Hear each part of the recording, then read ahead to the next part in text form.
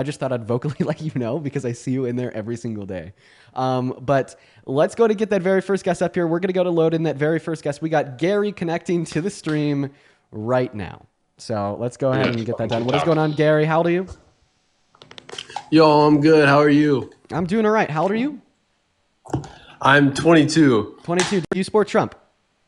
Dude, yeah. You do support Trump. How do you feel about his decision today to cancel Jimmy Kimmel's show just because he was saying things that he disagreed with? Honestly, pretty happy about it. Jimmy Kimmel's kind of slimy. Oh, okay. So you're happy about an infringement upon the free discourse in American media. I mean, don't conservatives, don't patriots really care about free speech, freedom of the press, and wanting to uphold the Constitution and allow for speech even if it offends you? Hasn't this been y'all's argument for literally saying the N-word for the last 10 years?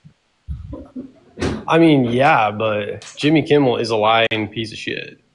Okay, so you're saying, yeah, I do care about those He things, but I promotes just hate. really. So you're saying, yeah, I do care about those things, but I just really specifically don't like Jimmy Kimmel, so therefore I don't care. That's not at all what I'm saying, bro. You're getting it twisted. I mean, that's what I just heard. You said that, oh, I don't like Jimmy Kimmel, therefore I don't care. People who lie on the air, on television, should not have a platform. So people who lie on air shouldn't have a platform. Donald Trump told over Yeah. 30,000 lies in his first term and told the largest lie that any sitting president has ever told with his denial of the outcome of the 2020 election. And you literally gave him the platform of the We presidency of the literally United know States who of won the America. 2020 election. Come on, man. We know who won the 2020 election. Right. Yeah, in fact, we do know via the Donald independent. Trump, dude. Oh, yeah. He's won 3 times now. Obviously. So, I mean, we can't really talk too much about this conspiracy theory of yours for the reason being, well, it'll get you flagged and taken down. So you don't say any more about that because I don't want you to get flagged and taken down. But here's what I will say to you in response to that. That's false. So Donald Trump paid a board millions of dollars to find any evidence that he did win. Then he took everything he could find to 63 handpicked courts, and every single one of those 63 handpicked courts told him he didn't even have enough evidence to open a case. What are your thoughts on that? Okay, you know what, dude? You have some valid. Okay, I'll be honest. Can I be honest with you? Yeah. You have some valid points sometimes, man. Thank you. I I mean, appreciate that. Okay, so this is gonna sound crazy to you. I am a far right extremist, but I'm not supporting Trump as much as I used to. Okay. The Nick far right Fuentes, extremist. bro. Nick Fuentes is running for president, bro. We're voting for him. Okay. All right. We're going to go and move on to the next guest. Everyone, do give us a minute. Hop in that QView Support Trump. We'll get you loaded up here. Keep in mind, guys, we are only looking to talk to American adults that do indeed support Trump as president. As well as Trevor, thank you for the very first super chat of the day saying, well, democracy was nice while it lasted. Thank you for the $10. I wouldn't say that the democracy is dead quite yet, but, you know, there's definitely a bunch of these warning signs that make me scared as fuck. As well as P, thank you so much for the $5 over on PayPal, and Days with a $1. Appreciate you guys for the love. And what is going on, new guest? Do you support Trump?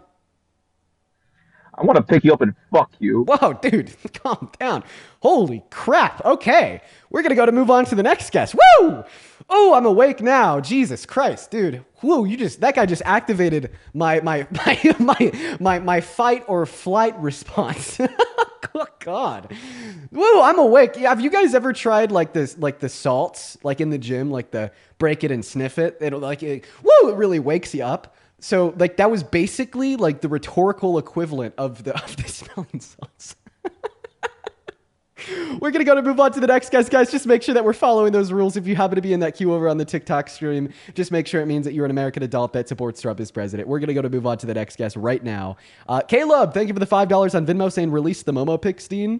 The Discord has been demanding pictures of my cat Momo for the last 72 hours. I think I'm going to need to pull through those pics after the stream. Make sure I remember. Let's go to get that next guest up here. If you happen to be in the TikTok stream and you want to skip the queue, go and put a Trump with your age down below in that chat, and I'll just load you up right now. What's up, Liam? Do you support Trump? Yo, yeah, I do. Okay, and how old are you? 21. You're 21. Phenomenal. Let me thank three people here, then I'll pass you the mic. First and foremost, Jonathan, thank you so much for the $25 donation over on Venmo. Show some love to Jonathan down below in that chat. Jonathan says, I've had some thoughts of bad things to oneself. I'm censoring the words here for weeks, but your lives give me hope, and I'm now getting help. Thank you, Dean. Jonathan, you've nobody to be proud of outside of yourself. You did that, man. And I'm proud of you for that. So thank you for doing that. You're an awesome person, Jonathan. As well as the only, I appreciate you for the $13.13 over on Venmo, saying, I'm in the box. I appreciate you so much for the love, the only. Show some love to the only for the $13 down below. As well as Ocean and Caleb, I appreciate you both for the $5 over on Venmo. Go ahead, tell us why you support Trump. All right. So Trump is really like he's deporting the illegals. That's what I want. Yeah. Now, okay. not Why? all, like, look, especially the ones with crime. That's what I really want. Okay, so And he's you doing think if that. there's an undocumented immigrant with like a criminal offense on their record, they should definitely be sent out of the country. But if there's a billionaire white man from New York with 34 on his record, he should be sent to run the country. Okay, well let's just start off with the premise of mass Actually, deportation as those 34 felonies were not really done in the best way possible, right? See, they got him on charges that were like, yeah, they were legit. I'm not going to deny that, but they were not the best ways to get him on. They were basically the only things that they could get him on. Okay, so are you just saying that like, well, you don't really think like the felonies were like too meaningful, like they were victimless crimes, so therefore you don't care? Oh no, they were absolutely crimes, but But are you saying because they they're didn't like not hurt anybody and they're they're victimless not crimes that really you don't care? they're not really the crimes that you actually want to get them on. So Okay, so why like they don't? don't So really can you just block. be clear here? See, Why don't you the care about the left felonies? the left has this idea that, Oh. oh wow, because we just got him on 34 felonies, he can't be president. No, you have to look at what the felonies are actually about. They're about missed payments to a person.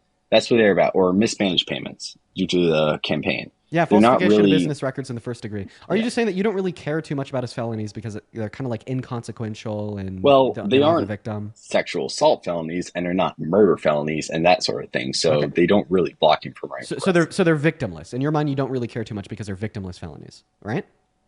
Yeah, not really, bro. Okay, but you do care about undocumented entry. I have a question. Who's the victim of undocumented entry? Everyone. Everyone? Okay, so name Yep. one way that And undocumented look, immigrants in I this country feel- hurt this country. Well, here's the issue, right? So people come into this country and illegally. See, I have zero issue with people who are I have zero issue with people who come in and like the legal way. Zero issue. But people who come in illegally, I don't really like that because that places a burden on us. Okay, who what pay burden? taxes. And well, we have to spend our taxpayer money on people who are not actually really a part of this country when Really? we Are could you be spending sure? it on people. Are you Yeah, positive? because our tax all right, so New York spent billions Oh, okay. on illegal immigrants. You can look this up. This is factual. Yeah. But anyway, and look, I live in New Jersey, very close to New York. I feel for New York. I think that they should be spending their money on really good things, not illegals. See, illegals come in here and they, Do you mind if I hop into the conversation now? yeah. Oh, absolutely, yeah. Sorry. Fantastic, my friend. So first and foremost, you're telling us that undocumented immigrants are a burden economically on American citizens since there are some Yep. states that have social safety nets designed for some undocumented immigrants. Okay, well, I mean, like half that statement is true. Like the latter part of you suggesting that some states have social safety nets for some undocumented immigrants. Yeah, like New York, like California, like Colorado, like Illinois, like Mississippi, etc.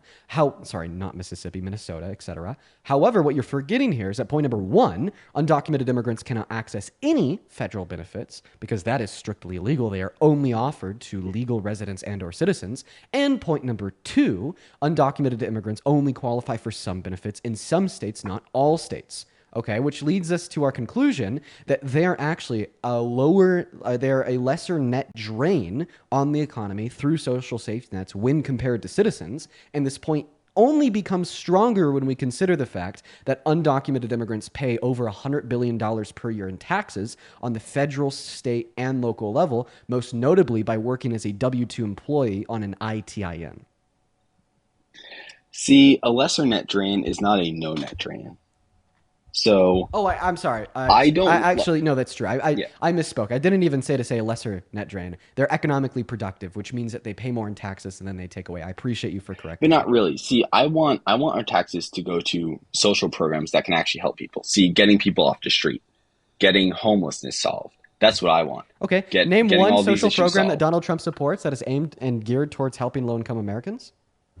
Look, I support Donald Trump and all, but I know he hasn't done that much in social programs. Okay, great. That's something that we need to solve, and that's something that Everyone needs to come Did you together know that and he's solve actually that. defunded these social programs? He defunded Medicaid by $900 billion, food stamps by $156 Well, billion. And in Medicaid, fact, he just wants to get rid of the totality of the Federal Department of Education. He's also cut the VA by multiple hundreds of thousands of dollars. They had to fire 52,000 employees. He's defunded the intellectuals and the arts. Now we have scientists from America moving to Europe to continue their studies. He's defunded WIC. He's defunded programs for getting unemployed Americans employed. I think that's Job Corps.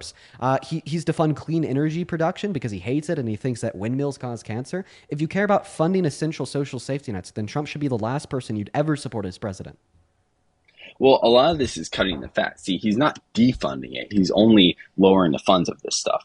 And, education, What does defunding mean? Look, I want to be a teacher. There's plenty of Wait. There's What plenty is of what is issues what in does the defunding education mean? department that needs where money just disappears. See, Yo. this is for sure. Money just disappears. What It does needs to be defunding? What does defunded. defunding mean? Taking away money, not taking away all the money, but taking away some money. Wait, didn't you just say he wasn't defunding these programs? He's just cutting the funding to these programs. But then I ask you Well, what yeah, defunding look, means, and then you define defunding as cutting the funding. Yeah, absolutely, I misspoke on that. I meant taking away some of the funding of that. Okay, well, isn't that how you defunded? Sorry, not how you defunded. Is that not how you define defunding? Bro, I misspoke on definition of that. That's my bad. Well, I mean, feel free to correct yourself. I'm not trying to get you in a gotcha moment here. I'm Yeah, genuinely no. curious Well, because you're rejecting the notion that defunding he's is defunding absolutely these taking programs. away all the money. That's what defunding is. That's my bad on, Taking away all the money? yeah. But he did not take away all the money. He just took away some of the money, and that is an issue because school districts like to spend money on useless things, and one second, sir. they should not spend money on useless things. So he's taking away the money that he can spend on useless things instead of actually teaching our kids to learn. Defunding isn't taking away all the funding for something. That's not what that means. So defunding can be taking away all the funding for something, but also just means taking away some of the funding for something. Like, for instance, if I run a business and this business has been in a total loss for the last 10 years of me running it, and it cost $1 million per year to run, I would defund that business if instead of giving it $1 million per year to run, I instead just gave it $800,000 per year to run. That is me defunding something. Defunding just is A, you start with D, and then B, you start with funding. So D just means to decrease or take away funding. Defunding means to take away all the money for that thing. Okay. Obviously, I don't think that we're going to be able to because get past if this you point. still have money coming in for that project, that is still funding for that project. I obviously don't think that we're going to be able to get past money. this point. This just isn't the way that we use this term in American politics. But it doesn't matter what American politics. It doesn't matter about that. It does matter because that's what we're having a conversation about. We that's just simply not the way that we use the term defunding in American politics, oriented around policy debate. Okay, like for instance, right? Like when Donald Trump, the big beautiful bill, and he cut Medicaid by $900 billion. What did you hear every single member of the Democratic caucus scream out about? The fact that he was defunding Medicaid. Okay, so you are using the term defunding in an unconventional sense that you made up on the spot, so you weren't caught in my argument. Right? Because remember, this argument is completely contingent upon the fact of you telling me that you do not think we should defund our social programs. And then I bring up the fact that Donald Trump has nearly defunded them all. So now you've just changed the definition of defunding from taking away some funding to take away all funding. Okay. And this actually leads me to a really fair and good question of clarification here. Everybody knows what we call it when you take money away from a social program. Everyone knows that we call that defunding, but you're telling me that's not how you use the word. So what do you call that? What do you call it when our government takes funding away from a social program? Cutting the fat. Cutting the fat? Yeah, there's so much of our government money that goes into these programs that is not needed. So you just think that cutting government spending is always good? Yeah, because we're in debt. Okay.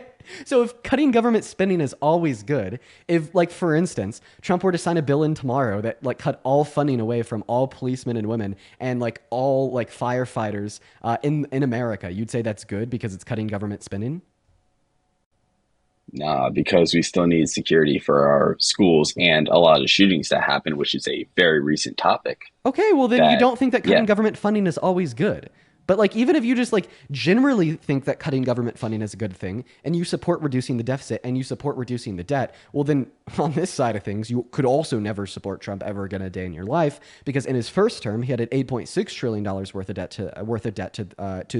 of debt through debt related spending, and now so far in his second term, he's signed in $5 trillion worth of debt, and in fact, the big beautiful bill was the most expensive bill in American history. Yep. And that's an unfortunate thing with Trump. I don't really like that thing about him. But he still, he broke a lot of promises with that stuff. I'm not really happy with it, but we still did see some decrease in debt through his lowering of costs, or the American taxpayer costs in Medicaid and stuff like supporting illegal immigration. Every single year, not every single year, every single month so far under the Trump administration, and every single quarter, we have seen that our government's expenditure has gone up. Yeah, and that's a problem with us sending money to Israel and other countries. Wait, but now you're saying, yeah, that's a that. problem. I thought that you just said the opposite. So I just said, like, every single month so far under the Trump administration, we've seen that government expenditure has gone up and our debt has gone up. But like what you said right before that is that we've actually seen it go down. I acknowledge that. That's something that has happened. But, at least he's made an effort to try and curb government spending, unlike other presidents. Okay, so you're saying that he's made an effort to curb government spending, even though he has spent more in the last 200 days than every dollar spent by the Biden-Harris administration in 4 years. Do you see how like your point is like purely rhetorical and propagandistic by nature? Like, how can you like possibly like seriously believe that Donald Trump wants to reduce government spending and he's truly putting an effort into that when he spent more in the last 200 days than the Biden-Harris administration did in 4 years?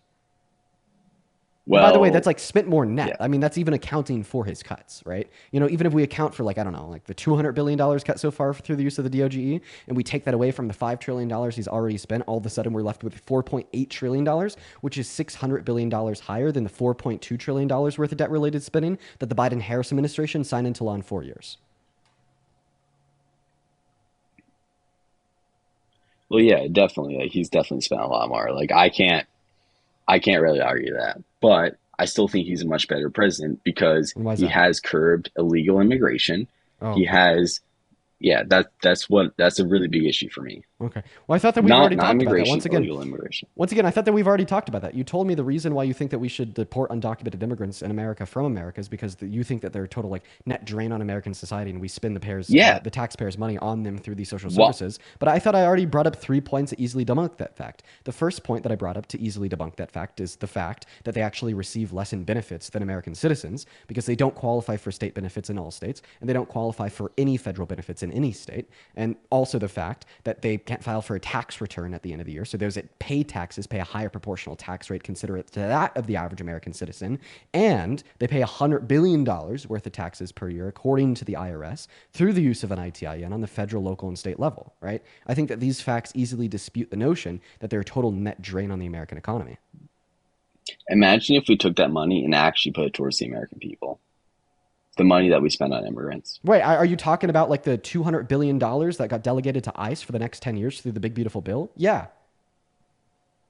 Well, ICE needs to do something to get rid of the people who are creating an even more bigger problem. Okay, so then demonstrate that problem. How much does our government expense on $200 billion how much does our government expense on undocumented immigrants per year? Drop in a bucket compared to the amount of money that will be spent supporting more and more immigration coming in. Okay, and how much is that? What is the overall like net expense of undocumented immigrants on the American economy per year?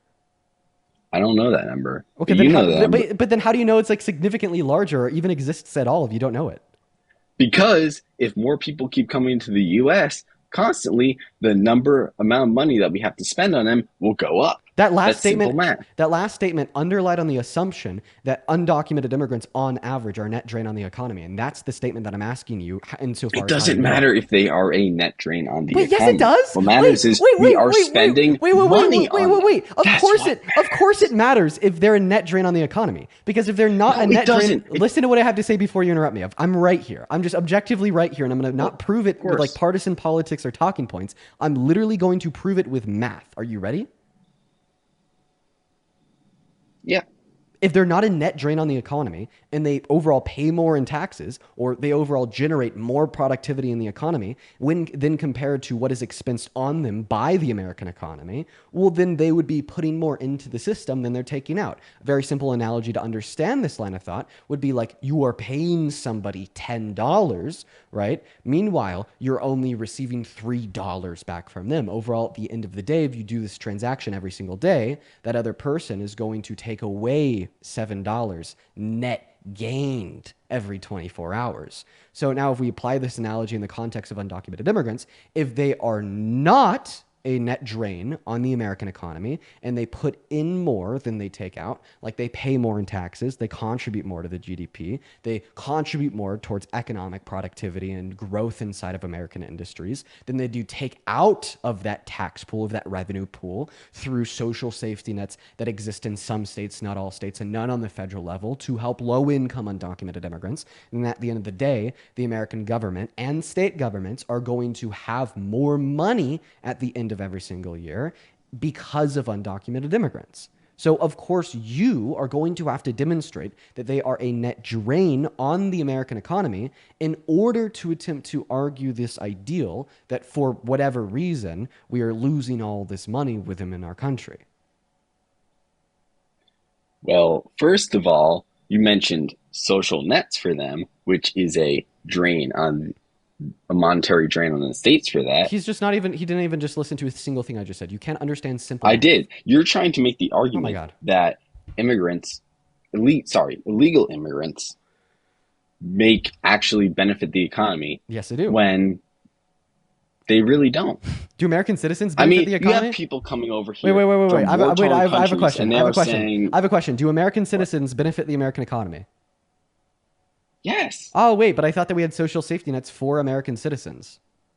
Well, yeah. Oh, wait, explain to me how. Have social nets for American explain to me citizens, how. Not people who are not American Explain to me citizens. how American citizens can still help the American economy, even though we have social safety nets for low-income American citizens. Because that's taking care of our own people, not taking care of other people. Wait, you're not answering the question. Can you repeat the question I just asked you? Yep, and that is asking if low-income Americans benefit from social nets and from government handouts and all that stuff. No, that's not what I asked. Let me repeat it again. I'll slow it down this time. You told us that you think that that American citizens, right, contribute and grow the American economy. Okay, they're productively, economically speaking. Explain to me how American citizens can be economically productive and generate more money for our government at the end of the year every year, even though we have social safety nets, which we lose money on, designed for low-income Americans. Explain that concept to me. How can that happen? How can that be? See, I actually really support that. I think low-income Americans, I think social nets are actually a really good thing and help. Dude. This is not really a right-wing opinion, but I think this sort of stuff actually really helps a lot of people in America. Can you answer the question, just don't want this You're not going answering the towards question. people who are not who are coming into America illegally. I just don't want that going towards them because they're not American. All right. I think our country should take care of I'm giving you too much grace. us. I'm giving you too much grace here. Repeat the question that I asked you. I know the question you asked, okay, bro. Don't try and do this. Like teacher moment. Like you think that you have a good idea. Yo, please just repeat the question that I asked you. Please. Nah, bro. Nah. Okay, why won't you repeat the question that I asked you? Why are you being so dim? Because you're using it unfairly to try and debate me like that, bro, dude. Wait, how can a question be unfair? Wait. It's not unfair, dude. You're trying to make me repeat a question, then you're gonna try and trap me on it. I don't care, bro. I see, bro. Okay, I'm gonna repeat the question. So here's the question. Okay, you told us that you think that American citizens help the American economy. Okay, so here's the question. Explain to me how American citizens can help the American economy, even though we have some social safety nets that lose money giving services to low-income American citizens. Bro, we're not trying to talk about American citizens. We're trying to talk about people who are Dude, illegal I immigrants. know, but Oh, the wow. You're conceptual going to takeaway deflect. here, I'm not even going to call it's people. not even a deflection. It's just simply a conceptual takeaway because the answer to the question is very simple, okay? Right? The reason American citizens are still economically productive and provide more than they take out, even though we have some social safety nets for low-income Americans, is because the total amount that we pay in taxes and contribute to the American economy generates more total value than the value expensed on those social safety nets. That is the answer, okay? Right? And I'm describing that this answer also applies to undocumented immigrants. Although some states have some social safety nets, right, that cost value to run, to pay for, to fund, and to give those benefits to the undocumented immigrants, as a whole, undocumented immigrants work. In fact, they're more likely to actively participate in the labor force. As a whole, undocumented immigrants pay $100 billion per year in taxes and contribute $1.1 trillion through $1.7 trillion to the American GDP per year. So they generate more value in the American economy than the value that is lost funding for and paying for their social safety nets. Do you get it now? Well, you kind of lost me at the fact that you called them undocumented immigrants instead of illegal immigrants Dude, oh because my they're God, coming, they're I can't, breaking laws reason coming with in you. here, dude. Okay. And Yo, they're breaking laws, so Yeah. therefore let's strip them of their humanity and call them illegals. You call a 34 count felon adjudicated rapist the president. Bro, you can't respond to the point. I want you to bow out with defeat and shame and run away. Stop wasting my time. Bow out with defeat and shame. I'm upset at you. I'm not going to be nice at you any longer. I have been good faith. I've been trying to be patient. I've been trying to be kind. I've been trying to have a good dialogue with you. And now we're at a point where you are refusing to not just answer the question, but even to conceptually understand the question. And honestly, the reason being, I think, is because you know that if you were to stop being dense and open your mind, you'd recognize that I'm right on this point, and you cannot stand the idea that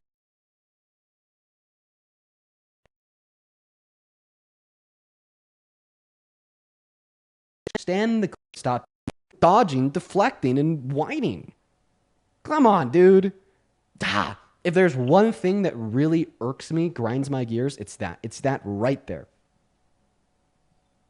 see, I've already conceded that social programs are good, just not social programs for people who come here illegally. But that wasn't the So question that I asked I you. think there's great stuff with, leftism. I just don't think that's okay. That wasn't the question that I asked you.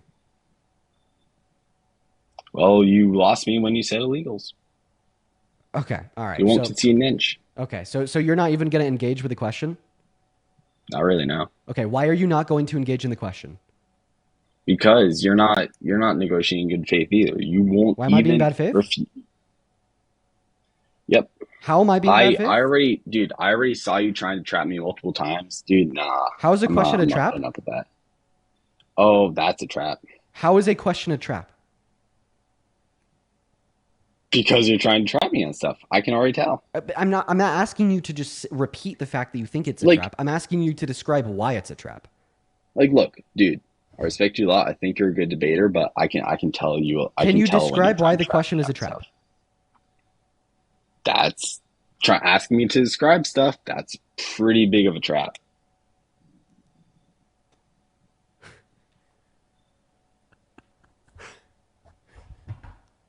Yep. Did you seriously just say that me asking you to describe how reality coincides with your political views is a trap? You're calling critical thought a trap.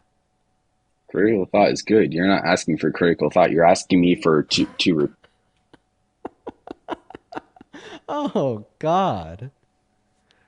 Where did we go wrong? We're going to move on to the next guest. It's just like, where did we go wrong? How did we get here? I can't believe that he said that out loud.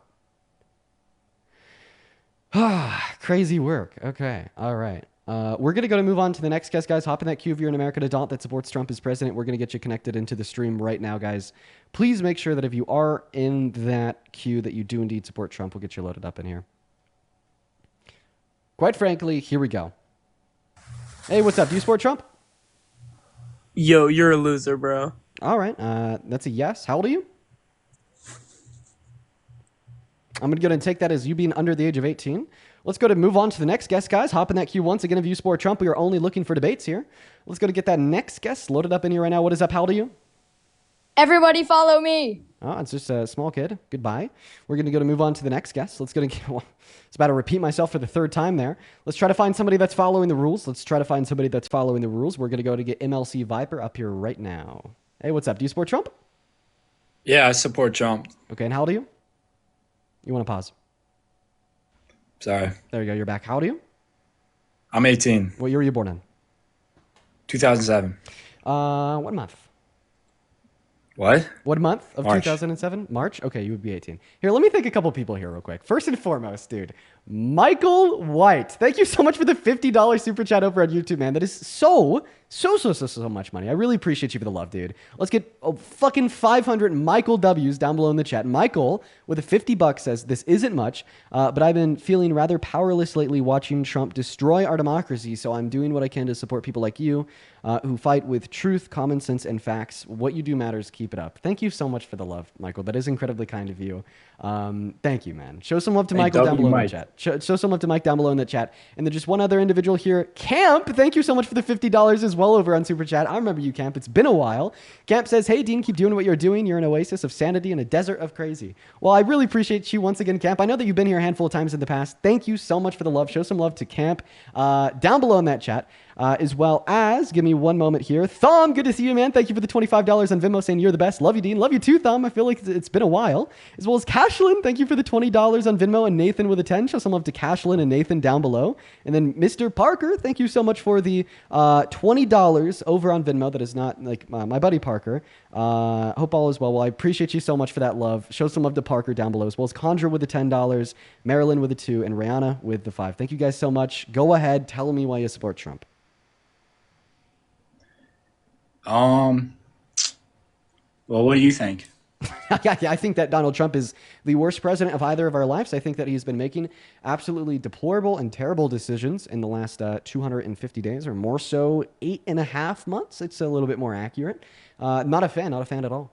But obviously you're telling me that you are. You're telling me that you support Trump as president, and the question is why? Well, I'm not going to lie. I don't support Trump either. Oh, okay. I agree with you. Well, I hope you have a good rest of your day, man. Let's go to get that next guest loaded up into the box. Only join in that queue if you happen to support Trump as president. Only join in that queue if you happen to support Trump as president. We're going to go to get that next guest, Josh, loaded up and connected into the live right now. Hey, what's up? Do you support Trump? Shut. Josh, Hello? what's going on, man? You MAGA? Yeah, I am. Okay, and how old are you? I'm 18. All right. What year were you born in? 2007. Okay. And why do you support Trump? Well, first, I think he's just better for social issues. I mean, they've gone absolutely ludicrous on the LGBTQ. They put it in the schools. They don't have a sense of what's right and wrong. I mean, I'll be honest with you. I don't even live in the U.S. I live in Toronto. I'm an American citizen, though. I follow it. I see the propaganda that they push through the schools. Okay, so It is disgusting. So very specifically, what is being taught in schools that you disagree with? Well, I mean, it's just like you're being told that you're born a man, you can become a girl.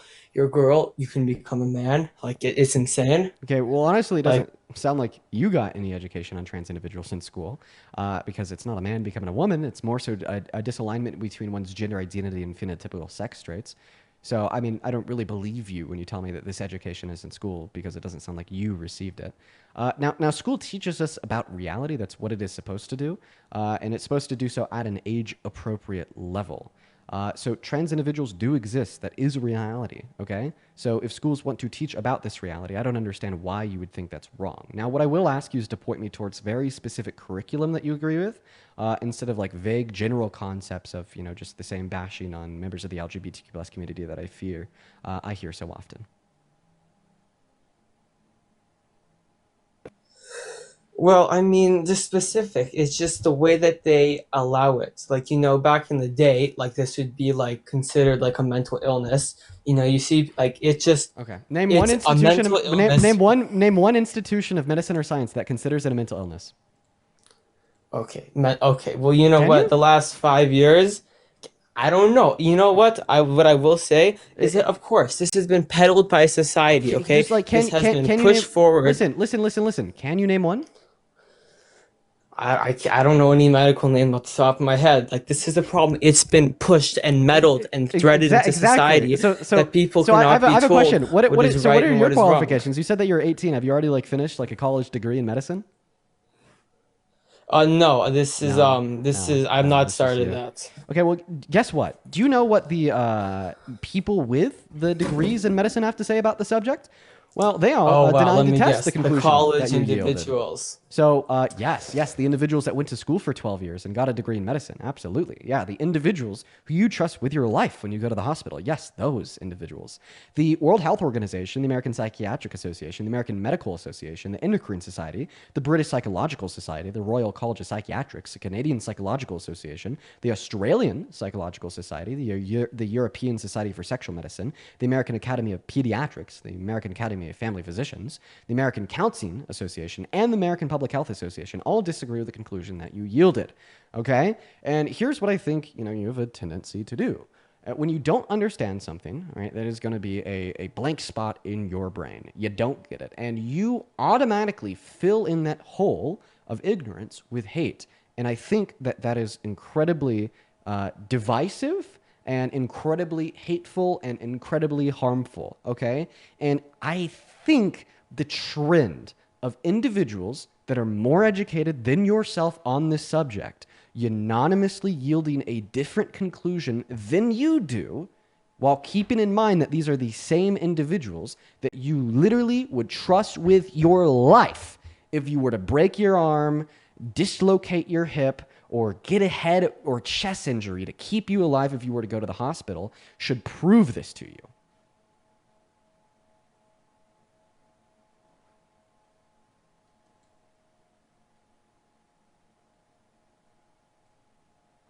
Go ahead. Oh, I see. Okay.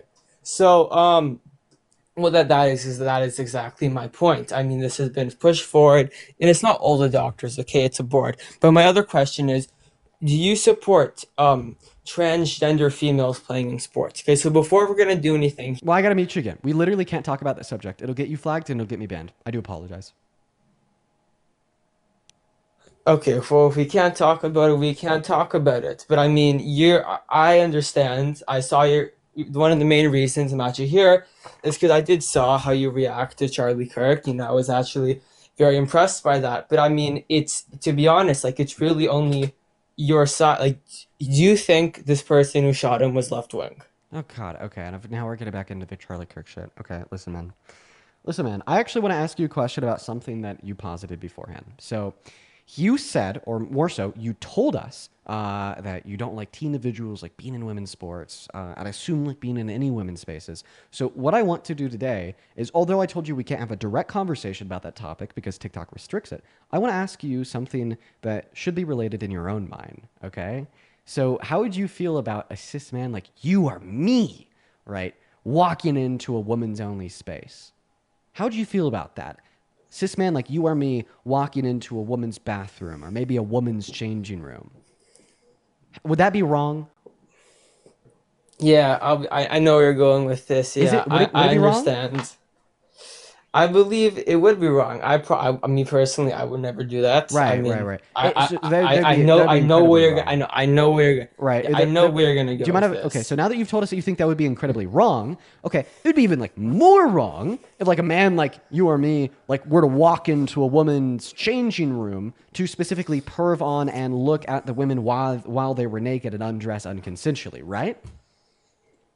Yes, that would be wrong. Right. If a man did that and then boasted about it to his buddies as if it was something cool that he did and then ran for president, would you ever support him a day in your life?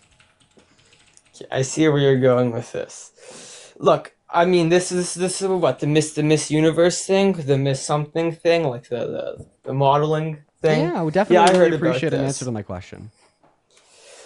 Well, look, this was when obviously he was younger, but second of all, this is like an irrelevant thing because Okay, well, you just calling it irrelevant like, is obviously, not going to be no, answering my question. So your response to I asked you a question. Oh yeah, we can't talk about that. But what I did want to talk about was Charlie Kirk. I mean, Okay, well, so answer you my know, the person. dude, you're doing the same thing that the last guest did. I just want you to answer my question. Okay, well, when you put it like in such a format like that, no.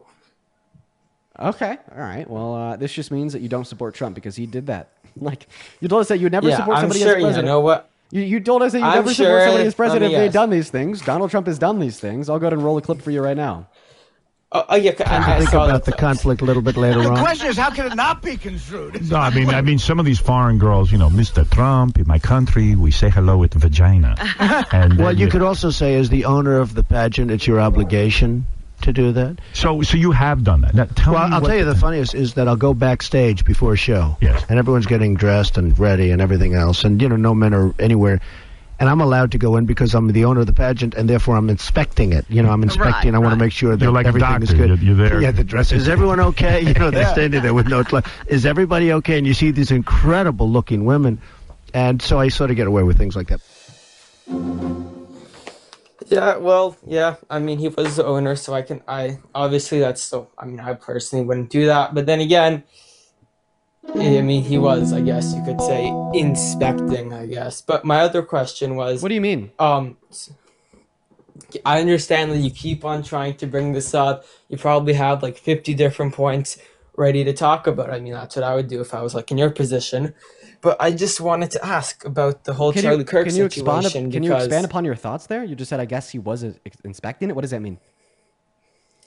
Well, like, I mean, he's like the owner. Like, I understand these modeling competitions, like, you know, they're all about that. So I mean, obviously it's wrong, but you framed it. You think because he owned the building that the teenagers and women were naked inside of, that gave him the right to like unconsensually perv on them when they were naked. So if you were a business owner and inside of your business, you had restrooms, you know, one for men, one for women. And while you had a couple of your like women employees were in the women's restroom, you know, using the restroom, would you say that because you're the owner of the building and the business, that therefore you would have the right to walk into that women's restroom and unlock the doors to look at them while they used it?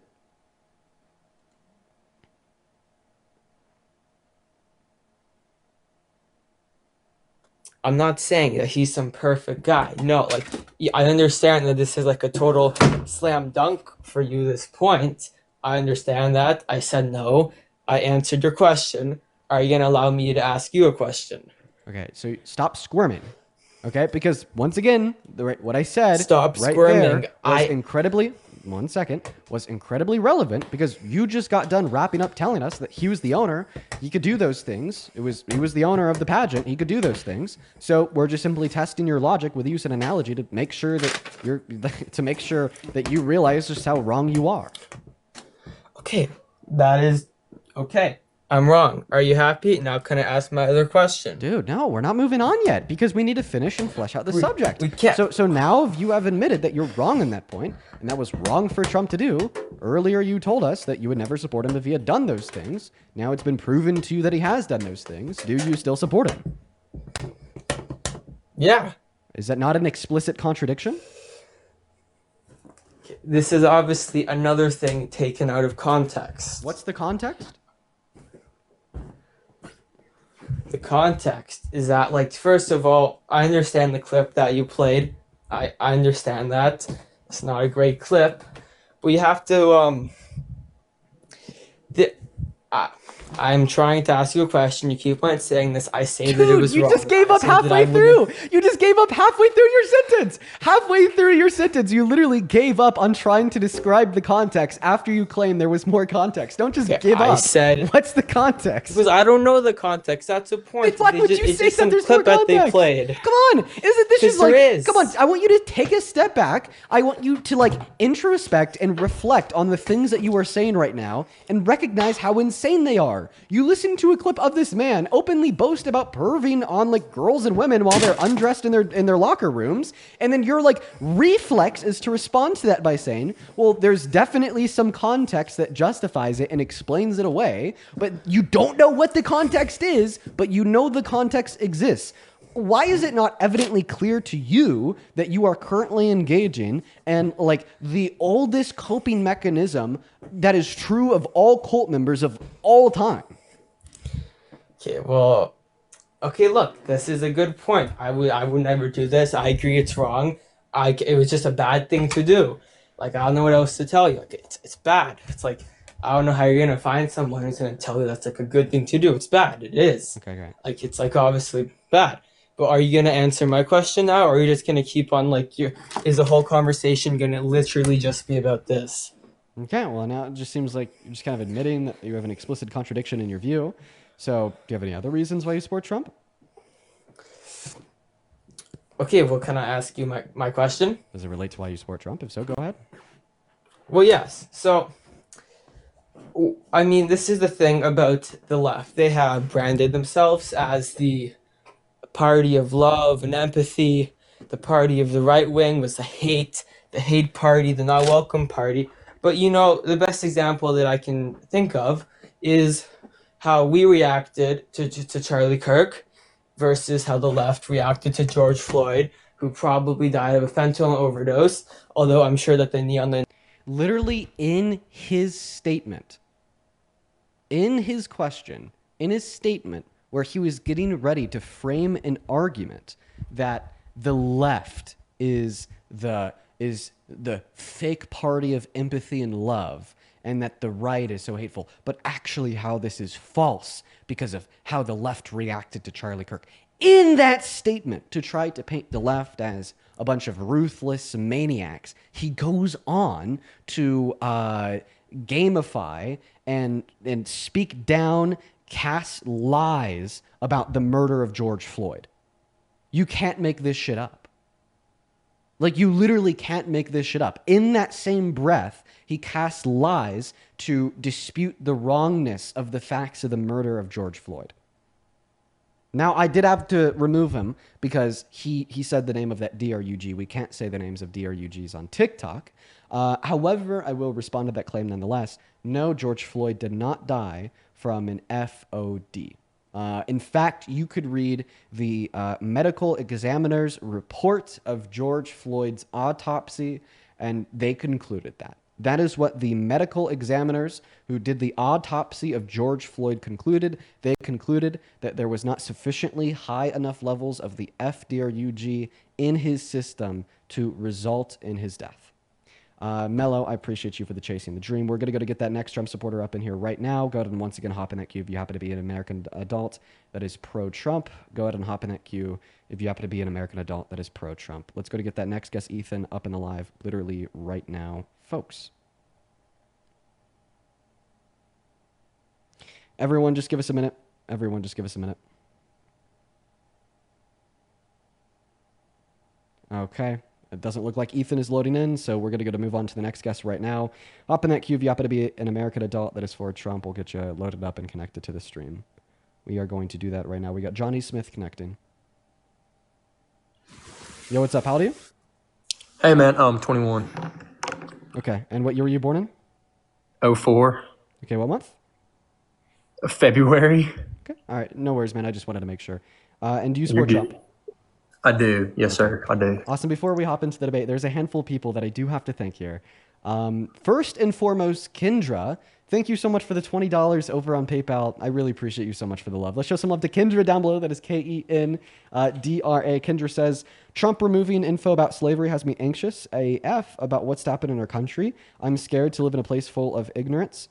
and hatred. I appreciate what you do because it brings me some relief. Please never stop educating others. We need it desperately.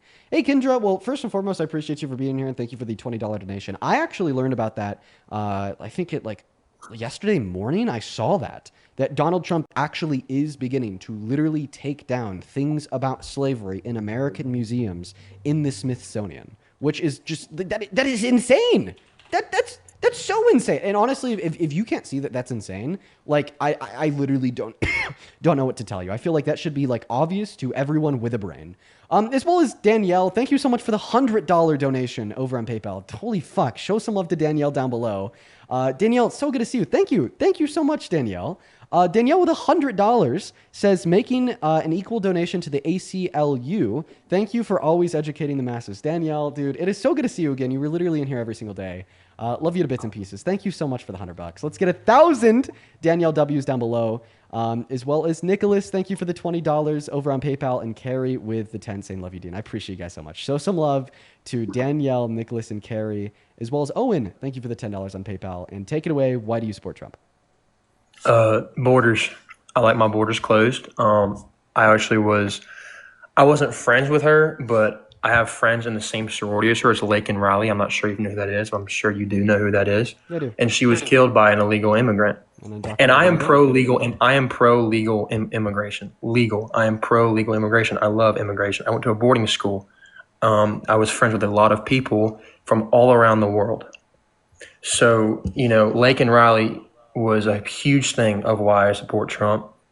It's just because, I knew of her. I'm friends with girls that are in the same sorority. She was an AKO at the University of Georgia. I knew of her. I know friends who were best friends with her. And it's just, when I saw that, I just felt unsafe because the borders under Biden weren't good. And I hope we can agree on that there was a border problem under Joe Biden. Okay, well, I'm actually going to talk to you about Lake and Riley first. So first and foremost, an undocumented immigrant did kill Lake and Riley. However, this doesn't mean that all undocumented immigrants have a propensity to violence or crime, right? Because obviously, the motivating factors that played into why that undocumented immigrant killed Lake and Riley had nothing to do with the fact that they were an undocumented immigrant. Now, point number 2, are you a natural U.S.-born citizen? Yes, I am. Did you know that you're 2.5 times more likely to commit a violent crime like murder than undocumented immigrants?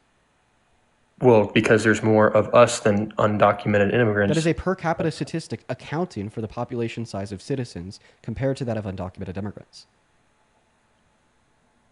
Your statistic is kind of weird because obviously I'll be more likely to because there are more of people like me who are born in the United States than the likelihood there is accounting for population size. You're more likely to per capita. Okay. But there's crazy people everywhere in this world, and hope you can agree on that. And I understand that not all illegal immigrants are like that, are like the person who killed Lake and Riley. I completely understand that. But it's just, how can we know that? How can we know that? How can we know what? Just pouring, if they are going to murder somebody or not, just pouring into our country. How can we regulate that? By closing our borders and having people legally enter our country. Do you know who Molly Tibbetts is? I do not know who that is, but if you can explain to me who that is, I'd be grateful. Yeah, so she was actually a woman killed by an undocumented immigrant under Donald Trump in his first administration. And honestly, I don't know, man. What this tells me is that a lot of individuals don't really care about violence, especially towards women. However, you just want to talk about it when it's politically advantageous to yourself. And I feel like this has been done by so many people on the right and so many Trump supporters, especially as it relates to Lake and Riley. Point number 1, as I already pointed out, undocumented immigrants are 2.5 times less likely to commit violent crimes such as murder when compared to citizens. Point number 2, mass deportation would actually cause higher overall crime in America by weakening our economy, increasing poverty, therefore increasing crime. And point number 3, if you truly care about violence towards women, such as how that undocumented immigrant violently murdered Lake and Riley, well, I just don't see why you'd ever support Donald Trump as president, considering the fact that a unanimous jury of 9 concluded that he violently raped E. Jean Carroll. Well, to your point, your number 2 point, I'm pretty sure Obama literally deported way more people than Trump ever did. So your point for number 2 is kind of, I don't get that because I don't know the exact number, but I know that Obama deported so many more people than Trump did. Yeah, and I disagree with I disagree with the deportation of any undocumented immigrant that doesn't have a prior violent offense or outstanding warrant from another country. I do. Well, and this would lead me to the conclusion of disagreeing with some deportations done under the Obama administration comparatively to that of the Trump administration. However, I feel like there's some other factors that we should take into account here, because although Obama definitely did deport a lot of undocumented immigrants, his goal was not to deport all undocumented immigrants, and he put a preface on those with prior violent offenses. And my evidence for this wouldn't just be his own speech, but it would also be the fact that he set up systems such as DACA that allowed undocumented immigrants without prior violent offenses to go to work and to pay taxes through an ITIN. Additionally speaking here, it's important to consider the fact that Obama didn't deport anybody without due process. Obama didn't violate our Constitution and the removal of undocumented immigrants to send them to torture prisons in El Salvador for 3 weeks. You know, like Obama wasn't rounding up undocumented immigrants and sending them out of the country, violating the withholding order of judges. For them. He literally made the cages for these undocumented immigrants, and the left likes to blame Trump for it when Obama was the one who made those cages that Obama was putting all these people in. Do you agree with that? Well, we're getting a little bit too far down the rabbit hole. I'm not familiar with the cages. Though? I'm not familiar with the cages. I was like 8 when Obama was president. You talked about Trump's first term. Like, I can talk about Obama. Okay, if you want to bring up Trump's first term, because I'm not too familiar with what Obama did in relation to these cages. Can you please give me a source to demonstrate that Obama was keeping undocumented immigrants in cages? Like, I'm just genuinely curious. Look it up. Look it up on any internet, on anything. Yeah, look it up. He made those cages. Well, I would like you to give me a very specific. Okay, listen. I would like you to give me a very specific source. Yes, Trump still used those cages. Sir, I want you to give me a very specific source. I want you to give me a source that Obama used these cages. I'm just genuinely curious. A very native news source like Fox or CNN or anything. They've literally said it. Okay. But yes, Trump did continue to use those. Sir, I'm asking for a specific source. I couldn't name off the top of my head. Do you want to go look for one? I don't have. I mean, if I exit the live, I can get my computer up for you if you want me to. But if I exit the live on my phone, it's going to kick me out. You could scroll out of the app, go into Google, then come back. You could do that. I can. Yeah. Also, real quick, can somebody try to comment my name in the chat real quick? Just Dean.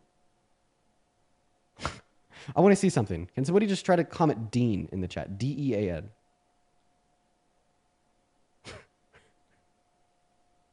Dude, how did my name get blocked from the chat? How did my name get blocked from the chat, bro? Dude, what? The Washington Post made one. I was so the curious. Sorry, I didn't mean for that over on YouTube.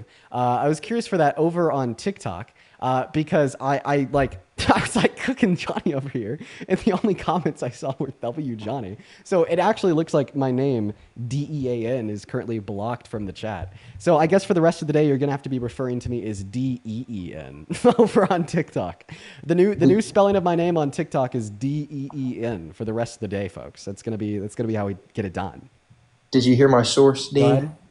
The Washington Post posted something about it. Okay, what's the title?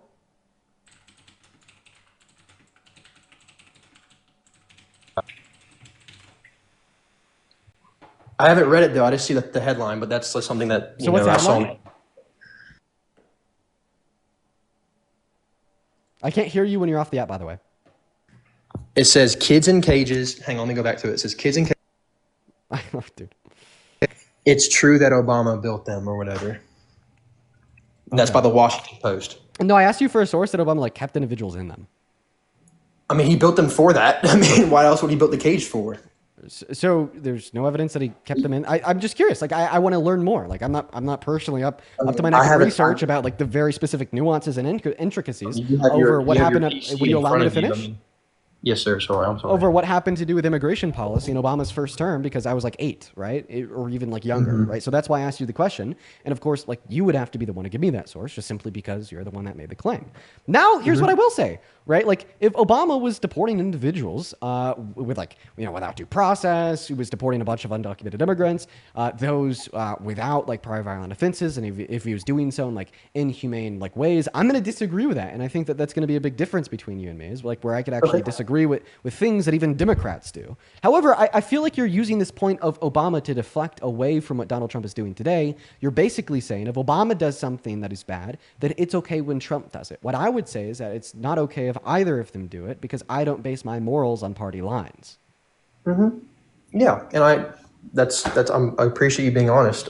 Yeah, I mean that's I don't agree with some Republican stuff. I don't.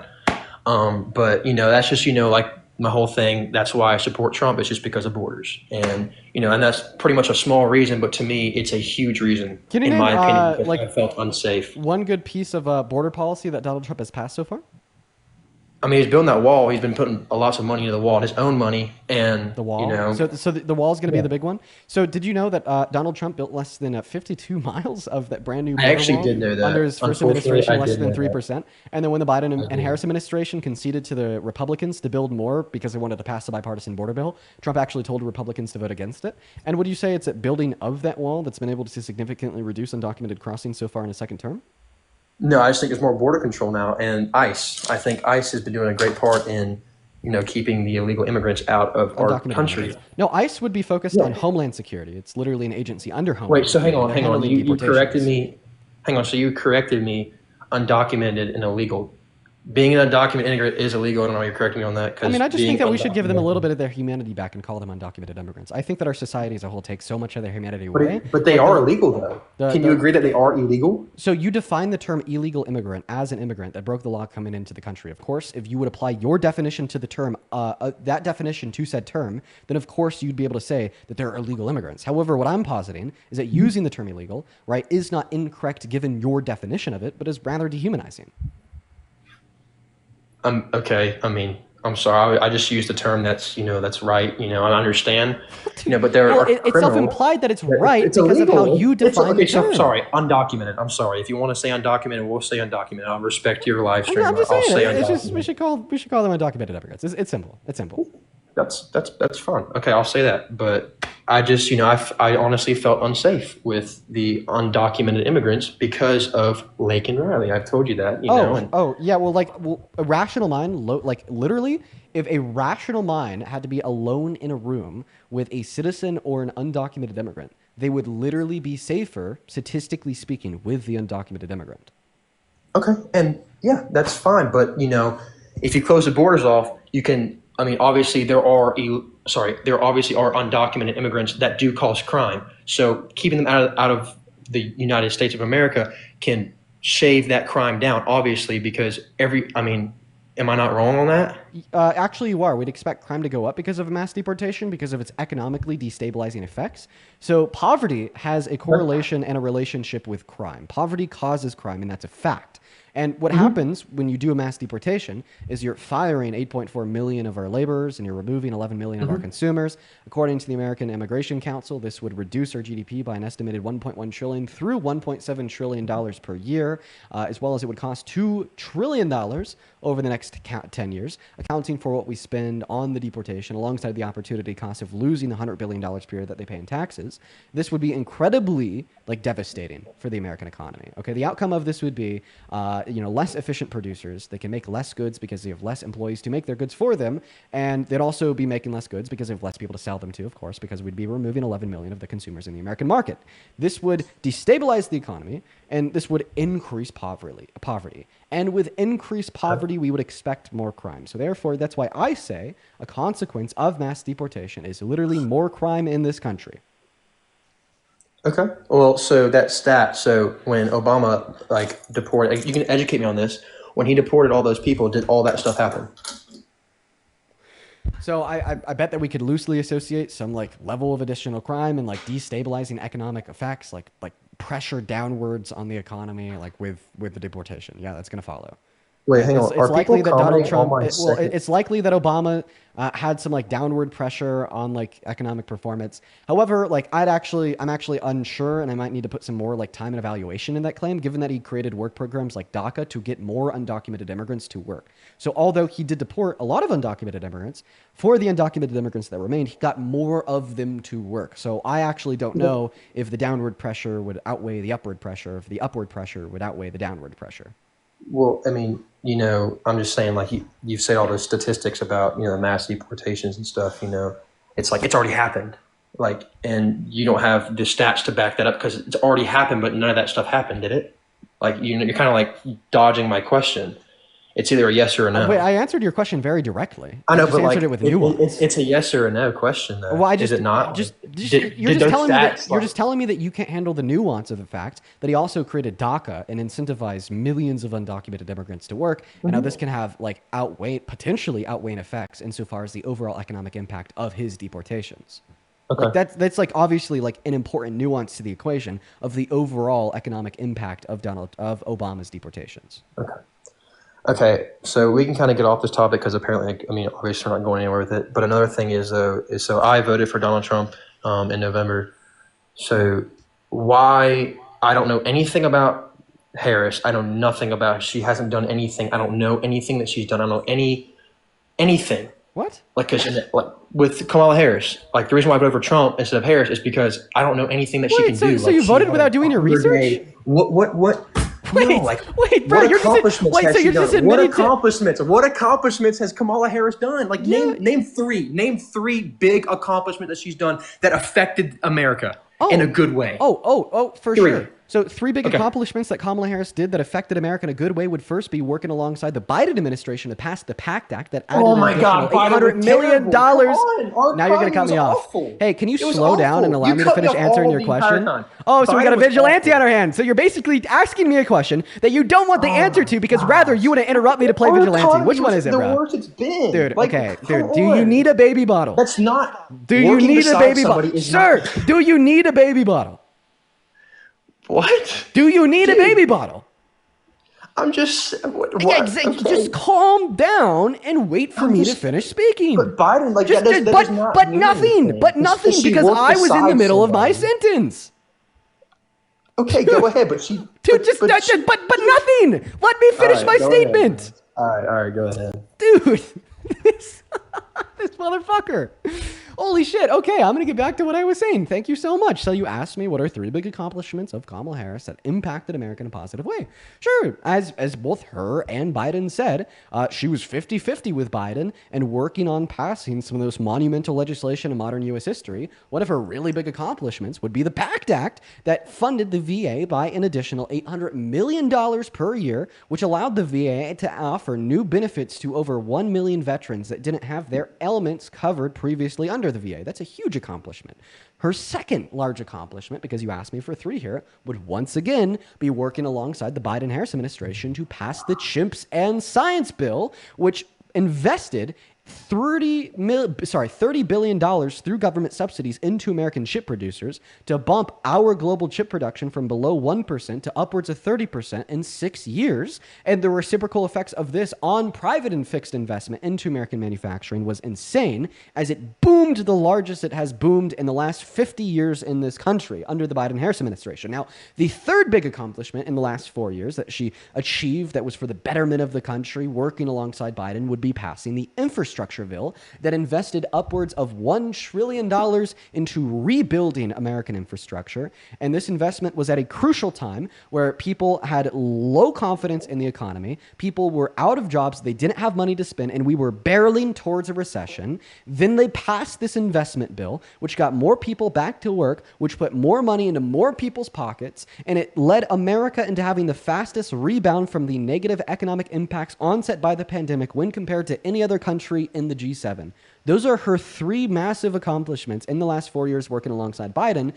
And now I'm actually going to ask you the same question about Trump. Name 3 highly specific things that Donald Trump has majorly accomplished that has been for the betterment of this country. Jobs. A big one is jobs. We had the most jobs in a very, very long time under the Trump administration. When? Our economy. Because of what? I'm sorry? Okay, when did we have the most jobs, and what did Donald Trump do to cause us to have the most jobs? I mean, he had a great economy. Our economy was booming. Okay, but what did he do to make the economy go boom? Hang on, you got mad at me for cutting you off, and you're cutting me off. So fair. All right. So jobs was a huge thing under the Trump administration. I mean, you can tell me that's not wrong. He was huge in the economy. So my dad, he's a huge investor, and the economy was booming after COVID. That shit went up like immediately, like in April or like May of 2020. That stock, everything was up so high. We had the best economy. Never mind. Best economy in so many years. We had a great economy, and another one is military and closing borders. Our military is amazing under Trump, and also his salary is all donated too. Okay. That's awesome, is it not? Do you not agree with Charity? So we're going to go point by point. The first point that you brought up that was like a massive accomplishment of Trump's was jobs. So what did Donald Trump do to create jobs? I'm not that educated. I'm not going to lie to you, but I know he created a lot of jobs. And how do you know if you can explain to me, that'd be great. And how do you know it's one of his accomplishments? I read it on the White House website. The White House just told you he created them, so therefore it's their true. website. It was like I read it like a few years ago. There was like a whole list of them. So you're literally saying that you read like the fact that he created these jobs off of his own website that he controls. I mean, you're on a PC looking up everything. I mean, this is my brain versus your PC. It's kind of hard to. So do you just think that like Donald Trump is like infallible? What do you mean? Like Donald Trump is like always right. Oh, hell no. So then how do you know he was right when he said he created all these jobs? I mean, I trust the website. I don't know. I mean, I think everyone lies. Well, you understand like the website that you're talking about, the White House website. That is just like what he says. It's a statistic, though. I mean, like you've seen it. I mean, the jobs are you talking about like unemployment rates? Yes. The Biden-Harris administration had lower unemployment rates than Trump's in his first term. Really? Yeah, like for instance, something that you said there was like we had like one of the lowest like unemployment rates for like Black Americans under his first term, right? Okay. You said that. Right? Yeah, I did say that. Yeah, so that was in August of 2019 at 5.3%. In April of 2023, the unemployment rate for Black Americans was 4.8%, and then in January of 2024, the unemployment rate for Black Americans was 5.3%. So there's actually 2 points under the Biden-Harris administration, one where it was lower and one where it was the same. Okay. Well, I mean, I honestly just think that, I mean, you have some great points, and I'm kind of stumped right now. I'm not going to lie to you. But, also, the Second Amendment as well is a big thing on mine, too. Okay. I think Trump is protecting the Second Amendment. I don't know if I can say that. Can I say that on TikTok? Or we get banned? You can say that on TikTok, and I'll happily refer Okay, yeah. So the Second Amendment is a huge thing for me. I personally bear arms. So, I agree with the Second Amendment. I'm a big hunter, so I also go hunting a lot. And I think, I mean, with gun control and all that, like people want to take away our guns, and I don't like that. I never understood that. Like I like to go hunting. I put food on the table when I go hunting. So gun control was a big thing for me because, I'm not going to say where I'm from because I mean, people on live right now, but like exactly where I'm from, but I'm from a pretty big city where the crime rate is pretty high. I also go to school somewhere that's not too far from a city where the crime rate is extremely high. So, in my opinion, another reason why I voted for Trump. Whoa. You're just telling us about the Second Amendment. So let's stick on that. Yeah, for gun control, the Second Amendment. Yeah, the right to bear arms. I think that's a very important amendment. Okay, awesome. Well, let's have a chat about that. Quickly before we do, I'm actually going to go ahead and thank a handful of people for their incredibly kind donations. You guys have been going like absolutely insane. Like seriously, I really appreciate you guys. Leah, thank you for the galaxy. First and foremost, I would really like to appreciate or to thank Jeebus for the $50 super chat over on the YT stream. Thank you so much for the love, Jeebus. Let's get 500 Jeebus W's. That is Jeebus. They just spammed a bunch of baby bottle emojis with a statement. I'm fucking dead, bro. Dude, thank you for the $50, Jeebus. That is incredibly kind of you, as well as Hanners. Thank you so much for the $50 over at Super Chat as well. Thank you so much, Hanners. That is incredibly kind of you.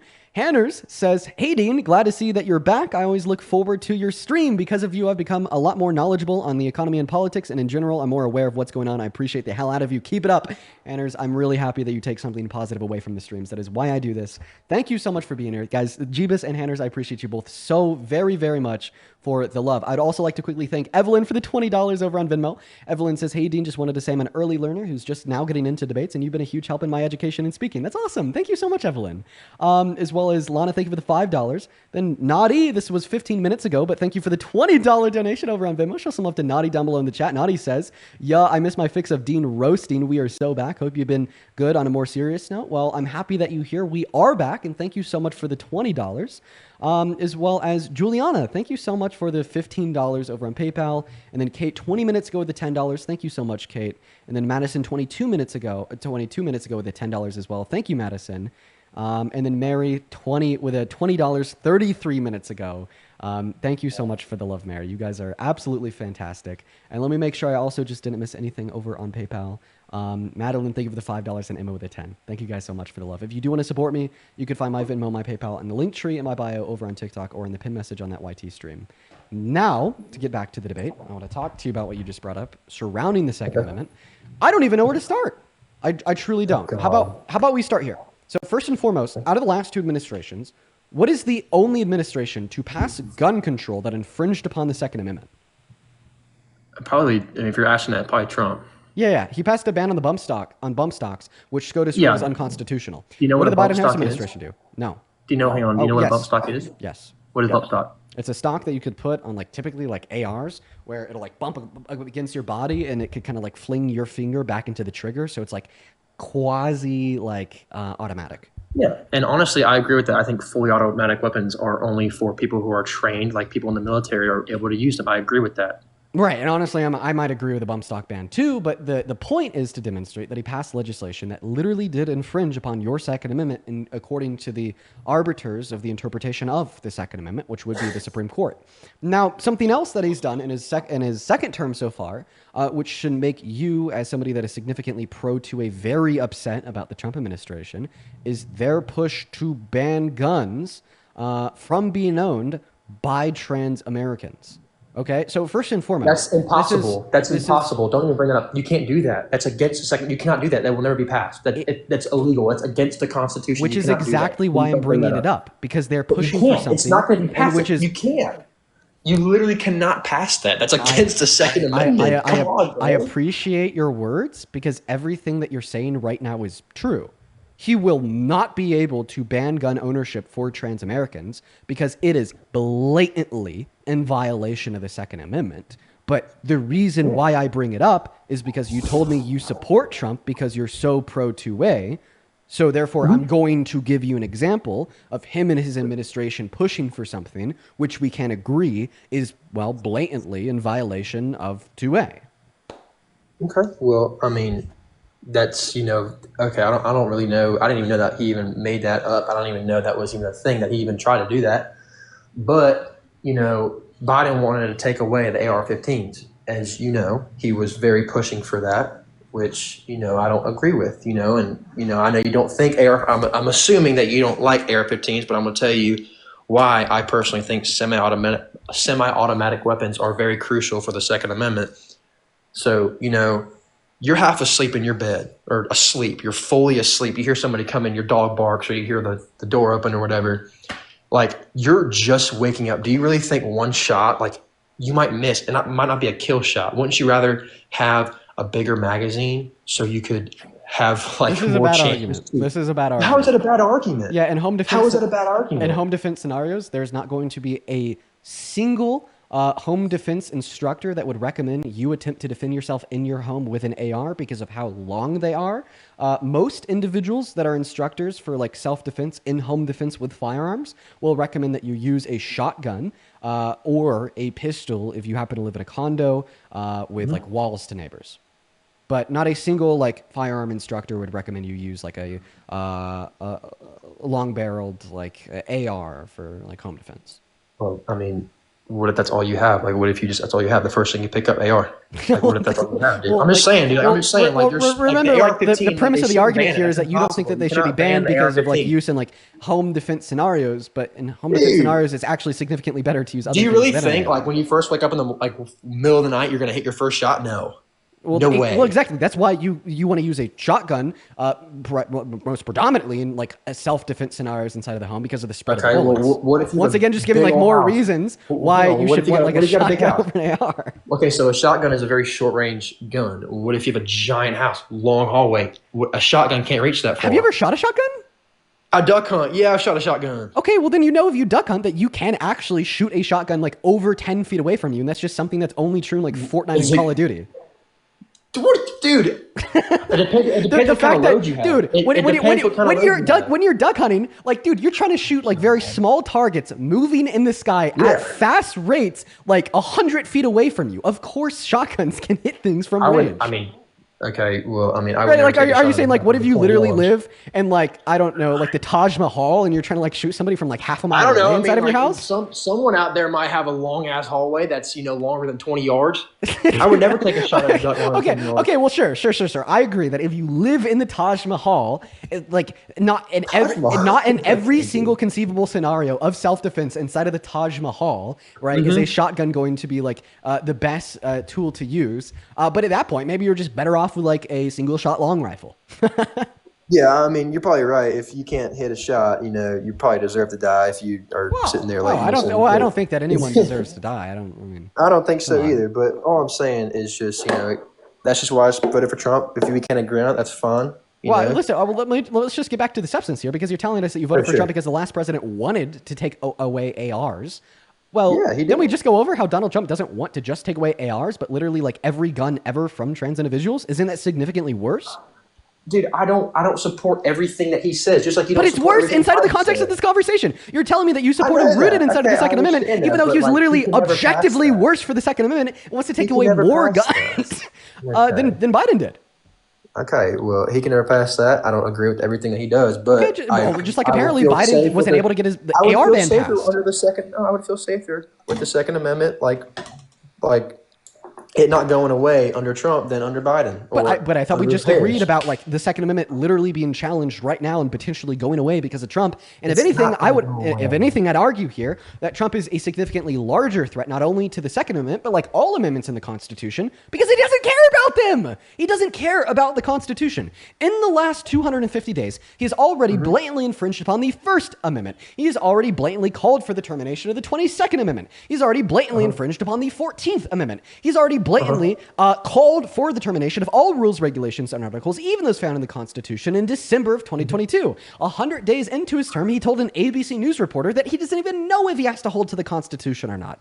If you want to see a threat to the American Constitution, a wannabe dictator, a wannabe totalitarian that just gets to do whatever they want, whenever they want, look no further than Trump. And in fact, look no further than literally 2 hours ago, right before I started my stream, he pressured ABC into canceling Jimmy Kimmel's late night show because Jimmy Kimmel said something that he disagreed with. Okay, what kind of dystopian world do we live in where the media is not a realm of public discourse over conflicting thoughts and differing beliefs, true or false? We get to challenge them, criticize them, or condemn and uplift them when they're true. But now it's rather where those that hold the power and the influence get to bully and command organizations into silencing people because of what they say and the fact that they disagree with it. Once again, just further demonstrating my point that Donald Trump doesn't care about our singular rights, liberties, and freedoms, even those guaranteed to us by the Constitution.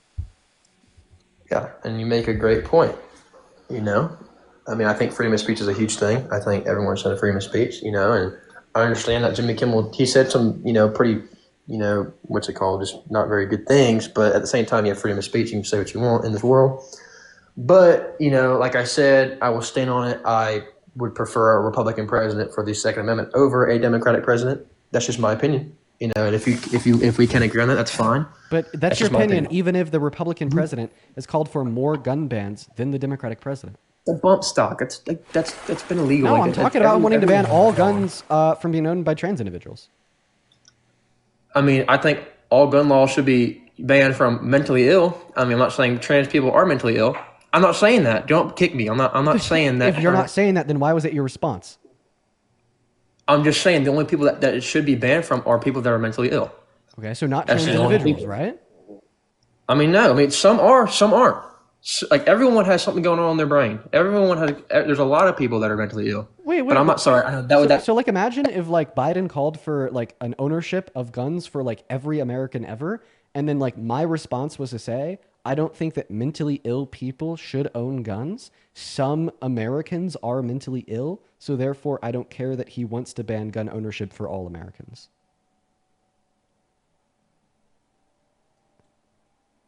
Because that's your argument right now for trans individuals. By the way, I appreciate you for recognizing that it's not a mental illness. But your argument is fallacious in the sense that you're saying that you don't really care that he wants to ban all gun ownership for all trans individuals because some trans individuals may have mental illnesses. Sorry, I think, I don't know if you muted me or I muted myself, but sorry. Sorry, that timing was awful. My bad. I didn't mean to say all that, but I'm just saying that, the only people that I don't think should own a gun are bipolar people. People that are bipolar, they have manic episodes. I've met people like my uncle was bipolar. It was. What do you mean, dude? Why are you saying, dude? Am I not wrong? Mentally ill people should not own a freaking gun. Well, I don't think that you're qualified enough to even have this discussion. I'm going to be honest. I don't really think that either of us are. I don't think that BPD would affect all individuals in the same way anonymously, as well as I think that there's a lot of individuals that have BPD that are able to control and manage the fact that they have BPD through various treatments and consulting with mental health professionals that I think would make them safe for gun ownership, etc. However, I just don't think that either of ourselves are qualified to have that conversation, and it's definitely a conversation that doesn't relate to the point that I was trying to make. Okay. Also, so another thing with Trump, I just, like I said, I don't agree with everything he says. I don't think, when you bring up these points, oh, well, you agree with this, you agree with that. I don't agree with everything that he does, just like you probably don't agree with everything that Biden did, same thing. So when you bring up these points, I'm not saying I agree with them. I'm not saying that, but at the same time, I didn't think that. So first of all, I didn't think Biden was fit to run our country. Obviously, he was sick or something was going on with him. I appreciate you guys for letting me know that BPD is not bipolar. Correction, not BPD, bipolar. Go ahead. Okay. Anyways, so, I didn't think Biden was fit to run our country just because of, his mental state. I think that he was, not very, I don't know how to explain it. He just didn't look right. So then that's why he stepped down and Harris went. And I just didn't hear enough from Harris during her campaign that would be oh, I want to vote for Kamala Harris. That's just me. I did. I know. That's just me. That's just me. Well, I think that you just didn't do sufficient research, right? I think that the Odin or the burden would be on the voter to do their research about the candidates and to make an intellectually informed decision in the ballot box. And if you're just more so telling me that you didn't do that research. Also, are people commenting on my second post? I'm sure that because people keep saying second post on the comments. Why did you comment? I'm sorry. I just was kind of freaking out that people were commenting on my second post. People kept saying second post. I don't know what that means. Am I getting canceled or something right now? Why do you keep saying second post? Don't go look at it. It's just don't entertain it. It's just. What do you mean don't look at it? It's just dumb. It's just dumb. Now they're saying third post. What's going on here? It's just dumb, bro.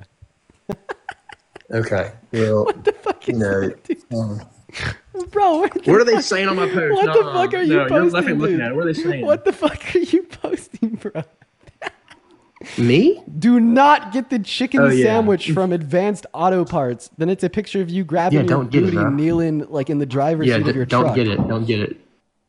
Oh wait, I actually have a question. How old are you? Say what now? Sorry. How old are you? How old? Who? How old am I? Yeah. 21. Oh. I'm a senior at. What do you mean, darn it? Darn it! I was about to run a point on you because I see an anxiety pin in that second post. Yeah, I'm 21. I was about to run an argument on you. Never mind. I'm 21. And you also just said senior in college. Yeah. Okay. All right. So yeah, I want to go back to the conversation here. I think that the burden would rest on you to do your research and to figure out the campaign of the policies of the people that are running for the presidency. That seems to make sense to me. And you're telling me that you didn't do any of that research as it related to Kamala Harris, so you just kind of voted for Trump in virtue of that fact. I think that was an incredibly bad decision. Maybe some things that we could talk about here are how absolutely devastating Trump is for the economy. Under the big beautiful bill, which was the most expensive policy ever signed into law by the American Congress in our history, clocking at $4.5 trillion. He defunded and gutted Medicaid by $900 billion and kicked 10 million people off of it. That's terrible. He also kicked 3 million people off of food stamps. That's also terrible. How do you coincide your support for Trump with those facts? Like I said this 100 times. I don't agree with everything but there are certain points where I do agree. Like the first point I know this is completely off topic of what you were even saying. Lincoln Riley, that's like the main reason why I voted for him. And that's just what I'm going to stand on in this entire conversation. I'm going to stand on that. I knew of her. I know people who know her. So, that's just me. I don't agree with murder, and I'm assuming you don't agree with murder either. And I was honestly scared. And that, that was something that, I looked at and was like, I totally get it, right? If you really didn't like the fact that Laken Riley got murdered and that personally impacted you because people around you personally knew her. But what you can't do is take that genuine sense of being terrified and being in a state of mourning because this person that you had friends that personally knew was killed and murdered violently, to then turn around and perpetuate stereotypes to demonize and disenfranchise undocumented people in this country. It's just a matter of statistics. I just don't think that's fair. Okay, and that's fine. I don't think that's fair, but it's still not a friend, but I knew of her, and one of my best friends is really good friend with her, and it really, seeing her cry and her calling me crying about it, it really changed my whole brain on this whole politics crap. I hate politics. But when you see a white man shoot up a school, that doesn't change your whole psychosocial brain neuroanatomy insofar as how you view white men. So why is it the same for when an undocumented immigrant commits some violent crimes such as murder? There's crazy people everywhere, man. Well, exactly. When it's a white man shooting up a school, there's crazy people everywhere. But when it's an undocumented immigrant murdering a woman, all of a sudden they're the demon of the country. They're the fucking poisoning the blood of the states, and we need to launch this mass deportation operation and kill our economy and disenfranchise families to get them all out, even though they're 2.5 times less likely to commit violent crimes. And in fact, when we do a mass deportation, ultimately there will be more crime in this country because there will be higher levels of poverty. But you don't know that for sure. That's just a statistic, dude. You can't know that for sure. You can read all this math and all this stuff like that, but how do you know for sure a mass deportation would drop everything in this country? You don't know that for sure. They don't even pay taxes. Yes, they don't pay taxes. Yes, they do. Undocumented immigrants do not pay taxes, dude. Yes, they do. They pay $100 billion. The IRS is not going to go and audit them. They're undocumented. Yes, they don't know who they are. Yes, the IRS tells us undocumented immigrants pay $100 billion per year in taxes. I don't think that's true, but okay. It is true. You said that you have a computer on. You go to it, type in undocumented. I don't have a computer on me. You have a computer on me. I don't have my computer on me. Okay, well, it is true. Undocumented immigrants work and they pay taxes, and this really shouldn't shock you either. The IRS makes you taxes. Taking it out of their paycheck and paying taxes is two totally different things. The taxes might come out of their paycheck. They come out of their paycheck. They're not paying those are totally different things at all. They're not paying it directly on tax day. It's taking it out of their paycheck. Sir, have you ever been a sole proprietor, an entrepreneur? Have you ever ran an LLC or been a business owner? No, I'm a student. So every job that you've ever worked has been as a W-2 employee where you had your taxes automatically deducted out of your paycheck? Every job? Every job you've ever worked? Only one of them wasn't, but most of them were, yeah. Okay, so you've never paid taxes? No, I have. I worked for a lot of places that... Oh, but I thought you said that having your taxes automatically deducted out of your paycheck, working as a W-2 or W-4 employee is not the same as paying the taxes yourself. I've paid taxes myself and I've gotten out of my paycheck. So the only time you pay taxes is when you pay taxes yourself? No, also when it takes out of my paycheck. Okay, so then they're not two different things. I mean, they are. No.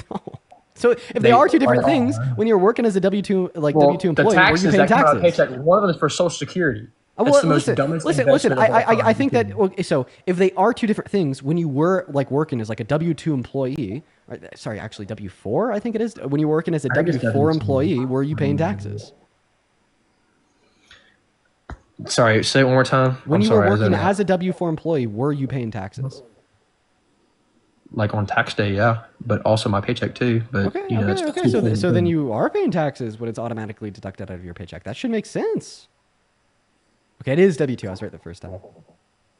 That's what I thought it was W-2. But anyways, yeah, I mean, paychecks too are that's one form of taxes, but they don't pay the both forms of taxes that we pay.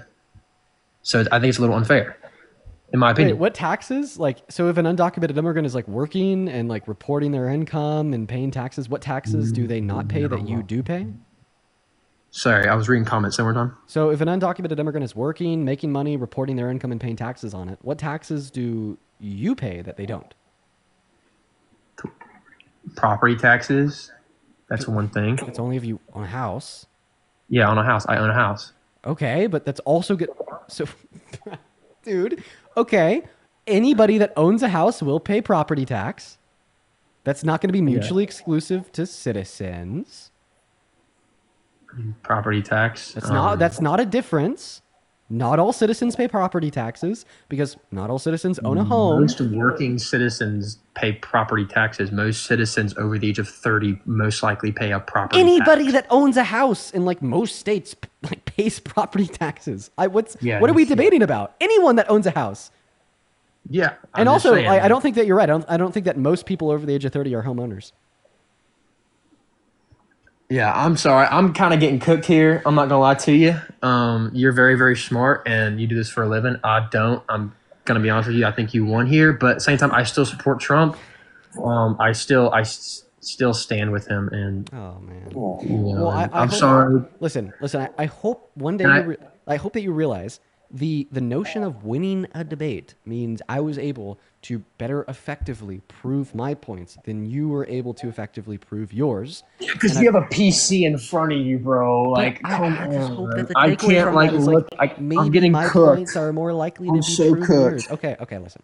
And what are my comments? I'm so scared to go out of this live and look at my comments. Like, out of 1 through 10, how terrible is it? I don't know. Let me look. Usually when you talk about them on the live, it gets worse.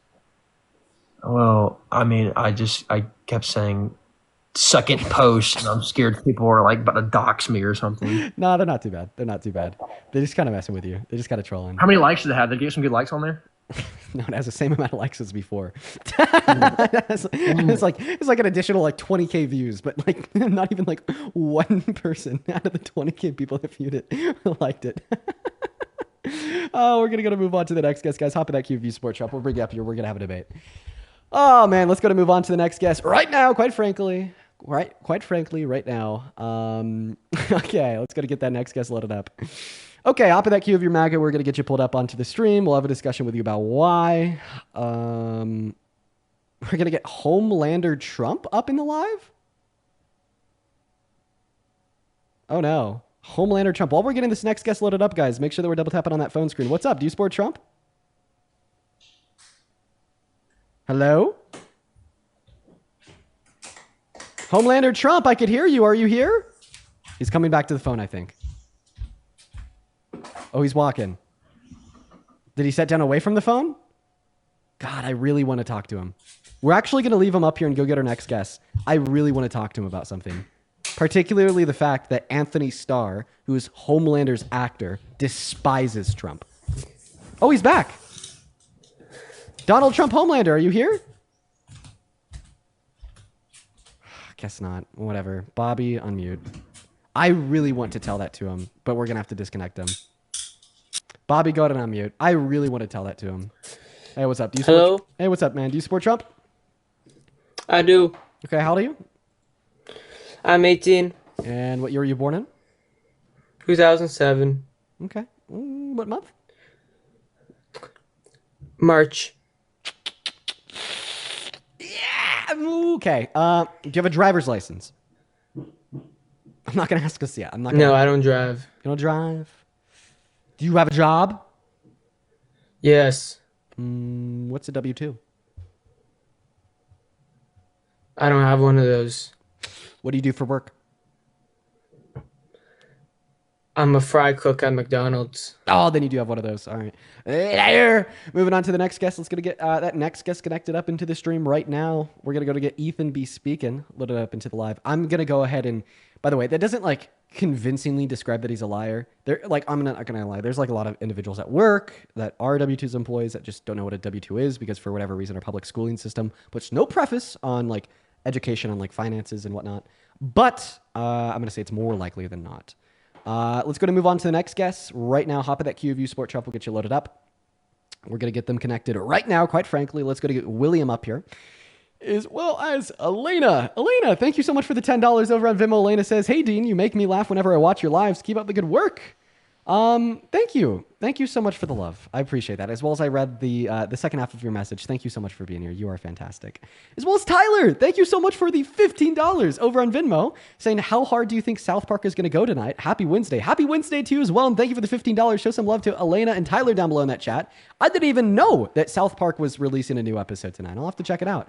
What's up, William? Are you Maga? Yeah. Ooh, you're also like 4.5, youngest person ever. Okay, where is I forget his name. Bald comedian. Where's that bald comedian when you need him? Howie, I think. Howie, where's Howie when you need? I think that's his name. Okay, we're gonna move on to the next guest. Do give us a minute, y'all. We're gonna go to get that next guest loaded into the stream right now, guys. Make sure that you are 18. Seriously, make sure that you're following those rules. As well as Richard, dude. Thank you so much for the $50 over on Venmo. That is so incredibly kind of you. Thank you, Richard. Show some love to Richard down below in that chat for the $50 over on Venmo. Richard says, "Thank you for all that you do. Just canceled my Disney Plus subscription for the Jimmy Kimmel decision." That is a crazy decision, Richard. We were talking about that at the beginning of the live. I even made a video on it. Like ABC, their orbiters, and the Trump administration. That is literally so terrible and frightening. Thank you for the $50. Richard. And what is going on? Do you support Trump? Is that even a question?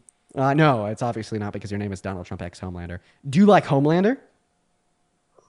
So, of course, man. Okay. I've seen the show. So Anthony Starr, that's Homelander's actor. Did you know that Anthony Starr doesn't like Trump? Well, I appreciate the art, not the artist, you know. I like Kanye West's music as well. Don't like the guy. How old are you? 18. And what year were you born in? 2006. What month? October. Okay.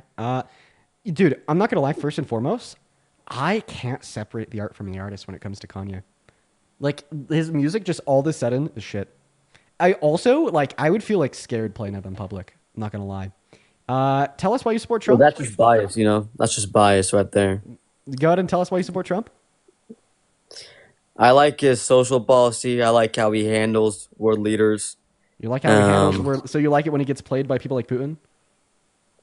Well, actually, he's befriending Putin. You know, we've been too harsh against the Russians. We don't want to fight and destroy each other so the other small powers can come and take advantage like they usually do. No, he's been getting played by him. He hasn't been befriending him. He's been getting played by him.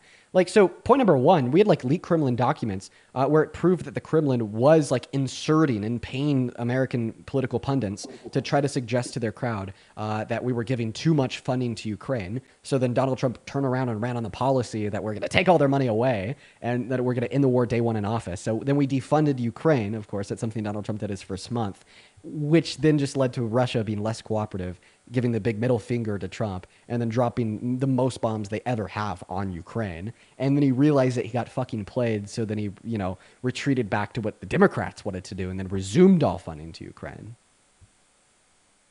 I mean, so what's happened to America since then? Nothing's really changed, has it? This is just demonstrating how he's been getting played by other world leaders, and you told us that you support Trump because of how good he is at dealing with other world leaders. But obviously, getting played by other world leaders is not good at dealing with other world leaders. Well, not just Putin, also the governors in our country, right? Dude, our governors have been flaming him on Twitter. What the hell? Gavin Newsom? He's been absolutely flaming Trump on Twitter. I don't know if the governors fuck with him too much.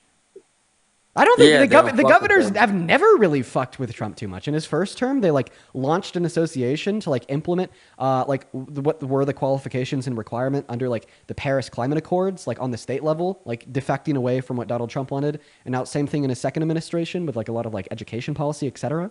So yeah, the governors don't really like him. Yeah, I didn't say the governors are really too kind to him. Partially because you support him as president because of how good he is at dealing with him, but they've been defecting from him. Yeah, in a symbolic way, right? All the governors, they're these radicals. You know, we have Zoran Mamdani in New York now, the communist, socialist. And we got the governor. First and foremost, communism and socialism are two different things. Second of all, Zoran Mamdani is not governor. Third of all, he's not even running for the position of being governor. He's running for the position of being mayor. You have no clue what you're talking about. Tell us why you support Trump. Well, he's a leader. Zoran Mamdani is a leader, right? What does this have to do with why you support Trump? Could you just be like, I support Trump because X, I don't Y, Z? like the left, dude. Who else am I supposed to stop? I don't like what the left did, you know? Okay, so name one positive thing Donald Trump has ever done for this country. What? Name one positive thing Donald Trump has ever done for this country. Yeah, he's detaining these immigrants that are in the country illegally, and he's deporting them back where they're supposed to be, not in this country. Okay, first and foremost, your 23 posts is a screenshot of my armpit on a Jubilee video, and the caption is Dean's smelly armpit. Yeah, that was a long time ago, man. But listen, you got to try shaving your armpits every now and well, because it's kind of disgusting. But that was a few months ago. I'm on my own grind now. I'm doing my own thing. I don't think I've ever heard a Republican man say that before. Interesting. Wow. Anyways, we're going to go back to the conversation here. So you told us that you support him because you support mass deportation. Name one material positive outcome of mass deportation on America. Containing our culture. You know, these countries like you see Japan. Culture? And yeah, we have to contain our culture. What culture would this country have if it weren't for immigrants? The ones we currently have. Can you be more specific? Yeah, I mean, America wasn't America before the European colonizer took over the land from the natives. So okay, so America didn't exist before Europeans genocided 100 million people. You're right. The country, and the land existed. The land existed. Right. Like the country didn't exist like prior to like illegal immigrants genociding 100 million people. And they made their own culture, and we have to contain it. We can't. So what is that culture? Could you be very clear? Our values. You don't know what American culture is? Yeah, I don't. What values? What culture? Be very specific. Well, our democracy and our people. Wait, how are undocumented immigrants anti-democratic? Well, they come from different countries with different values and culture, and we can't entrust them with that. I want you to be clear. Like, how are they anti-democratic? You keep on interrupting. You gotta wait. I'm just asking for clarification. You're not giving it to me fast enough.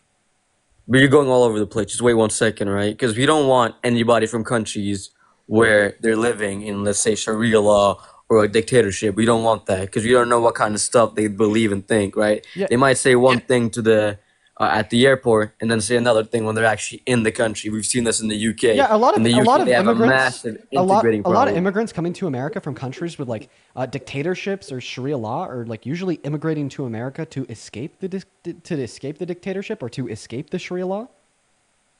Yeah, that's what you think, right? That's not always what they do. They come here and they say, "Hey, we want Sharia law in this country." They even have like a whole place full of foreigners in the UK where they want Sharia law in the UK, even though they escaped. Oh wait, what time is it? So I don't want. Wait. What time is it? What time is it? Yeah. 3 p.m. Okay. All right. Well, you're not even from America. What do you mean? It's 3 p.m. nowhere in America. You know every single state's time zone? Yes, I actually do. That's a lie. So I know that you have. You're a pseudo-intellectual, Dean. You don't have to lie to me. You have PST, then you have Mountain Standard Time, then you have CST, then you have EST. Kill Charlie Kirk. You killed Charlie Kirk. And then you have kill the that man. Hawaiian You killed time him. And now you're freaking out. Do you mind if I just ask you to calm down? You kill that man. It's your fault. Just calm down. I'm gonna ask you a question. If I killed Charlie Kirk, then you killed Melissa Hortman, and her husband, and her dog. If I killed Charlie Kirk, then you fractured Nancy Pelosi's husband's skull in an attempt to kidnap Nancy Pelosi. Dude, the guy was a fan of yours. Tyler was a fan of yours. I'm going to go ahead and kick you from the live stream. Let's go to move on to the next guest. Everyone, just give us a minute. Let's go to get that next guest loaded up in here. You wasn't even American. Let's go to get the next guest connected. Hop in that queue. If you are MAGA, we will get you loaded up.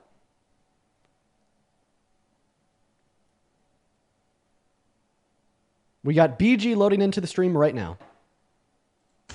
Hey, howdy, Deans. Do you support Sorry Trump? about that, guy. Yes, I do. Okay, and how old are you? I am 18. And what year were you born in? I'll tell you my job. I was born in 2007. What month in 07? March. Okay, awesome. Let me go ahead and thank a handful of people, then we'll hop into the debate. Mr. Richard, this came in 20 minutes ago. I really hope that you're still here. Thank you. Actually, already thank you, Richard. It's actually Adam. This came in 19 minutes ago. I really hope that you're still here. Adam, thank you so much for the $50 donation over at Venmo. That is so incredibly kind of you. Thank you, Adam. Adam with the 50 big ones says, I would love to debate you, but unfortunately I agree with you on every subject. Here's a tip for fighting the good fight. And if I did it for the money, I would be a Republican. If I did it for the money, I would be a Republican. That is like why you see people like Benny Johnson and Tim Pool literally getting paid $500,000 per month by the Kremlin to tell people that Ukraine doesn't have a right to exist. I really appreciate you for the $50, Adam. Please show some love to Adam down below in that comment section. That is incredibly kind of you.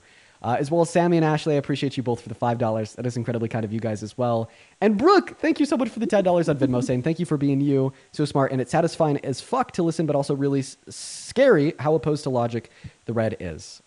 You're right. I appreciate you for the $10, Brooke. Thank you so much. As well as Amanda, most recent donation here over on Venmo. Thank you so much for the $20 over on Venmo. Let's get 200 Amanda W's down below. Amanda with the $20 says, hey, currently on your live stream / longtime watcher. Appreciated how you talked about bipolar individuals tonight. I'm bipolar and never wanted to hurt someone because of it. It's crazy how other people view bipolar disorder in the world. I think that there's a lot of misconceptions through like misconstrued media, like painting bipolar people just to be like reckless and evil and like super aggressive in like all scenarios ever, when that's just simply not true medically speaking, and it undermines the experiences of individuals that actually are bipolar. I'd also like to thank Thiago. Thank you for the $15 over on PayPal from Brazil. We'll love to Brazil Thiago. That is Thiago, as well as Yeshua. Dude, what a cool ass name, Yeshua. I love that name. Yeshua, thank you so much for the $10 over on PayPal. Yeshua says, big fan here. Is Park okay? I'm missing his lives. He's doing okay. In fact, I think he'll be back soon. As well as Emily with the $10 saying that last guest was crashing down a mountain of pivot. They all do. And then Sadie Rose, thank you so much for the $50 super chat. I want to see 500 Sadie W. Sadie says, thank you for what you do. Every mind you change makes a difference. I also learn something every time I listen, and I am in my 40s. Sadie Rose, I'm so happy to have you here. Thank you so much for giving some of your time to the stream. I appreciate that you're here. And thank you for the $50 donation. Show some love to all of our donors while we start this next debate. Take it away. Why do you support Trump? So I supported his economic stance, but first of all, can I say something regarding that last guest, just to get it out of the way? Yeah, sure, if you want. Or we could just talk about Trump's economics.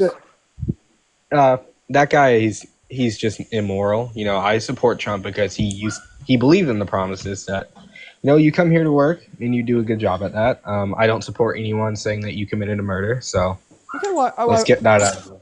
I appreciate you for saying that last guest was immoral. That is very kind of you. And correct of you. Now, you told us that you support Donald Trump for economic reasons. What economic reasons?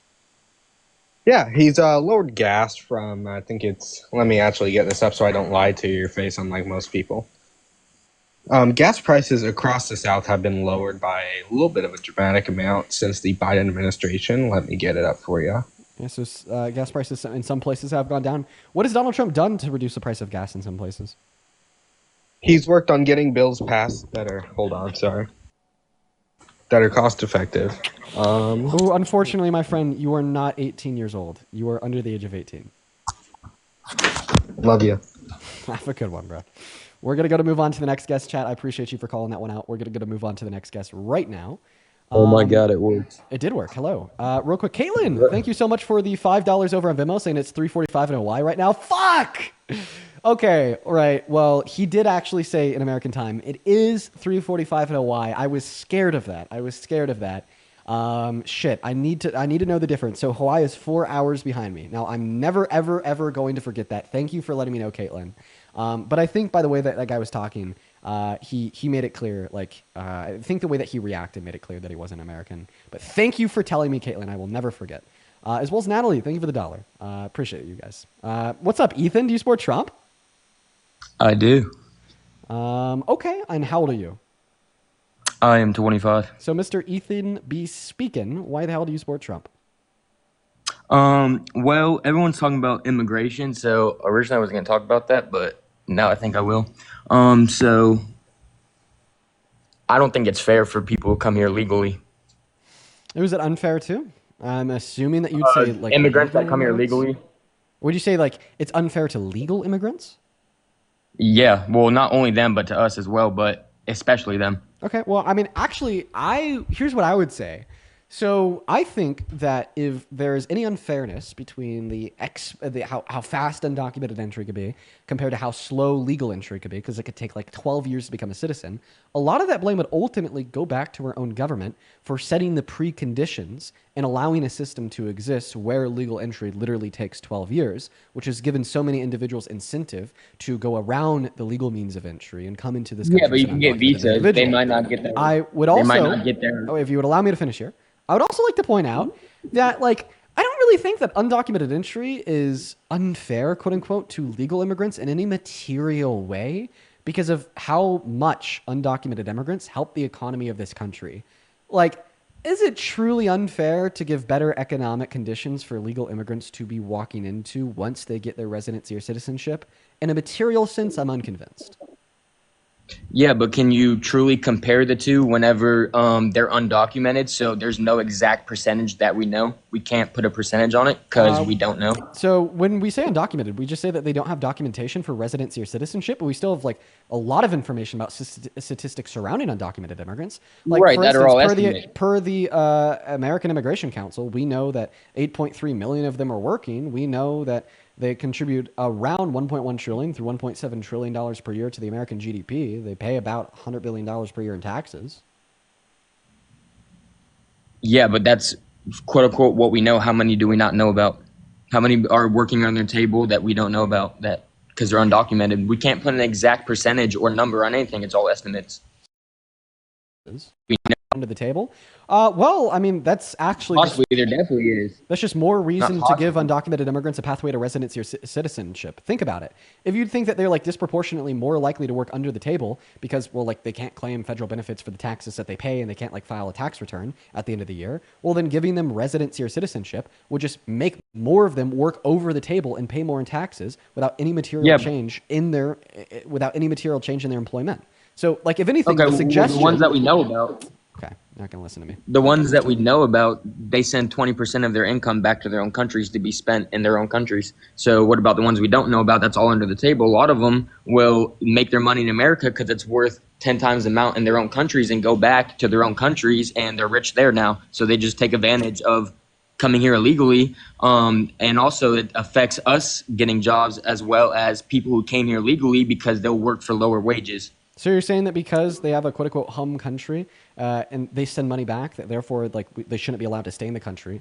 Well, like legal immigrants also have a quote-unquote home country where they can send money back to if they decide to. Do you think that we should also stop legal immigration?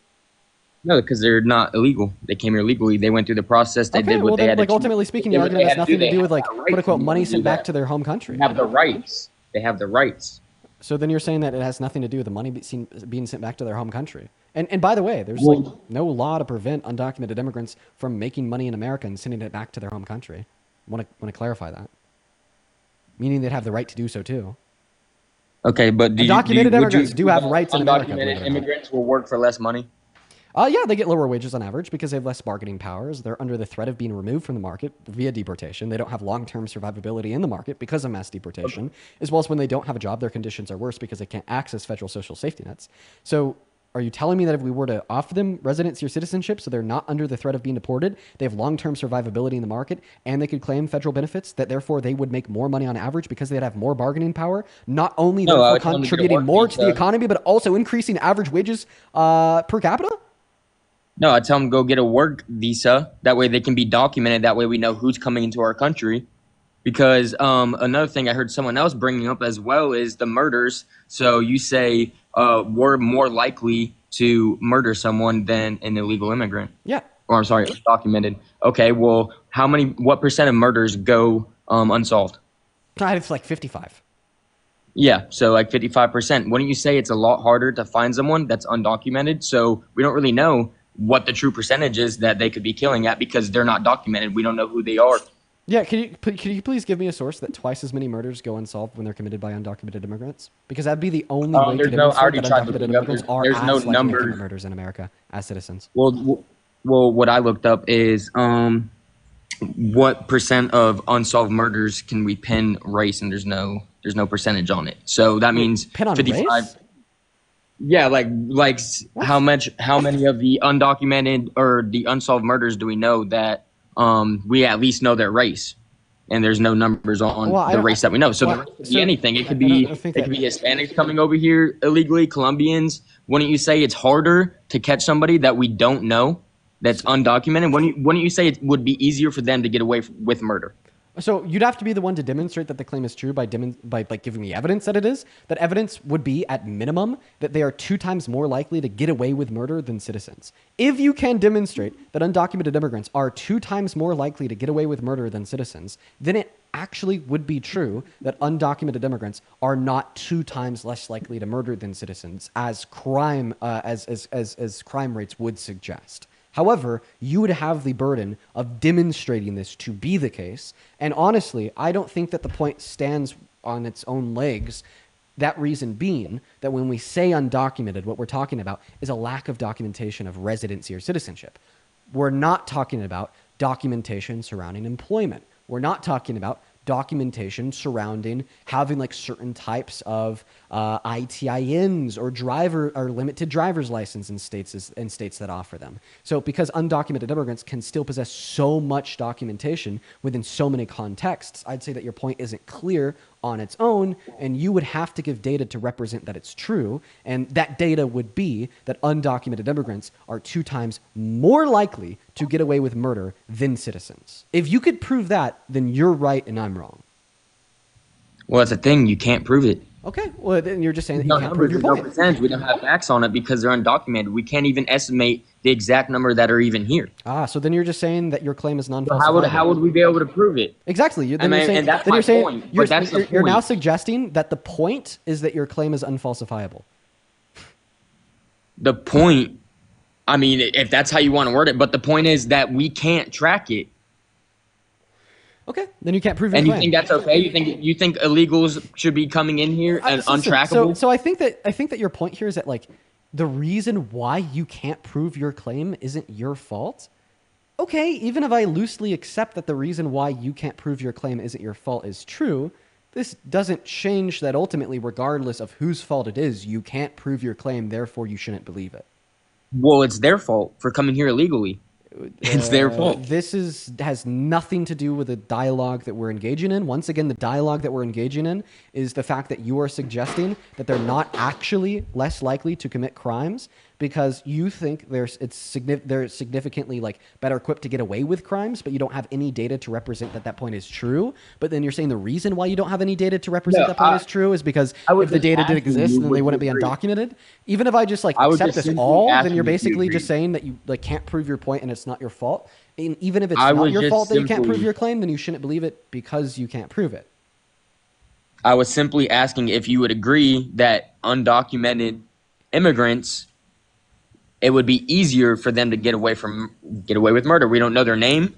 We don't know anything about them. Would you say? I'm just asking. No, would you agree? I don't believe things without evidence. Okay, well, there can't be evidence on it because we can't track it because we don't know anything about them. So it's kind of hard to track something that you don't know anything about. Okay, so let's just transition off it. Let's talk about drugs then. The drugs that they import. Say DRUGS. Okay, you have to spell it out for TikTok terms of service. You have to literally say DRUGS, and you also cannot say the specific names of any DRUGS. Okay. Well, I'll use the first letter, and I'm sure we can. Yeah, say like F DRUG. Say like M DRUG. That'll work. Okay. Well, H. I'm sure we know what DRUG we're talking about there. In 2017, 90 to 94% of H was imported from Mexico. So they're killing Americans by importing drugs. I actually don't know. Chat. Thank you. No. Chat corrected me. It's probably an innocent thing that I didn't automatically know what he was talking about. Okay, so you're saying that 90% of the DRUGS brought into this country were imported over the southern border. I have a follow-up question. What percentage of the DRUGS brought into this country across the southern border are brought in by citizens? are brought in by citizens? Yep. Honestly, I don't know. 85%. So, 85% what citizens? Yep, 85% is citizens. And sir, can you tell me one thing that Donald Trump has ever done to crack down on the citizens bringing DRUGS across the southern border into this country? Well, he's trying to solve it at the problem. By doing what? By getting rid of the people making it. By getting rid of the people because making they're it. not held accountable. Okay, Because they're not held accountable. So what is people here in America are held accountable if they get caught doing it. So what is he doing to get rid of the source? What is he doing to do that? What is he doing to do that? Not letting them come in the first place. Not letting them. Oh, well, now you're completely changing the claim. You're saying that he's preventing citizens from bringing DRUGS into the country by trying to stop the people from making the DRUGS in the first place by preventing the citizens from bringing the DRUGS into the country? Yeah, that's 20. That you said what the number is 85%? Yeah, but that's a completely incoherent argument. Once again, I'm going to repeat your argument. No. So okay, what? So would you not? Wait. Just slow down. Slow down. No. Slow down. I'm asking you for an argument here, and you're not purporting a coherent position. Let's repeat the argument that you just gave us. Your argument was Donald Trump is attempting to prevent the 85% of citizens who are bringing the DRUGS into this country across the southern border by trying to take out the people that are making the DRUGS in the first place. And your evidence that he's trying to take out the people that are making the DRUGS in the first place is that he's preventing the citizens from bringing the DRUGS across the border. It's a circular position. No, I was talking about. So hold on. Okay, that's not your response. Let me repeat the question that I want you to answer. What is Donald Trump doing to prevent the 85% of citizens that are bringing DRUGS into this country through legal ports of entry at the southern border? Would you agree if our residents are caught, they would go to jail? Not answering my question. They would have consequences. Well, I'm getting to it. Would you agree that our citizens, if they are caught importing drugs? You got to say DRUGS. DRUGS. Do they have consequences? Yeah, probably. Okay, what consequences do immigrants have? The same one citizens would have?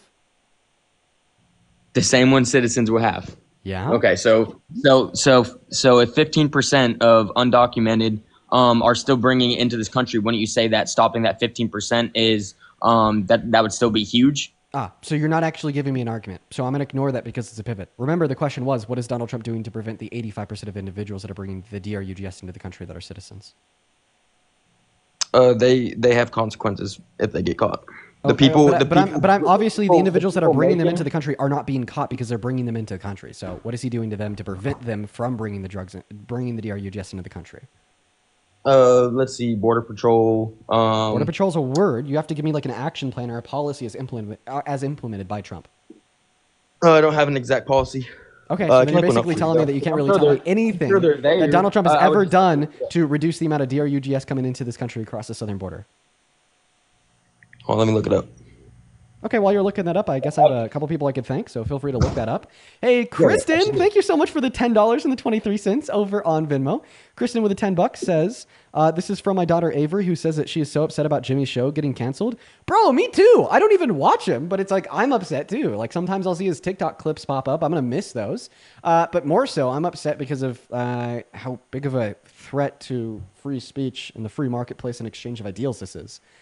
People in power shouldn't be able to limit speech of like large speakers just because they don't like what they have to say. That's ridiculous. Let's get 100 Kristen W's down below in that chat. I'd also like to thank David for the $10, saying thank you for the entertainment and also your support towards trans individuals really means a lot. Well, David, I appreciate you for the $10 and thank you for being here.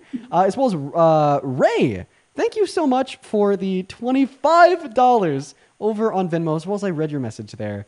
That is incredibly kind. Thank you so much, Ray. Show some love to Ray down below in the chat. Seriously, thank you so much for your message as well. As well as P with the $5 on Venmo. Layla with the $3. Thank you, Layla. And Gabrielle 13 minutes ago with the 15. Thank you. Thank you so much. As well as I read your message as well. I'm happy that I could help in your education process. I think that's awesome. As well as Emmanuel with the $15. He specifically asked me to not read his message out loud, so I won't. But I've seen clips of it, Emmanuel. But thank you so much for the $15. And then Kyra with the $10 on Venmo saying thoughts on Kimmel, RIP to free speech. Yeah, if you want my thoughts on Kimmel, go watch my recent TikTok or my recent post on Instagram. Thank you guys so much for all the love over on Venmo. Show some love to all of our donors, as well as Vada, thank you for the $10 over on PayPal. Thank you so much for the love, Vada. Show some love to Vada down below. As well as E. Smith with the $10, saying hello from New Zealand. Appreciate appreciate being able to learn from you. Also, absolutely love listening to your lives. Well, love to New Zealand, and I appreciate you for being here. As well as Audrey with the $10, Carrie with the $10, and Comfort PRO with a 7. I appreciate you guys so much for the love. Did you find that source? No, because I started getting back to when you said 80% of, because I was already looking it up when you said that, and now I got back on that. Where exactly did you see that? Yeah, for sure. I'll give you my source. Because I'm saying here, when I try to look for the amount of illegal immigrants that do it, they can't provide a percentage because we don't know. So it's like, how can you say that 85% of it is from Americans when we don't know? That would be the U.S. Sentencing Commission data for fiscal year 2024. Okay, what does it say? That U.S. citizens are the majority of convicted DRUG traffickers across the southern border nationwide, comprising 80% of offenders. Okay, but that doesn't give the percent of that just gives a percent of people in America or people that are documented. So what about if you were to look up what percent of illegal immigrants or trafficking DRUGS? That would be like the remaining 20%. So how would that be the remaining 20% if when you look it up it tells you that we can't give a percentage? How would you know what the remaining percentage is? It does give us a percentage. Like I just told you that the U.S. Customs and Border Protection gives us a percentage. Okay, well, go find number. If you can find any numbers on any exact, because you're talking about Americans, you're talking about documented people, right? If you can find any exact numbers on undocumented people, if you can find exact numbers. Listen. So if we have two options here for pizza, either cheese pizza and pepperoni pizza, and those are our only two options, and 80% of the pizza is cheese, does this self-imply that the remaining 20% of the pizza is pepperoni? Okay, but what happens when the remaining 20% doesn't even exist because we can't track it? If you say there's 8 slices of pizza, or these are specifically individuals that were tracked and caught. Yes. Okay, but but again, if you can go find any exact numbers on illegal immigrants, I did. Yes, I just did. I just gave them to you. No, those are people who were caught. Exactly. Those are people who were caught. So right, which is the best idea of the demographic spread of those in which we have that are not caught. Unless you could provide me idea. Yes, it's the best an idea, but is it a fact? The best idea. This would be the best reason that we'd have to believe for this conclusion. Yes. Okay, but is it a fact? Is that okay? So like when we say inductive, probabilistically based argument, because 80% of those that are caught bringing DRUGS across the southern border are citizens, meaning that 20% are non-citizens, and we have no compelling reason to believe that Customs and Border Patrol would be more likely to catch citizens. If anything, we'd have more reason to believe that they'd be less likely to catch citizens due to the fact that they'd undergo less scrutiny at the southern border than non-citizens would.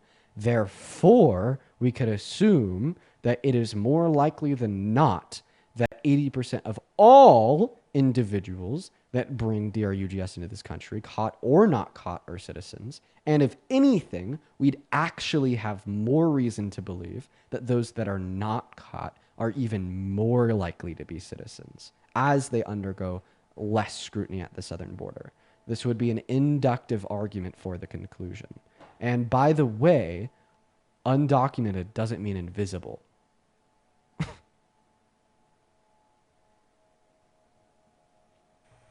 I'm good now? Yeah. So basically what you're saying is your percentage is based off people who were caught. Yes, and then I gave you an inductive argument to conclude that because of the demographic of those that are caught, this gives us more reason than not to believe that those that aren't caught are either the same demographic spread between citizens and non-citizens, or even more citizens. Yeah, but we know for a fact that that percentage of people who are caught, like that's a real, like that's a fact. Yeah. Right. So, is there any way for us to know for a fact that that percentage wouldn't be higher? If more, and so you're saying, so basically you're saying like if more, the inductive argument that I just gave you would entail that if anything, it's more likely that those that aren't caught would have the percentage of citizens be higher. Okay, so what you're saying is if more illegal immigrants got caught, and that percentage, you would go off based off that percentage. Right, I am going based off of that percentage through an inductive argument. Okay, but don't you think it's a problem, the fact that we can't put an exact number? Yeah, we can go based off people who were caught, but don't you think it's a problem in our country? Can you address the inductive argument that I gave you to conclude that we could reasonably conclude that those that aren't caught are going to have a similar demographic spread? Can you address that inductive argument? No, because there's no way to know. There's no way to know. I gave you an inductive argument to know it. Yes. No, you didn't. Dude, now you're just refusing to address reality. Yes, I gave you an inductive argument. I did. Your reality is based off people who were caught. Yes, it's based off of people that are caught with the use of an inductive argument. So how okay, can you actually can you repeat the inductive argument? Okay, can you give me an No, shut the hell up. Can you repeat the inductive argument that I used to conclude that it is more likely than not that for those that aren't caught? Yeah, and I said no. Okay, you can't repeat the inductive argument, so you didn't even listen to it. So how do you know it's incorrect? I've heard it. I disagree with you. So then repeat it. I don't need to repeat it. Yes, you do. I don't think that you listened. I do not agree. Repeat it right now. I'm calling you on. I'm calling your bluff. Listen. I do not agree that I'm calling you on your bluff. Repeat my inductive argument right now. I'm calling you on your fucking bluff. Repeat my inductive argument. Do it right now. I do not agree. I'm gonna repeat it. I do not agree. You're not repeating my inductive argument. That based off. Why are you ignoring me? Do you even hear my voice? Repeat my inductive argument. Okay, listen, just yelling doesn't make you right. God, fucking ignoring me doesn't make you right. Repeat my inductive argument. Okay, but every time, okay, see, like this is where it gets tricky with you, is because if I don't answer one of your questions and I go off something else and you do the same thing, it's okay for you to do it. When someone else does it to you, then you want to start yelling and get all mad. No, I gave you an argument to reasonably entail the conclusion that those that bring DRUGS into the country that are not caught either have the same demographic spread of citizens and non-citizens, or if anything, are even more likely to have more citizens. I gave you an argument for that conclusion that you're ignoring. I disagree for the fact that you're going based off people who are caught. So how many people are still how many people are still bringing DRUGS into this country that haven't been caught yet?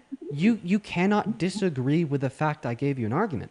Sure, you could attempt to argue that my argument is insufficient or wrong, but you can't say I literally didn't give you an argument. I'm just saying I don't agree with... Listen, I'm saying I don't agree with the side that you're saying based off people who are caught, because that doesn't tell us how many people are still doing it that are illegal that haven't been caught yet. It actually does. It doesn't, though. I will re-explain to you how it does. Are you ready? Okay. So what percent of the people that were caught... Sir, so what percent of the people that are caught were the total percent of people were doing it then? Ethan, calm down. Can I re-explain to you how that actually does explain those that are not caught?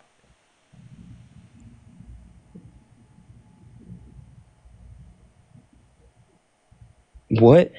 Can I explain to you? Oh, yeah, go ahead. How this does give us information about those that are not caught. Okay, go ahead. Because it's a sample set. That's how statistics work. When you're doing, like, for instance, a study, and you want to determine what percentage of Americans think that abortion should be federally legal, you're not going to go knock on the door and get the opinion of every American. You are instead going to take a reasonably large sample set in which you would conclude what size of sample set you need with statistical math that I'm unfamiliar with because I dropped out of college.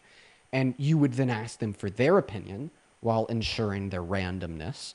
And then you could take that and scale it up to what the opinion of everyone would be, right? Based upon that sample set. It's very basic statistics.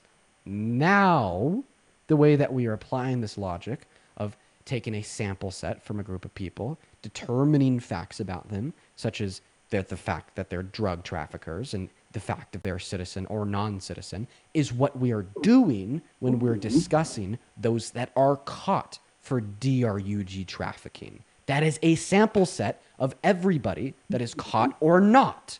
And But that's not out accurate. of the sample set of those that are caught, we are then concluding, right, the same way we do with studies in statistics, that this is going to be resemblant of those that are not caught. The one issue that would arise is randomness. Can we ensure that the sample set of those that are caught compared to those that are not caught is random? No, we can't. And in fact, this issue might indicate that there's even more citizens that are bringing DRUGS into this country that are not caught than those that are caught, because citizens undergo less scrutiny at the southern border compared to non-citizens. So we are using very, very, very basic statistics. Very basic math surrounding sample sizes that we use to conduct How can we studies. have sample size? We would have to go into their countries and do the same thing that we would do here in America. So how could that be accurate if we're just taking the people that we caught only? How we would have to go and into their countries and be like, hey, what percent of you guys are coming to our countries? How many of you are doing it? How is that going to be inaccurate when we're just taking the ones that we caught? Because we're We'd taking have the to ones go that we to the- caught we out would of have our to go to country, the and the discussion is DRUGS like boards the individuals that are themselves. bringing DRUGS into our country.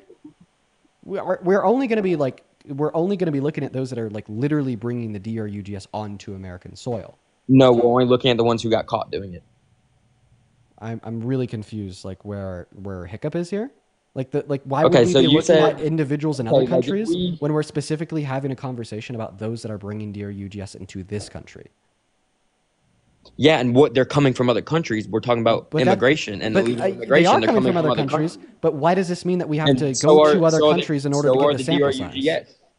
So are the DRUGS. Why does this mean that we have But to go to again- other countries in order to get that sample size?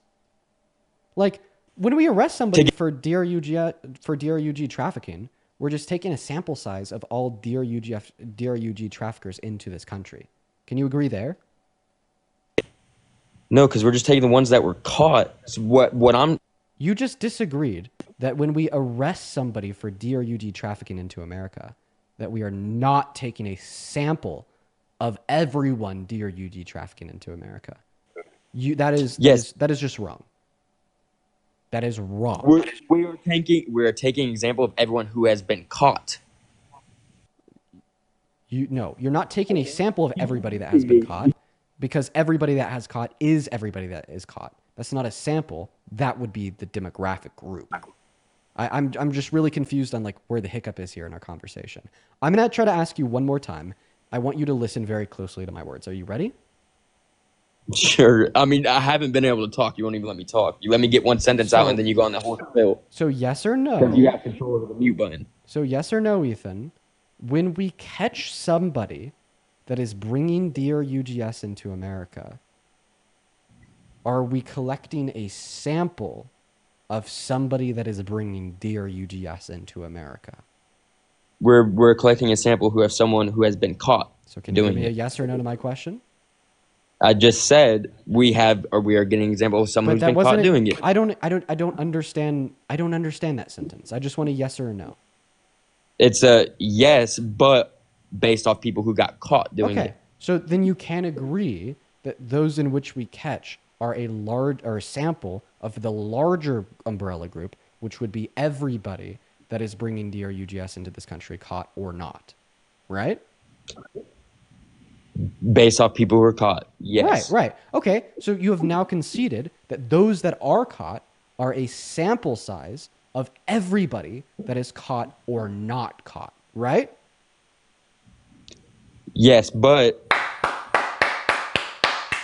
again, to get accurate numbers, for us to know, but you're clapping like. So like now that's a that good you've thing or conceded that there is sample size, well, now we just use statistics. When There- we run there's- academic studies, what we do is we collect a sample size of a larger group of people. We see who that You keep sample cutting size me off. is because I'm describing statistics to you. Shut the hell up. Are you ready to get mathed? No, I'm ready to be able to speak Or just be quiet. for more than one sentence. I need to finish my You argument. literally just prove your point, and then I don't get to say anything. I'm almost to proving my point. I'm not there quite yet because you keep cutting me off. This is a multi-pronged argument, my friend. You keep cutting me off. Are you? Can I just listen? I listened to you. Let's set the bullshit aside. Let's just listened to you. I'm almost done. I listened to you. I'm almost I done. answered your question, and then you don't let me ask any other questions. I know, because this is a premise by premise argument. I have to get you to agree to every premise of the argument, then so we could draw the conclusion. Okay? Sometimes an argument isn't as easy as a single sentence, but you are treating everything that I'm saying individually as its own argument, where you then think that you get to interrupt and change the tune. But guess what? You actually don't get to stop me while I'm trying to construct a larger argument and change the tune midway through, because it's a multi-pronged, multi-premise argument with a conclusion. So far, I've gotten you to agree that yes, those that are caught for bringing DRUGS into America are a sample size of the larger group of everyone that brings DRUGS into America, regardless if they are caught or not caught. Now that we understand that fact, this is why I would say the best conclusion we can reasonably yield about what percentage of all DRUG traffickers that are bringing those things into this country that are citizens would be is 80%, because that's the amount of the individuals that are citizens that are caught, and those that are caught are a sample size of that larger group. Okay, now can I talk? Yeah. Okay, so what I'm saying is those numbers are not accurate. Here's why. If you have a good criminal and a bad criminal, right? The bad criminal gets caught all the time because he's sloppy, he's bad at being a criminal. The good criminal can get away with it. Right or wrong. So just because the people who are caught, that just means these people are sloppy. There's how many other people doing it that don't get caught every single day, doing it right now, who aren't getting caught. But the question would be, do we have any reason to believe that citizens would be more sloppy than undocumented immigrants? Absolutely. What would that reason be? Undocumented immigrants are smarter. They've been doing this. They look at what percent of DRUGS they're bringing in here. 97% of Hero, 97%. That's a big number, wouldn't you agree? 91% of, I don't know the word for the CO. So now you're saying that because 97% of the HDRUG that is brought into this country is brought across the southern border, that therefore it's brought across by undocumented immigrants, when we're having a conversation where I'm proving that 80% of the things that are brought across the southern border are brought across by citizens, I don't think that you could track an intellectual conversation, Ethan. I think I'm going to kick you. I think we have an idiot problem with the live right now, and that problem is you. No, you're not understanding or trying to even be open-minded about what I'm saying. Dude, Ethan, I don't think that you'll be able to like self-realize this point. I don't think you'll be able to self-realize this point, but the point that you won't be able to self-realize is that you just simply can't track this conversation. I can't track it. Oh my God. I asked. Yeah. I mean, I'm not going to like put like a burden on him to understand that. You know, it's kind of like, it's a lot to expect somebody to realize that they're the issue. So we're just going to move on to the next guest. Hop in that QView Sport Trump and we'll get you pulled up onto the stream. If you want to support me, you could find my Venmo and my PayPal in the link tree in my bio on TikTok and in the pin message over in that YT stream. I appreciate you guys for the love. As well as just generally everyone that is here. While we're trying to find this next Trump supporter, let me know how your day's been so far down below in that chat. We're definitely getting a lot of crazy individuals. Today. What's up? Do you support Trump? Hello? Okay, they're not here. We're going to move on to the next guest right now. Go ahead and hop in that QView Sport Trump. Somebody in that chat says, I've been stunned. Yeah, bro. Unfortunately, I'm used to it. Like, dude, that last guest would have made me crash out so hard like a year ago. But but I just like know how to handle it now, you know? Yo, Romy, thank you so much for the $20 over on Super Chat. That is ROMI. They say, I admire your patience and energy, brother. Well, thank you, Romy. That is incredibly kind of you. That's probably pronounced Rami. Dude, it is a learned skill. It is 110% a learned skill. I do not have this naturally. And if you've been watching my lives for like the last 3 years, you fucking know that. As well as Gentry, that is Gentry. Thank you so much for the $20 on Super Chat. Gentry with a 20 says, I'm so glad that you are back. I've missed you and Parker. You two keep me sane in this insane world. Gentry, well, I'm happy that we could help you, my friend, and thank you for being here. I want everyone to show some love to Rami and Gentry down below in the chat. Israel Sray, dude, Sray, you've been so kind. Thank you so much, Sray, for the $100 Super Chat over on YouTube. What the fuck? Let's get 1,000 Sray W's. Down below in that comment section right now, Sray, attach the message for all that you do. Sray, you have been hanging out with me and Parker for literally so long now. I love you to bits and pieces, and thank you so much for your continued support. Show some love to Sray down below. And what is going on, Danny? Do you support Trump? Danny's not even here. I was beginning to think that they were just an incredibly patient person. Turned out they weren't even here. We are going to go to move on to Jacob Hunting. Here we go, everybody. Let's go to get Jacob Hunting down below. Why did I just get an email from Trump? Just got an email from Trump. I signed up for his email list when he was like sending out batshit crazy emails. I thought I might make a video on it. And now I just get like an email from him begging for money every 30 minutes. What's up, Jacob? You support Trump? Okay, I'll take that as a yes. Why so?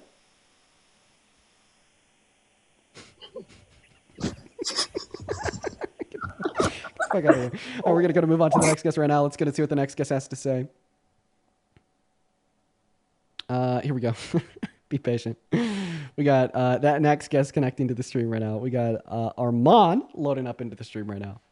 Yo, Angelique, thank you so much for the $15 donation over on Venmo. Angelique didn't leave a message, only the love. Thank you so much, Angelique. Show some love to Angelique down below. And then Ray Lee with a $15 as well, saying pop off to him. Thank you so much for the love. And then Avery, thank you so much for the $15 as well. Avery says, read off live. I about read that on live. I appreciate you for putting that at the start of your message. All the love to you, Avery.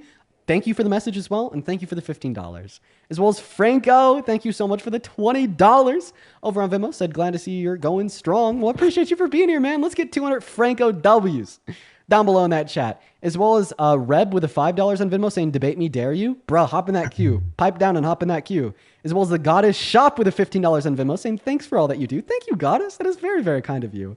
Thank you guys so much for all the love. Show some love to our donors while we're starting this next debate. What is going on? Do you support Trump? Yes. Okay, and how old are you?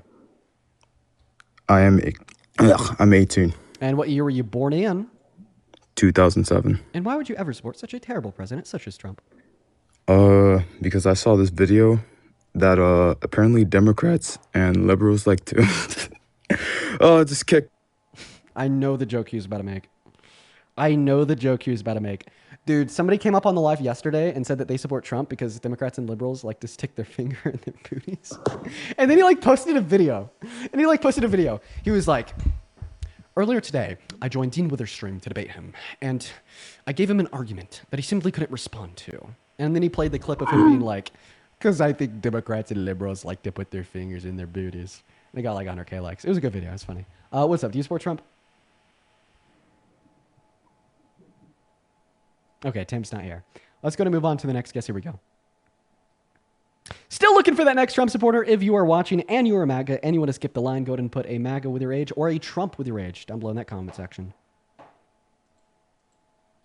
As well as Vada, thank you so much for the $10 over on PayPal. And Adeline with the $10 on PayPal as well. Adeline, that is Adalyn, says, Dean, been watching you for almost a year now. Recently, I got my dad to start watching you. You've completely changed his views on Democrats and realized how blinded he was to Trump. Adeline, that puts a huge smile on my face. It is very rare that I hear about individuals trying to change their parents' mind and being successful. Just know that, that's awesome. That is very awesome. What is up? Do you support Trump? I do. How old are you, Derek? How old am I? Yeah. I'm 35. Perfect, my friend.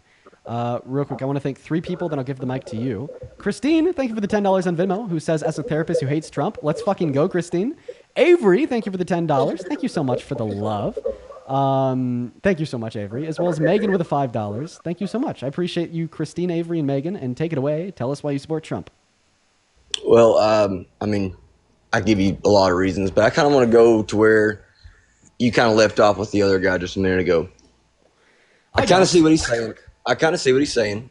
It is almost impossible to know certain numbers if you can't document that stuff. I see that stuff. It's just Put not. that aside.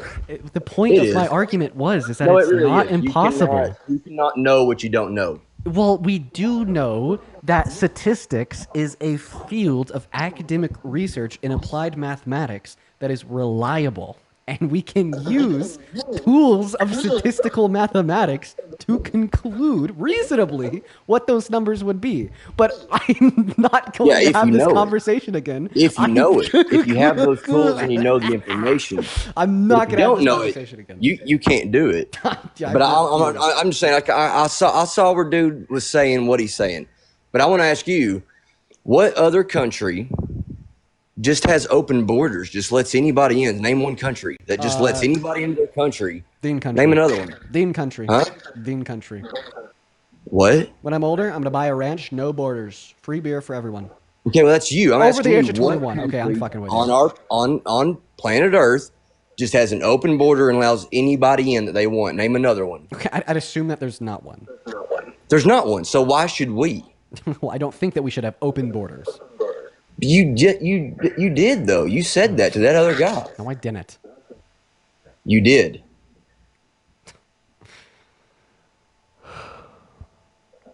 Okay. So now do you want to make not have an open border? Okay, so I can get you on that. Okay, so you agree we should not have open borders, right? Yeah, I agree that we should have open borders. Real quick, is there anything that you could do to fix your mic? It's a little bit echoey. No, you actually sound really low, actually. I was even just saying that a minute ago. For you to have a mic, you are very low. Okay, pick up your phone if it's on a desk. Pick it up. Hold on. Do what now? Test. Testing one. That's a little better. No, it's actually not terrible at all. Hold on, I can connect to a headphone and see if it...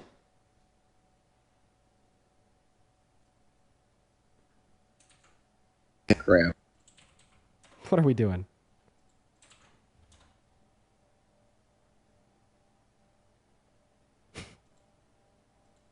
We'll give it a moment.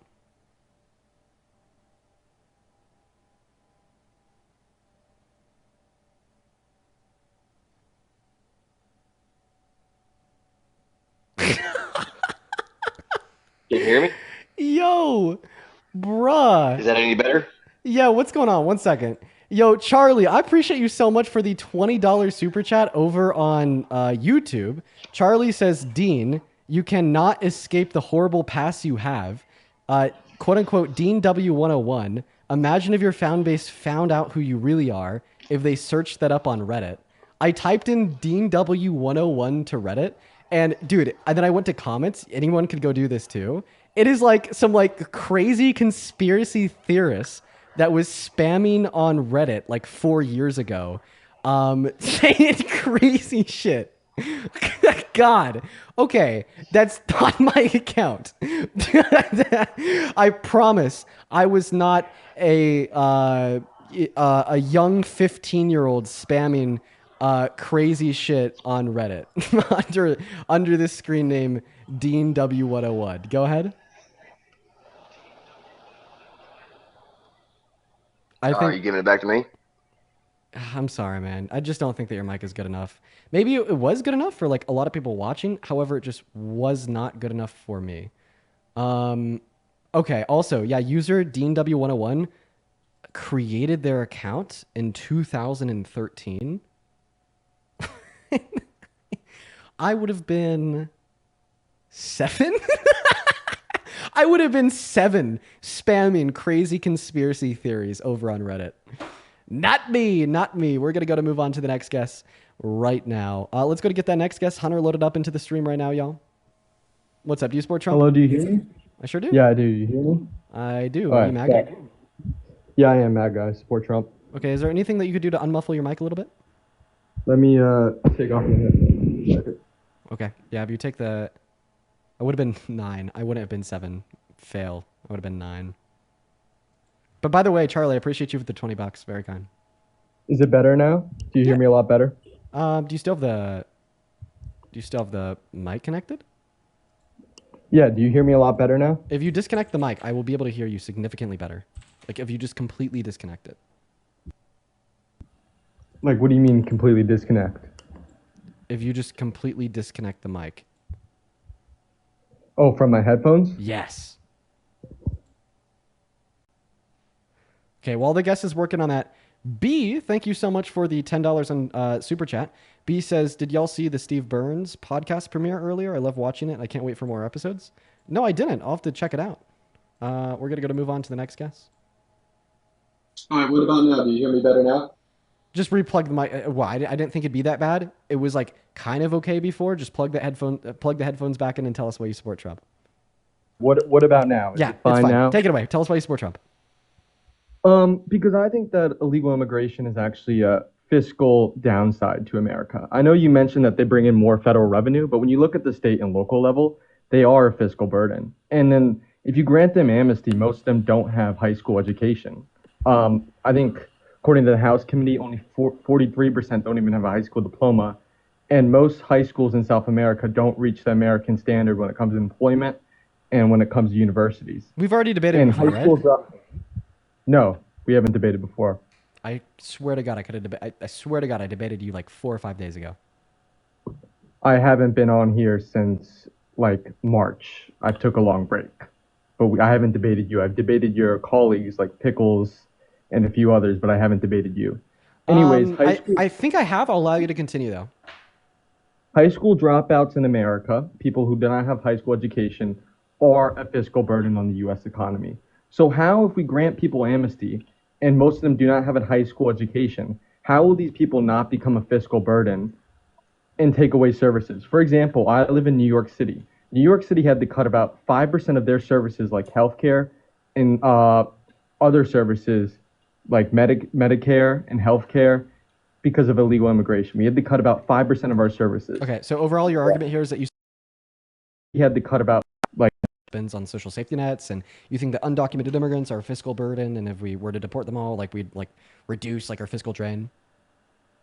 I think that they're a fiscal burden, and granting them amnesty would take away native-born Americans access to these social services. Okay, so you don't like the idea of like reducing Americans' access to social safety nets in this country? I don't. I mean, we have to with the deficit, but I don't like the idea of extending the deficit when it comes. Well, to yeah, I mean, I'm just going to bring up like the most apparent contradiction in your view here, because ultimately, if your argument, I know you're now, going to bring up the big beautiful bill. Right. Like think about it. If you'd allow me to finish here, like ultimately, your argument amounts to this idea that you think that undocumented immigrants would take away like access to social safety nets away from Americans, but in the same breath, you support a president that reduced the access to Medicaid from 10 million American citizens. Isn't that a little bit hypocritical? No, because with the big beautiful bill, I also get a tax cut. It's not contributing to the deficit. You got to give and take. In Obama's 2008 Affordable Care Plan, he got rid of premium payments. You have to get rid of some health care because the biggest governmental service that people use are entitlements. If you want to actually make a dent on the deficit and you want to give tax cuts, you are going to have to cut these entitlements. And also, we have tariff revenue coming in too. So which is about $27 billion a month. So you're basically according to. So you're basically just essentially telling us that it is the case that you're okay with kicking 10 million low-income Americans off of Medicaid because like the top 51% of income earners got a tax cut. According to the IRS, the Tax and Jobs Act benefited the middle class the most. So if middle class, yeah, but we're not talking about the Tax Cuts and Jobs Act. We're going to be talking about what's the biggest thing. What's the biggest thing in the big beautiful bill? It's the Tax and Jobs Act. If you'd allow me to finish, we're not talking about the Tax Cuts and Jobs Act. We're talking about the big beautiful bill. And when we look at studies done on the big beautiful bill, such as the one done by the CBPP, the Center on Budget and Policy Priorities, it tells us that the effective purchasing power goes down for Americans making on average $47,000 per year or less. That's just false. That's an estimate, and that's just plainly false. Right. People But said of course, the we're going to be the talking same about study- estimates the here when same we're study said discussing like about the Tax efficacy and of like Jobs Act. broad-reaching economic policy. If you want to reject estimates because of broad-reaching economic policy, well, then you'd have to reject the last thing you literally just said, which was an estimate about the impact of the Tax Cuts and What did Jobs that Act on the average same- American What did family. that same study? What did that same study say about the Tax and Jobs Act? Can you please The respond to what I same just study said? said the same study said that the Tax and Jobs Act would be a burden or it wouldn't be good for the middle class. That same estimate said it wouldn't be good for the middle class, and in fact, according to IRS data, it was good for the middle class. So the CBPP So that did a estimate's been study on wrong the. before. So the CBPP did a study on the Tax Cuts and Jobs Act like 8 years ago, and they estimated that'd be bad for the average American. Can you please show me that? I don't have it up right now, but you can go search it up yourself. Well, it kind of sounds like a trust me, bro. I think that you're gonna have to be able to give like the title of the study, who was published by. Of course, it was on the CBPP's website, so it should be pretty easy. Yeah, I'll go look it up right now. And mind you, you still haven't been able to discontinue my claim that if we give amnesty to illegal immigrants, they are going to be a fiscal burden. Do you think that we should give amnesty to people who are going to be a fiscal burden? Do you think that you're pivoting away from the fact that you just claimed that the Center of Budget and Policy Priorities did a study on the Tax Cuts and Jobs Act? Why are you interrupting me? Why are you interrupting me? I'll search it up right now, but you didn't address my original claim. I did address your original claim by pointing out your own hypocrisy in the fact that you're claiming that you think that this would be bad as it would reduce Americans' access to essential social safety nets, and how And this not is only that, hypocritical but it in will lower relation. their Now why are you interrupting me again? Because it will lower their wages, dude. And if we're going to cut services, can you stop interrupting me? Give, I hate the debate tactic where you just interrupt every sentence I say. Can you just wait for me to finish? Okay. Okay, thank you. So point number one, you pivoted and deflected away from giving the study from the CBPP to indicate that back in 2018 or whatever, they did a study that concluded that it is the case that the Tax Cuts and Jobs Act was estimated to be bad for the average American. Now, point number two, it is worth bringing up the fact that you told me I didn't challenge or contest your original claim, which I did by demonstrating your own hypocrisy, because the conclusion of your original claim was the fact that you don't like that citizens are going to be squeezed out of access to social safety nets.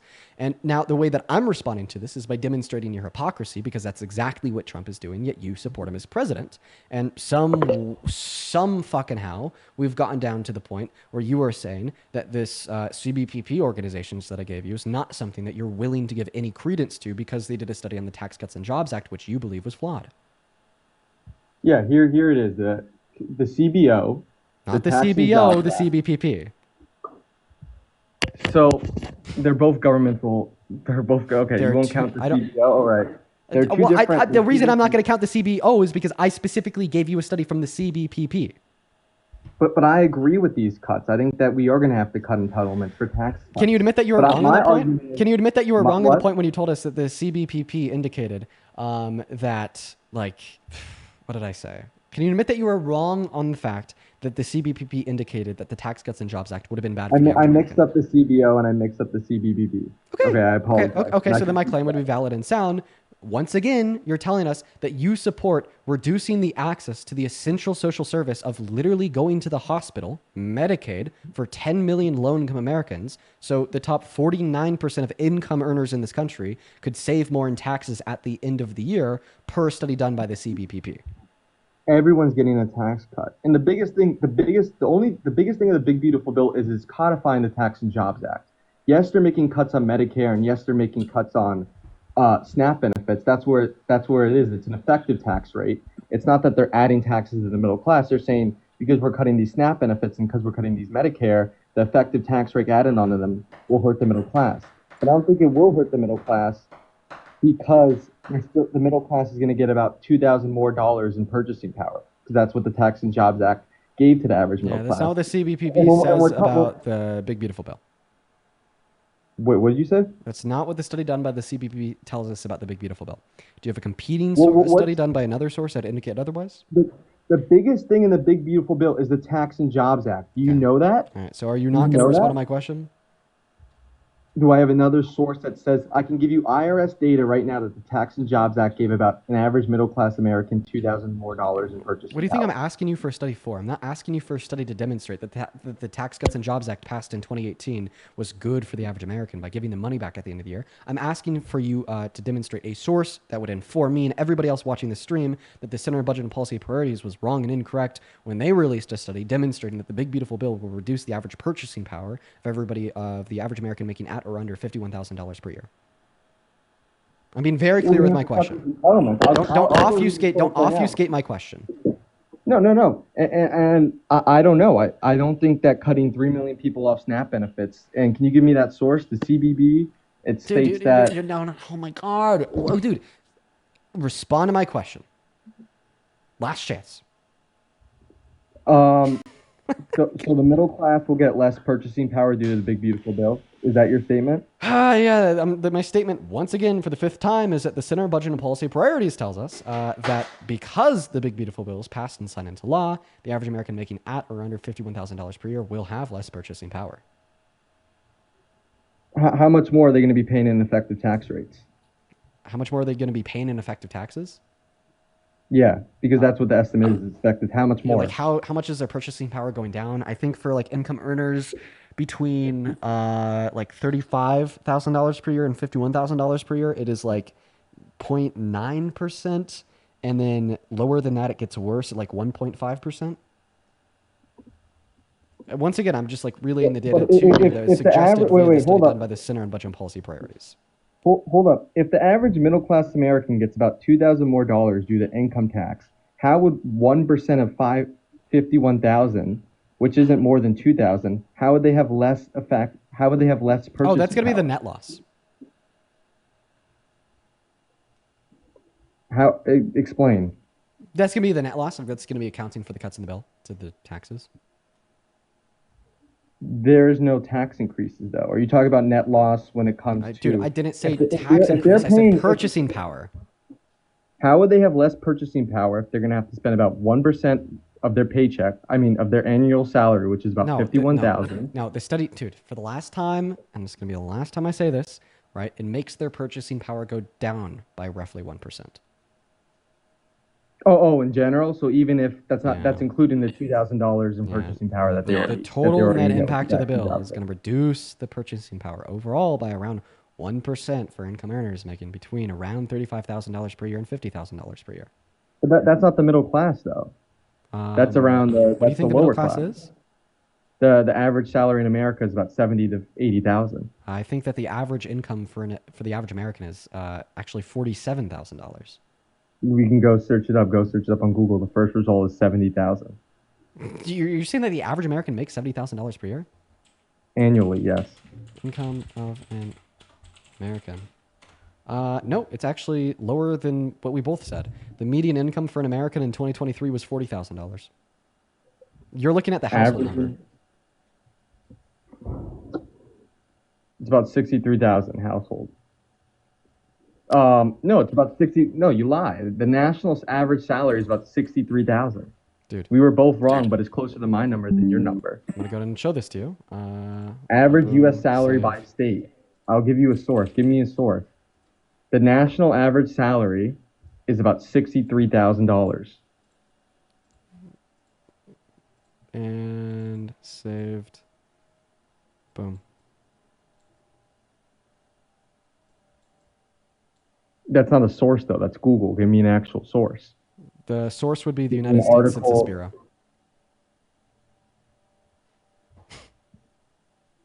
Like I cut it off like right before it, but like right under the cutoff at the bottom. It says source United States Census Bureau. Can you not cut it off then? Bro, no, just go to Google and type in average income of an American. This graph will pop up and it will say source United States Census Bureau. Average income of an American. Okay. But overall, we're going to have to cut these programs, though. Because entitlements are the biggest benefit of these federal programs. And you're laughing, but it's like okay, if we're going to have to cut entitlements, Democrat or Republican, that's the only way we're going to get rid of the deficit. Why are we going to give amnesty? One second. I actually need to respond to somebody, to the people in the chat. So for everybody spamming 2023, well, it is 2025. So the United States Census Bureau is incredibly like slow, lagged, and delayed in their reporting.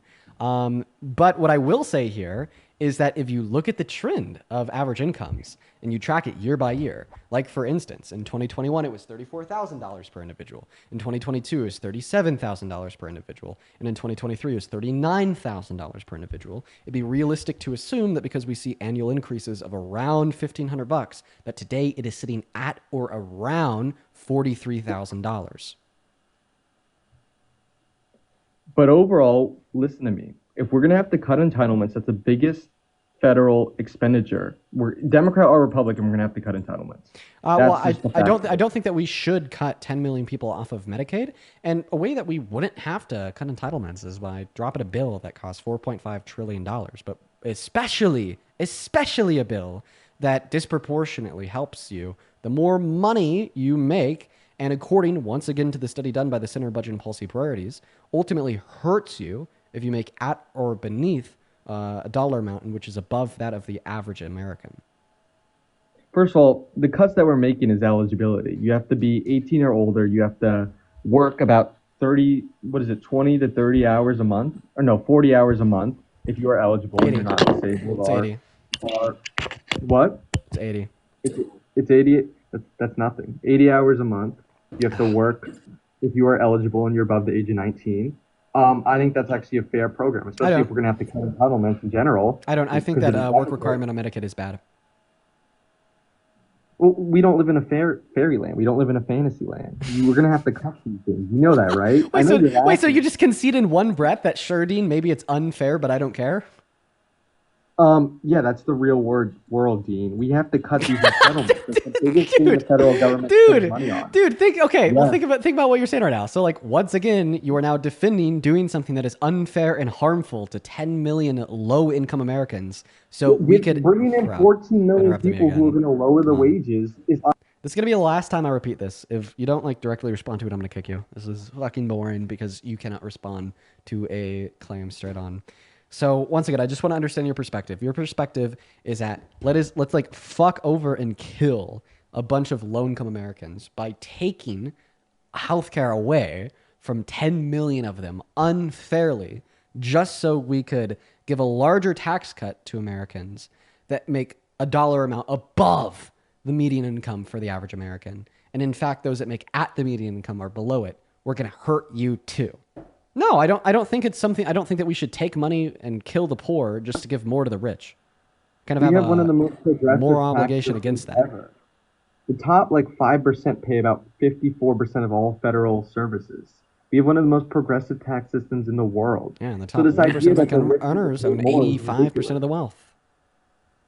Why? What would you say? For the baby dragon. And the top 1% of income earners own 85% of the wealth. So, of course, the top 5% of income earners is going to pay 55% of all income taxes. It makes sense. Why did they now ultimately, you're still not responding directly to my claim. I just want to be clear. Are you saying inevitably it is a good thing to be fucking over poor Americans to help rich Americans? Will we have to do that? Yes. And I think it is a good thing that Trump's doing that. Okay, goodbye. We're gonna move on to the next guest. Woo! I mean, yeah, got him to concede to the most craziest thing ever. God, what the fuck is going on, dude? Is this a joke? I can't believe that people are this far brain rotted. Oh my God. Okay, we're going to move on to the next guest. Hop of that QView Sport Trump. We're probably going to do debates for around another 30 minutes. And if you want to support me, you could support me over on Venmo or PayPal. As well as Charlie, I think his name was. Yeah, I appreciate you for another $15 over on YouTube. There is somebody that is just spamming me with money to be hateful. As well as Sray, thank you so much for the $100 super chat over on YouTube super chat. Thank you so much. Thank you so much, Sray, with another one. Wait, actually, Ray, I do thank you. I'm just now realizing Fuck me, Dean. Fuck me. Get the Fuck hell out me. of here. I'm just now realizing that I already thanked you and that came in a while ago. I just refreshed my YouTube and it put it at the top. But I guess more W's to you, Sray, for the $100 donation a little bit ago. Thank you so much. Let's go to get that next guest loaded up into the stream. But who I do have to thank, Rami. Thank you so much for the $100 super chat over on YouTube. Rami, that is so fucking kind of you. Let's get 1,000 Rami W's down below in the chat. Thank you so much for your kindness. Rami with $100 says, thank you for all the info and encouragement to get us involved in politics. Dean, you and Parker making a real difference by speaking up in these dangerous times. Voices like yours are what truly will make America great. Rami, I seriously really appreciate you, not just for the love of the $100, but also for such a kind message. Thank you. As well as someone with the $10 super chat saying, and I quote, some of you may die, but that is a sacrifice I'm willing to make.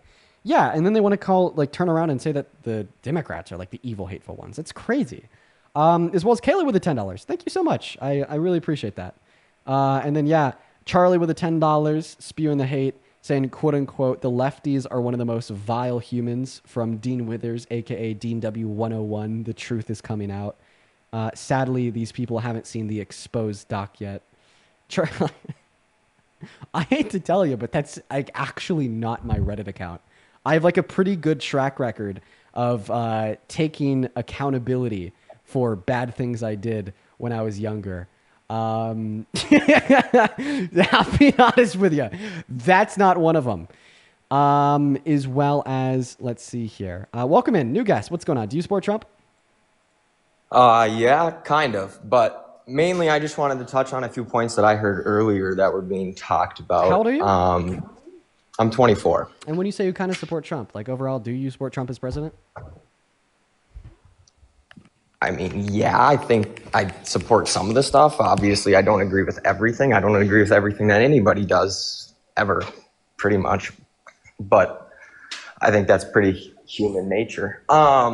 Anyways, I just want to touch on the fact that you said earlier that $100 billion in tax revenue from illegal immigrants. And I guess I don't have numbers and stats to look at and back up my claims, but I do have a lot of personal experience working with undocumented people. Being that I do own a construction company, it's fairly common to have to work with undocumented immigrants. Yeah, it is. The American Immigration Council tells us that 1 out of every 7 construction workers is an undocumented immigrant.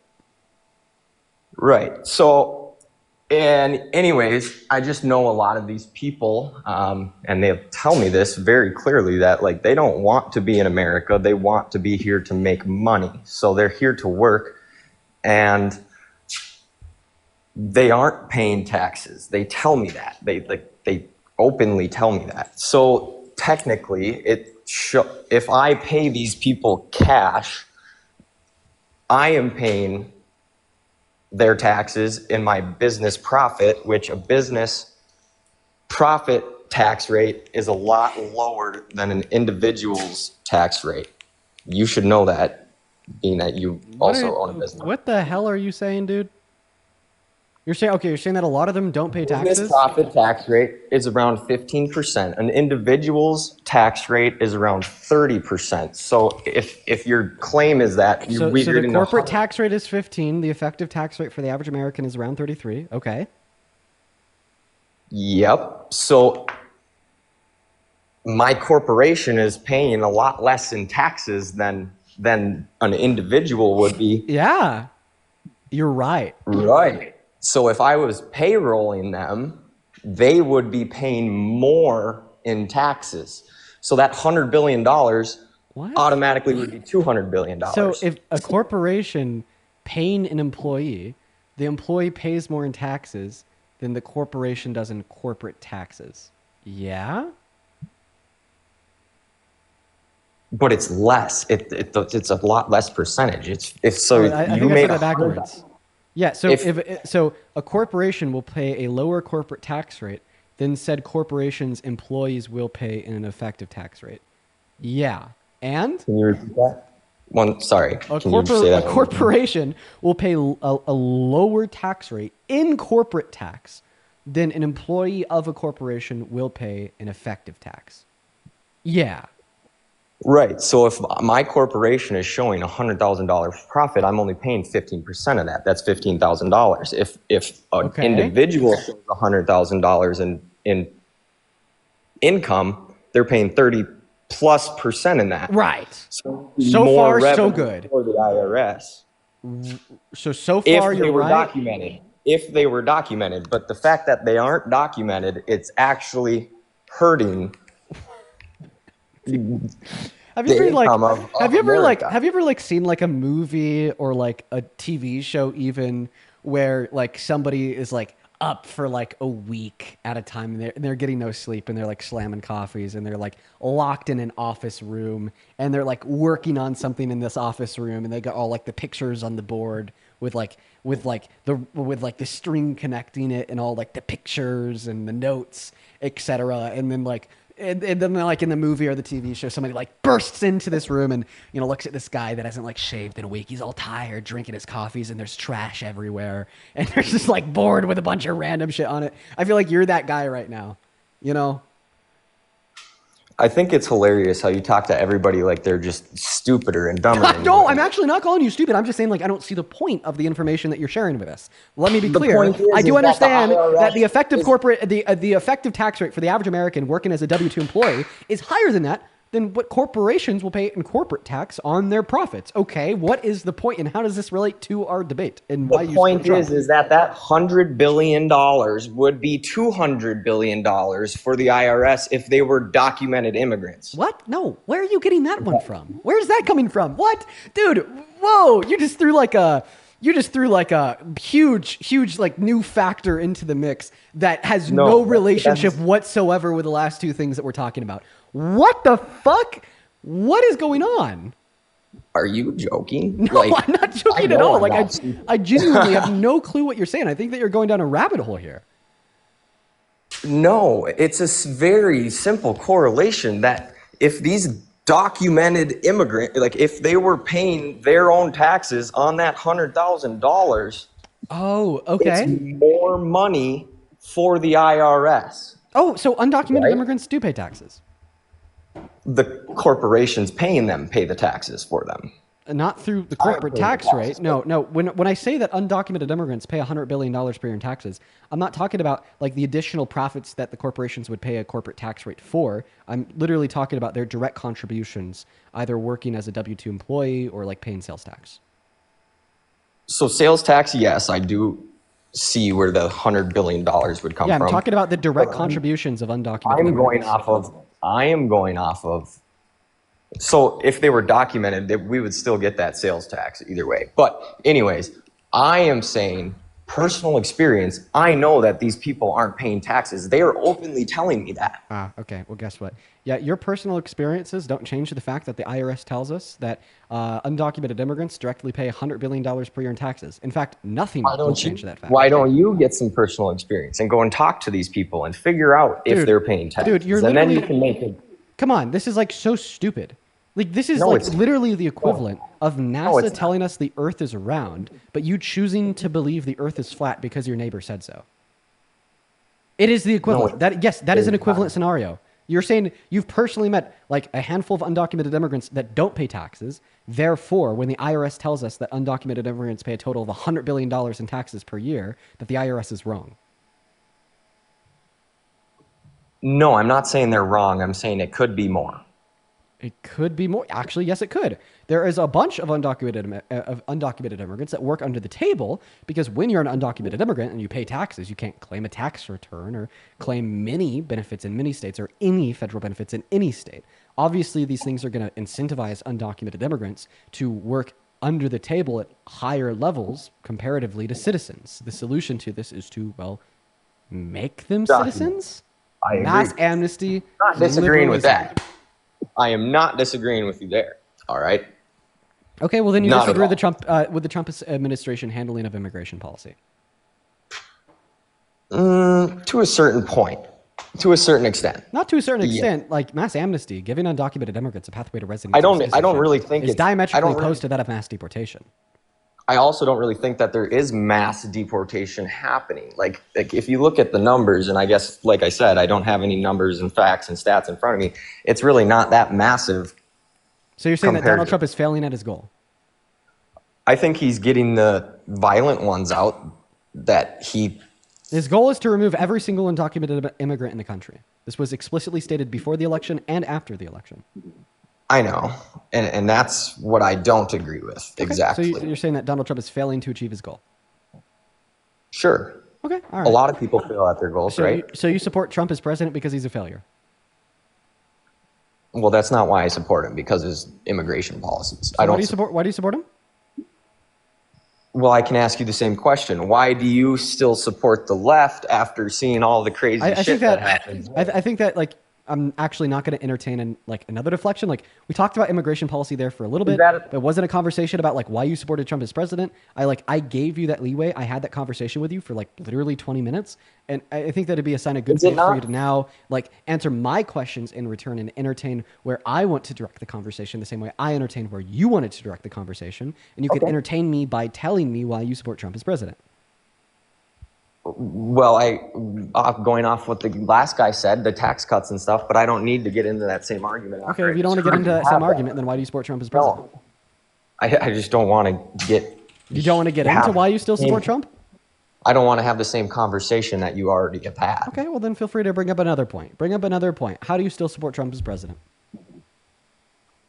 Well, why can't we get off of... Isn't it fair to ask the similar question to you as well about... No, it's actually not, because I want you to answer the question on top of my head. You've been up here for 20 minutes without answering this question. I will not allow you to remain in my stream for 21 minutes without answering this question. It is either the fact that you will answer the question on the top of my head, or I will move on to the next guest. Okay, so do I support Trump as a president? Yes. Why? Because of him trying to get rid of violent criminals. Like, Fred, thank you so much for the leopard. I really appreciate you so much for the love. Thank you so much, Fred. Show some love to Fred down below in that comment section for the god diddly damn leopard. Holy shit. As well as just really quickly. I'm so sorry. I like his open and honesty and how he speaks his mind, and he doesn't really seem to care about what other people are going to think or take, or how they take that, which I think is fairly important when you're in any sort of power, because if you just openly speak your mind, you kind of know what you're getting, right? Okay. Thank you so much for your commentary there. Real quick before I respond to that, Annie, thank you so much for the $50 donation over on Super Chat. Show some love to Annie down below in that comment section. Let's get 500 Annie W's. Annie, it's so good to see you again. Annie says the corporate tax rate is a flat 21% since the Tax Cuts and Jobs Act. Thought this guy was a business owner. I think that the big beautiful bill might have dropped it more, but I'm not so sure on that one. I should do my research. As well as Karen, thank you so much for the $25 over on PayPal. Saying, keep doing you, boo. Thank you so much for the love. Show some love to Annie and Karen, as well as Audrey with the $17 over on PayPal. Didn't leave a message, only love. Thank you, Audrey, Karen, and Annie. And then Sommer, Sommer with the $15, saying, hey, Dean, I'm Faith on YouTube Super Chat. I had to have an abortion because my baby died in utero. I had to take cryotech and have a DNC, which led to complications and left my uterus scarred to the point that they don't believe I'll ever be able to carry again. I'm really sorry. Holy shit. I'm so sorry. Damn, Faith. Faith also says, although I originally intended to keep that private, I don't care. Thank you for fighting for my right to not get sepsis and die. Every so often I wonder what could have happened if I had left the necrosis inside of me. I'm grateful to be here today because of this medical and legal experience, and I hope nobody else has to suffer. Sommer, that is literally like one of like the worst experiences I think an individual can go through. I'm so sorry that happened to you. And that is just one other reason why having good effective policy on women's access to healthcare in America right now is so important. I've been pressing this since before the election, and I will continue to press it today. Women's access to abortion is more important than any of you guys think. Okay? It is like one of like my main priorities of things that I think need to be immediately addressed in this country. And a lot of people like obviously treat it as a priority because it is. And I think that we on the left have our political priorities and that's one of them. But I think that it should be one with a higher level of priority. Like I think that like women's access to healthcare should be something that is talked about significantly more by more people and is something that we're always pressing the government for or against. Like, dude, 66 million American women and girls do not have access to abortion in America today. And that is so ethically terrible. So ethically terrible. Yeah. Mary, thank you for the galaxy. So go ahead and take it away. I think that where we left off, Big, thank you for the galaxy. We left off and you were telling us, Bree in the chat says you don't fight for it. Bree, go watch my video with 44 million views announcing that Trump won the election. The first thing I bring up is the fact that women are now going to not have access to abortion. It is something that I've been pressing since the election so heavily. Anyways, back to you. You told us that you think that Donald Trump is honest and he speaks his mind. He told over 30,000 confirmed lies during his first term. And he told the largest lie that any sitting president has ever told with his denial of the outcome of the 2020 election. With his denial of the election, that's a lie? Like, that's just an opinion, isn't it? No, it was a lie because he lost the election and all the evidence indicated he lost the election. And then the 63 handpicked courts he tried to go to prove he didn't lose the election told him that he lost the election. Gotcha. Learn something new every day. I guess I also agree with... Wait, I'm going to pause you there. I'm going to debate myself here real quick. I actually might be wrong. That may not technically be a lie. Because a lie would be willfully spreading misinformation and me just demonstrating that it's absolutely absurd and insane to believe that this is true because of all the reason we have to believe that it's false is not accurate. Because think about flat earthers. There's just as much evidence to demonstrate that the earth is round as there's evidence to demonstrate that Biden had won the 2020 election. But would I say that if somebody is truly convinced that the earth is flat, that they'd be lying when they said that the earth was flat? No, because they genuinely believe it. So then that question would go down to, is this something that Donald Trump genuinely believes? And I think this would be a conversation where we'd have to prove some type of mental state. I debated myself there, but I just thought I'd add those thoughts on. Go ahead and continue. I appreciate that. That was very mature of you, I'm going to be honest. So the abortion thing, I guess I don't personally agree with abortion, but at the same time, I do think that certain cases, rape, incest, whatever, obviously need abortion. So I agree with him there. Okay, so why do you think elective abortion should be banned? What's that? Why do you think that elective abortion should be banned? It's the same reason I don't want to see kids shot in schools and stuff. Every life is precious, and that's actually a good question. So the reasons why I would say I don't want to see a kid shot in school is because that child has their own unique and innocent perceptions of the world around them. They're just beginning to does a fetus have their own unique and innocent perceptions of the world around them? No, because they're not conscious until 20 through 24 weeks. So therefore, if we want to say that it would be wrong or not wrong for the same reasons we think it is wrong to shoot a child, like to watch a child die in school, we'd actually imply that therefore abortion is not wrong prior to 20 weeks. Sure. I have no argument for you there. Okay. Holy shit. Boom. Okay. Well, guess what? That's Roe v. Wade. I don't know. I don't know. Roe v. Wade protected women and girls' access to elective abortions up until the point of viability at around 21 weeks, and then protected women's access to abortion in all scenarios even after that. So you just justified support for the view of the left and policy that Kamala Harris ran on, and something that Donald Trump got effectively overturned. Gotcha. Hey, I've never been one to say that I'm always right. Anyways, there was another thing I was thinking of, but sometimes these thoughts escape my mind. I guess, can we follow up now with why do you still see yourself as more left-leaning, even seeing after anything that's happened recently? And we can say, oh, guns kill people, whatever, like... Is it not more of a mental health problem of killing people? If you want to ask me the question, why do I see myself as like left-leaning after Charlie Kirk's assassination? Why do you see yourself as right-leaning after Melissa Hortman's murder? You know, like, why do you see yourself as right-leaning, even though like data that is reported by our government demonstrates that extremist violence on the right is significantly more like statistically prevalent than that of extremist violence on the left. But honestly, like I said, once again, I want to talk about reasons why you support Trump as president. You tried to give one. You ended up conceding it. I appreciate that. Do you have any other arguments, my friend?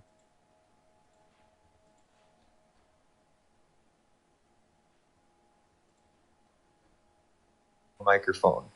Do you have any other arguments for why you support Trump as president? No, I just like to touch on that Melissa Hortman thing really quick, though. Okay, if you don't have any other arguments for why you support Trump as president, unfortunately, I am going to have to move on. I do hope that you have a good rest of your day. Shrey, thank you so much for that for another $50 over on Super Chat, and good night to you as well, Shrey. I just saw your message. Thank you once again for being here, and I hope that you have a good rest of your evening. Show some love to Shrey down below in the chat. So they're on their way out for the day. Thank you so much for spending a couple hours with us, which is crazy, by the way. I hope you enjoyed the stream while you were here. As well as Cloud, I'd like to thank you for the $11 over on Venmo. Thank you so much for the love. Cloud says, if you are now anti-fascist, you are terrorists, and if you engage in free speech, you will get punished. Like Jimmy Kimmel, right before I started the stream. That is just a crazy, crazy thing. If you want my thoughts on that, you should go watch my most recent video. That was fucking insane. As well as Adila, thank you for the $10 over on Venmo. Adila says, I love your content. I would like to get into one of your debates because I am Democratic, but have certain political views where I differ with you. Yeah, which ones? As well as Evelyn, thank you for the $10, saying, can't wait to be back tomorrow. Thank you for educating and everything that you do. Thank you. Thank you so much, Evelyn. Show some love to Evelyn down below in that chat.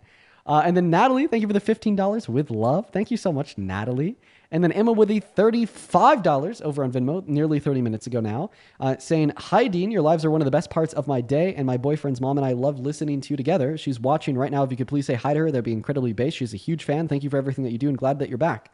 Hello, Emma's mom. I hope that you're doing well. And Emma, thank you so much for being here, and thank you for the $35 donation. Show some love to Emma and Emma's mom. I hope that you guys are still in here.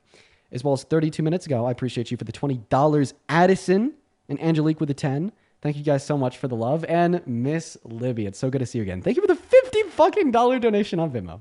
Thank you so much, Libby. That is incredibly, incredibly kind of you. Libby says, you need more pacifiers than I expected. We've had a lot of big babies today. That is very true. But Libby, it is so good to see you once again. And thank you so much for your kindness. Thank you. Thank you. As well as if there's anybody in there that I missed over on Venmo, I do apologize. I swear to God, I try to see everybody, but every so often there is someone that I miss, and I apologize if that happened to be you. As well as Mary, thank you for the $15 over on PayPal. Thank you, Mary. Emily with a 5, saying thank you for educating these people. I love what I do. And then Summer with another $5 over on PayPal. Thank you so much. And Hannah with a 3, saying, will you ever run for president? Love these lives. Hannah, I'm going to be honest. I don't know. Politics, like already as is, can be very stressful. I don't know if I could like deal with this stress of like literally being president. I don't know if that's like for me. I don't know if I'm built for that. I think in order to be president, like not only do you have to like be like educated on politics and have like good ideas and be like good at speaking, but you also just have to have like a inhumanly high level of an ability to like deal with pressure. And I guess all those things are unless that you're Trump. Yeah. All right, we're going to go ahead and move on to the next guest. This next guest will probably be the very last guest of the night, and I honestly don't know if I'll have them up for too long. It is already 9:19 out here in Colorado, so I'm probably going to be hopping off here pretty soon and winding down for the night. Let's go to get that next guest, Austin, up in the box right now. Hey, what's up, Austin? Do you support Trump? Austin's not here. We are going to go to move on to the next guest as well. Let's go to get that next guest connected to the stream. We got Gray Sky 12 loading up in. Hey, what's up? Do you support Trump? Okay, they're not here either. Okay, honestly, we don't get a guest up here like super duper soon. We are just going to go to an end. Hey, what's up? Do you support Trump? Hey, can you hear me? I sure can. Are you Maga? I don't have audio of you. Hold on. I could hear myself though. I feel like you got audio. Can you guys like hear my own echo? I can, or at least I did. What's going on? I still cannot hear you. What? Oh, hold on. Nope, I can hear you now. Sorry. Okay. For some reason, I went all the way down. Hey, what's going on? Do So you I support Trump? and that was my question. So, like, are we able to have discussions outside of what you have up, or you want to just answer the question above? Unfortunately, we're just looking to talk to people that support Trump, and I hope that you have a good rest of your day. All right. This is going to be, we're going to try 2 more times here to find a Trump supporter. And once again, if you want to support me, you can support me on Venmo or PayPal, which can be found in the link tree in my bio, on TikTok, and in the pinned message over on YouTube. Hey, what's going on? Do you support Trump? Hey, so to a certain extent. Overall, if you could teleport back to November, would you vote for Trump? Knowing everything you do now?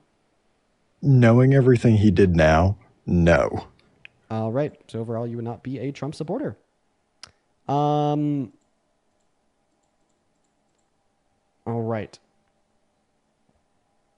We're going to try like maybe 1 or 2 more times. I keep on saying that. I know I do. I'm terrible. Isabel, thank you for the $5 on Venmo, saying, hey, Dean, as the daughter of a Minnesotan legislator, every time you speak up about Melissa Hortman and her family, it makes me so happy to know that she's not forgotten and she is still being fought for. Thank you for everything that you do. Dude, I don't think that the media ever talked about Melissa Hortman enough. I didn't know about that until like way after it happened. Like, why didn't the media talk about that more? So now I'm going to try to bring it up when I can. Be the media. Haley, thank you for the $2 as well. And Sheena, thank you so much for the $5 on Venmo, saying keep going. I appreciate you rescuing young voters. That is the plan. I don't know how well it works, but you know, that's what we're trying to do. As well as Jennifer, thank you for the $10 on PayPal, saying, I want you to live and enjoy your life, but eventually please run for president. I would love to hear more about your goals, and so on. Well, Jennifer, I appreciate you for the $10. And maybe one day. I don't know. I don't know. But of course, I don't think I need to know if I want to be president in the future. I'm only 21. Hey, what is up? Do you support Trump? I do not. Okay. Unfortunately, we are just looking for Trump supporters. Dylan, I recognize your profile picture. Were you a Trump supporter like a year ago? No. Okay. And I don't know why I recognize your Trump supporter. All right. This is going to be our last attempt here with Austin Buckley. Hey, what is up, Austin? Do you support Trump? What's up? Yeah, I do. You do? How old are you? 20. 20? What year were you born in? 05. Were you driving? Or are you driving? Sorry. Yeah. Okay, unfortunately, can't be driving on TikTok Live, Austin. Well, no, I'm not. Bruh. Okay, well, I kicked you, like, before you got a chance to explain because my finger automatically started reaching for it the moment you answered yes. Feel free to hop back in that queue if you're not, like, literally driving. But should have said that. We're going to try one more time with one more guest here, Talon. Hey, what's up, Talon? You Maga? Talon? Yo, can you hear me? Yo, what's up, man? You support Trump? Yes. How old are you? 20. All right, man. And why the hell do you support the worst president of your 20 years of life? How is he the worst president? How long of a response do you want? Single paragraph, 3-page essay, or doctoral thesis? Doesn't matter. So you think Biden, the 4 years that he was president, was better than Trump? Oh, yeah, totally. I think that Biden's presidency was actually one of the better ones in modern American history. What did he do? Yeah, he passed some of the most monumental Positive. legislation in modern U.S. history, such as the PACT Act, the Chips and Science Bill, the Infrastructure Bill, the Inflation Reduction Act, so on and so forth. And he also worked really well to promote investment into American manufacturing. We had the largest boom that we've seen in the last 50 years, not to mention the fact that we saw great outcomes in the sense of oil production while still focusing on investment into renewable energy resources. So hopefully we'll be able to dominate both markets until a point comes where we could switch everyone to renewable energy resources ever. Now, how about this? I just told you 4 policies that Biden has passed that I really like, then a couple more elusive things like increasing investment into American manufacturing and dominating energy production. Can you give me like some similar things related to Trump about why you support him? Could you name 4 policies Trump has passed you're a big fan of?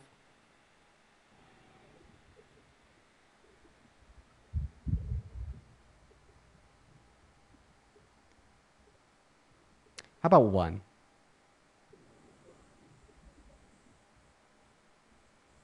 Okay, we'll drop that. Let's just restart. Why do you support Trump?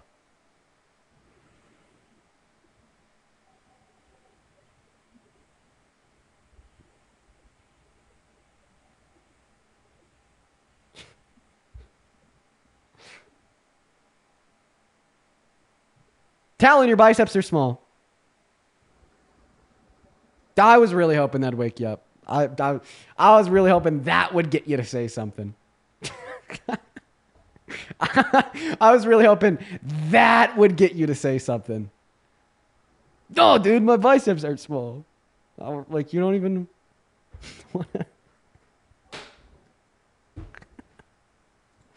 Talon? Pookie? This isn't you. Come back.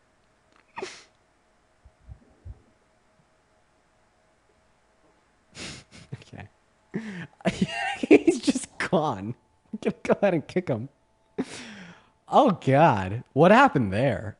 Who knows? Hey, Jeebus, I appreciate you for another $20 over on Super Chat, saying Melissa Hortman lives forever, stop political violence, liberty and justice for all.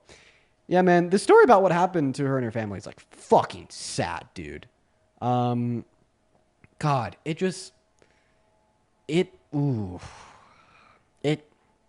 makes me very unwell. It makes me very unwell. I hate that shit so much. Okay, everyone. I know I said that would be the last guest, and honestly, it looks like I should probably get off here. It's 9:30. So that's probably what I'm going to do. Before I do, I want to make sure that I thank everyone else that has donated before I end, such as Sophia. Thank you so much for the $10 over on Venmo, saying I love you, Dean, and I support you so much. Hey, thank you so much for the love, Sophia. And I'm happy that you're here, and I'm happy that you're enjoying the streams. As well as Renee, thank you for the $2 on Venmo, and Joshua with the 10. Joshua, you'll have to ping me on your earlier message. As well as M, thank you so much for the $15 over on Venmo, saying I want to say I appreciate you. And I learn from you every day. That's awesome, Em. That's why I'm here. That's why I'm here, Em. Thank you so much for the $15. And Marlena with a 5 and Lola with a 2. Marlena says, have you been following what Candace Owens has been saying loosely? I've seen like a couple clips here and there. I hear like apparently like a lot of people on the left are like starting to like her, gravitate towards her, agree with her. I'm a little bit out of the loop, I'll be honest. You guys are saying one more. Okay. Okay, let's do one more. Let's get June up here.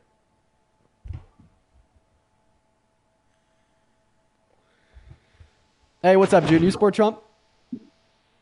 Oh my gosh, hello. No, I'm so sorry. I don't. I just wanted to say. No worries at all, June. You have a good rest of your day. Hey, what's up? You support Trump? Nope, they left pretty quick. Moving on to the next guest. Only op in that queue if you happen to support Trump as Prez. Look for people that support the big T as Prez, y'all. Let's try to get that next guest up in here. Only up in that queue if you happen to be MAGA. We're going to go to get Megan loaded up. What's up, Megan? You MAGA? What's up? I mean, I voted for Trump every single time that he ran, so I guess. Megan, no. Why would you ever do such a terrible thing? Well, if it came between Kamala and Trump, I'm going to choose Trump for sure. Kamala, sorry if I mispronounced that. And why the hell would you do that? Kamala is too infiltrated with AIPAC. She's too big of an Israel supporter for me. She's been but paid. I know you're laughing because no, Trump. Okay, listen. Listen. I don't fuck with Israel. Okay, we agree. Okay, so we agree on that. Yeah, she's been paid like $4 million by AIPAC. Donald Trump has been paid $150. But I get it. Like, I get it. I just feel like he's not gonna let them bully him as much as she is going. She's a puppet. She's a puppet. Donald Trump has already made it clear that he wants them to bully him as much as possible. They literally violated a ceasefire agreement that he set forth with Iran, and he didn't say a peep. Since when did the big bad Mr. Trump that's dominating all of the world leaders, let an ally violate an agreement that we set forth, say nothing, and continue to give them billions of dollars? I will say that as someone who voted for Trump, that is the big thing that he's fell short on. I would still vote for him over Kamala. I'm sorry. Is it Kamala or Kamala, how do you say it? I'm like, for real. Kamala. Now, if you can't pronounce her name, just call her Harris. Kamala Yeah. Harris. President Harris. President-elect Harris, Vice President Harris. Yeah. Trump, he did fall short on the, like, I'm pro-Palestine, so that was a, you know, as someone who votes Republican, it's an issue that I know, it's crazy. I'm like a Candace Owens. I swear, I swear. Like, I'm pro-choice, but it definitely should be regulated. We can't be having, like, late-term abortions. Pro-gun. No one does have late-term abortions, like elective lethal abortions. So let me get this straight. So you're telling me that you're pro-Palestine and pro-choice. But I'm pro-Second Amendment. I'm pro-gun. Oh, Donald Trump is not pro-Second Amendment. In his first term, he passed the bump stock ban, which SCOTUS ruled is unconstitutional. In his second term, we don't need bump stocks. I promise, we don't need bump it's stocks. It's a violation on your Second Amendment. But I agree, we don't need them. Now, second point here. Holy shit. So his Justice Department is now pursuing a total gun ban for all transgender individuals, which is a blatant boldface violation of the Second Amendment. I agree. I think it's more of a mental health issue. Being trans? Not being trans is a mental health issue. All right. Congratulations, you're right, because it isn't. It's not. I feel like there are groups that are trans and they'll acknowledge, like, I know people, they'll say, I'm a trans woman, but I was a biological man. And I'm like, I love it. I can support it. You're a biological man, but you are a trans woman. You are acknowledging that you will never be a biological woman. I love that. Wait, okay. Full support. Okay. I can't have you saying this on TikTok. You are going to get me banned. We cannot talk about trans individuals on TikTok. It's a no-go for their TOS. Here's what I will say. I completely disagree with you, okay? Right? In fact, I think it's incredibly wrong to posit that what you are positing. Let me see if I could find a way to word this that is TikTok safe and friendly. When a trans woman says that they're a woman, it's because they think, and I think, and we should all think, that gender is a social construct, separate and distinct, and yet only corollary to sex, not identical to sex. All right? And of course, like, you'd respond to that by saying, like, no, sex and gender are identical, that's why they're wrong.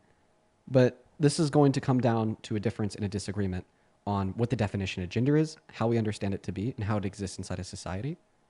Right? But, like, a disagreement upon what we understand gender to be shouldn't be like a line that we draw to determine if individuals should be able to own guns or not. Like, what?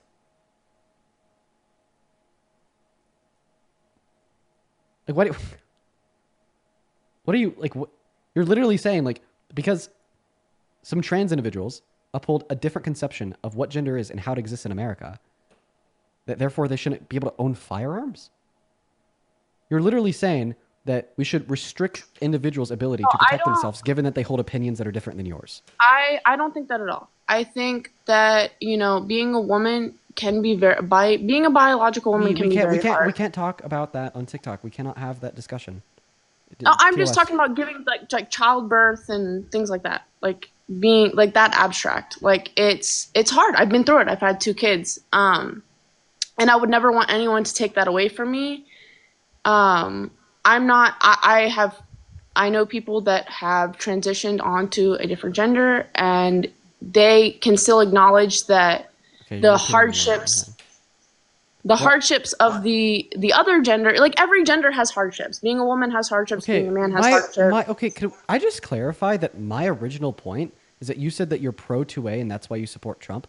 Donald Trump has called for a termination of the Second Amendment and is pushed to ban the ownership of guns for trans Americans. You said yes. He pushed. So could you agree? And I don't agree with that. I don't agree with that. 100%. Okay, well then this demonstrates that he's not in alignment as it would relate with his thoughts like on the Second Amendment. I don't agree with that 100%, but I do know people that have transitioned that are detransitioning because it was a mental. Dude, what does like any of this have to do with the fact that he wants to infringe upon 2A?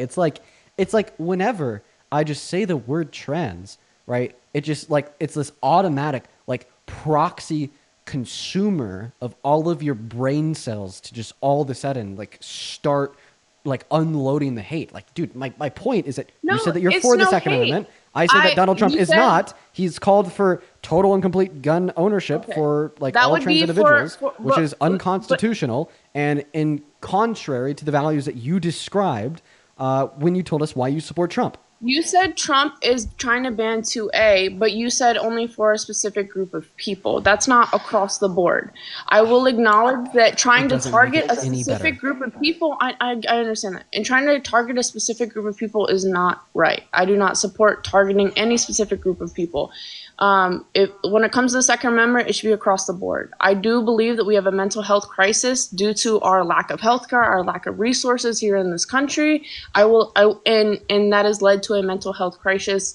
That when it comes to buying a gun, you can go and buy a gun and be in and out in 10 minutes, and that's not right. I know that because I live in Texas. I can literally go and purchase that in 10 minutes, and that's not right. You're definitely like, there's got to be more that goes into it, but should we just completely take it away from civilians? So then you agree that like Donald Trump wants to infringe upon 2A, so that's not one of the reasons why you support him. So why do you support him? I support Trump more so on an economic standpoint. I like that he is telling some, but not all, foreign nations that, hey, like we can't be supporting your war. He told that to the Ukraine. He told that to President Zelensky. He needs to carry that same mentality when it comes to Netanyahu. So you support him because he defunded Ukraine? I don't think we should be funding any foreign war. Right. So you support him because he stopped the funding to Ukraine? Yes. Okay. Well, he resumed the funding to Ukraine on July 11th. I did not know that. So do you still support him? I would still vote for him over President-elect Harris. Now, there is one Democrat that is catching my eye here in Texas, because I live here in Texas. I think he's running for representative. His last name is like Tallarico, I think. Dude, that guy's a bullet. I've seen you a couple, like him? I've seen a couple clips. From what I've seen of him, he's sharp as hell. Okay, I like him. I know he's a little. Okay, but that's not what we're. I mean, I don't know. I think I've seen like a clip talking to him about, like, I don't know. I saw him talking about something. I was like, damn, he's good. I'm not familiar with all of his views though. But once again, I'm asking you why you support Trump. Can I have a description of why? Personally, I support Trump. I feel like he's been decently transparent with us as Americans. I like his criminal justice reform. He has a huge criminal justice reform that he has done. Are you talking about the First Step Act? Yes, I am. Yeah, so point number one, the First Step Act was actually proposed to Congress under Obama, but the GOP was unwilling to pass it until they had a Republican in the White House because they wanted to make them look good by passing it. And point number two, he's actually already contradicting the First Step Act. One of the things that the First Step Act did was it took individuals off of death row for distributing DRUGS, and something that he ran on and honed in on heavily during the first 100 days of his term was putting people on death row for selling DRUGS. And then also about your comment about him being decently transparent, he told over 30,000 confirmed lies during his first term, and he told. But how many did come out? How many did President-elect Harris tell? Do we know? Do we have that number? Can you name one lie she's ever told? I would have to run that through whatever database you ran that through to get that number for Trump. Right. I don't know. You know what I mean? Right. Well, I mean, isn't that like telling enough? It's like you can't even name a lie that Kamala Harris has told. But if I was to start naming lies that like Trump has told, he said windmills cause cancer. He said coal is clean. He said he won the 2020 election. He said that he was the man of the year in Michigan 23 years ago. He said he didn't rape E. Jean Carroll. He said that he didn't commit the 34 felonies. He said that the jury in the court was rigged against him. He said that Biden destroyed the economy. He said that he was going to usher in no inflation. Like I mean, like he lies like almost every time he opens his mouth.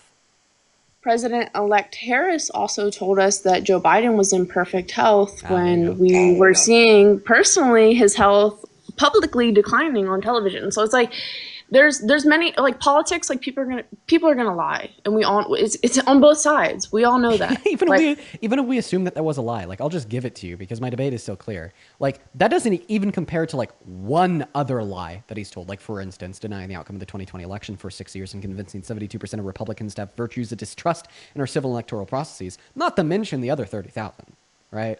Because, like, obviously there's going to be a difference here. This is like comparing somebody that, like, I don't know, stole a candy bar from a grocery store and somebody that, like, would, like, steal the Mona Lisa from the Louvre. Like I said, I would still vote for him over President-elect Harris. I as a Republican, my views are starting to shift, and I will say that the Israel and Palestine situation is causing my views to shift, like most Republicans currently right now. It's kind of having us lean a little more left. Can I be honest? Right?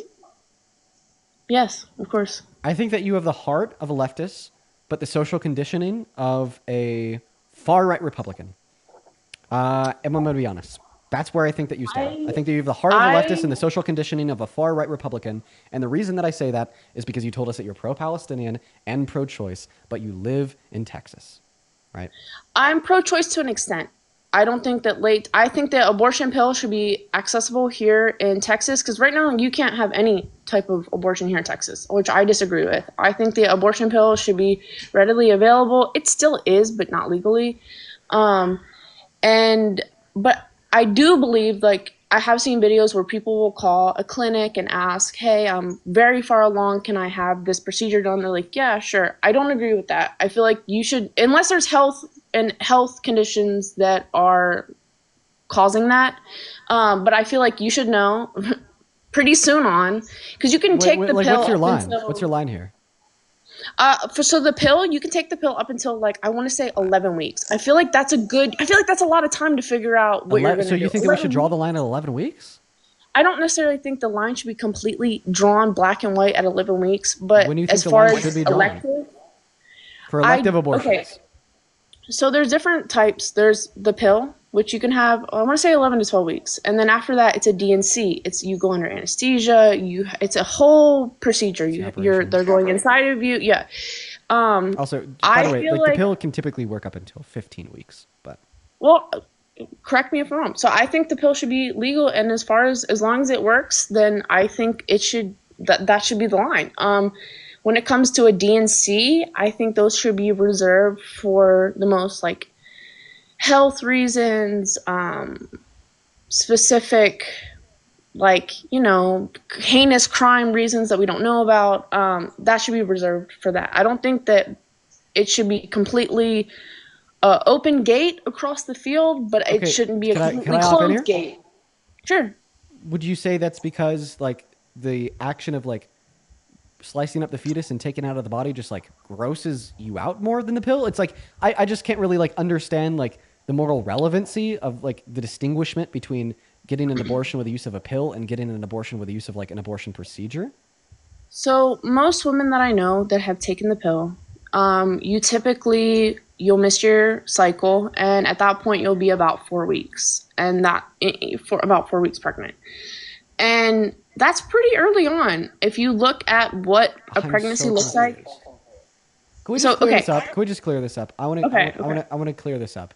I don't think I've ever heard about anybody getting an abortion through the pill at 4 weeks. A lot of people don't even know that they're pregnant at 4 weeks. In fact, I'm saying if you track your cycle and you have your first missed period and you happen to notice it, if you calculate the days, it'll pinpoint you about 4 weeks at that point. Okay, is what I'm saying. I just want. Not saying that every woman catches it at that point.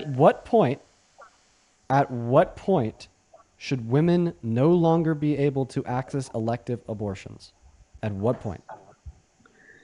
Like we discussed, I think the abortion pill should be readily available. I'm looking for a weak point. I would have to, like I said, I thought the abortion pill was 11 to 12 weeks. You said maybe 15. I know at 15 weeks is when they can see what sex. They can see that on ultrasound. I would say about then is the agreed point. And why? And that's a good amount of time. And How many why weeks are in a does- month? That's a good amount of time. What makes abortion immoral at 15 weeks? I think that when you creep towards, there have been cases where people have given birth very, early on because of medical reasons, and their fetuses have been viable at very, 20, as early as that I know of, 20 weeks. I know probably even earlier than that. The And earliest so, born viable fetus ever was at 21 weeks. okay, so I was around that. So I said 20, so 21. Like I said, I don't, and I will bring religion into this a little bit. Mary was asked for her consent to carry Jesus, so that's why I am, as a Christian and as a Republican, that's why I am pro-abortion. I'm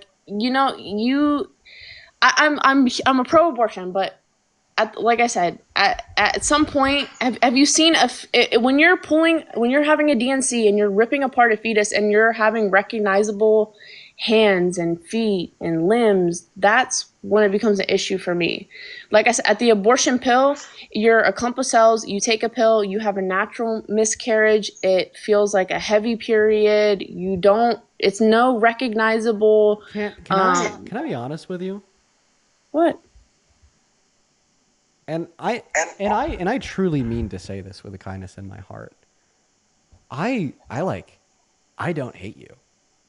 Like I said, I just think that you're very confused on these things because of social conditioning. What I think would be beneficial to you is truly doing more research, investing your time and your mental attention into doing your research on arguments for and against abortion. I just know you'll come out pro-choice. Doing your research into I am economics and what the left thinks maybe about making life easier for the average American and low-income Americans and making the rich pay their fair share, etc. Doing your research into these things. And I truly believe at the end of the day, once you fight through all of the mental confusion and confliction of thought onset by ignorance on these subjects to a certain extent, that I don't you feel will like I have- you'll be one of us. But I don't feel like I have ignorance. When it comes to abortion, ignorance isn't a bad word. Ignorance is not a bad word. Ignorance means the lack of knowing. So I understand that ignorance is not a bad word. When it comes to abortion, I will be very honest. Before it was completely taken away here in Texas, I have taken abortion pills, and that's why I can speak from this experience. It's you find out pretty early on.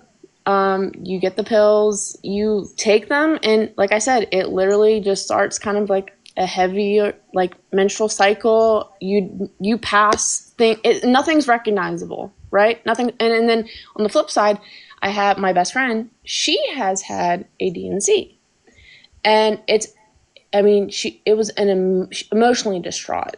It affected her so hard mentally. Versus my experience, I wasn't really affected mentally. It just was kind of like, oh, I took these pills and I started my period. Okay, cool. Under anesthesia, have a whole procedure. It's a lot more of an invasive experience, and that's why I am a little bit more against it, because I feel like I watched her go through it, and it seemed like just such a invasive and kind of vulnerable experience. And I wish that women had more access to healthcare so we could find Can out I ask about. a question?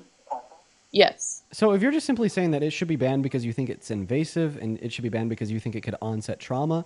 So according to a study done in 2023, you could find this on the National Library of Medicine under new onset postoperative depression after major surgery and analysis from National Claims Database.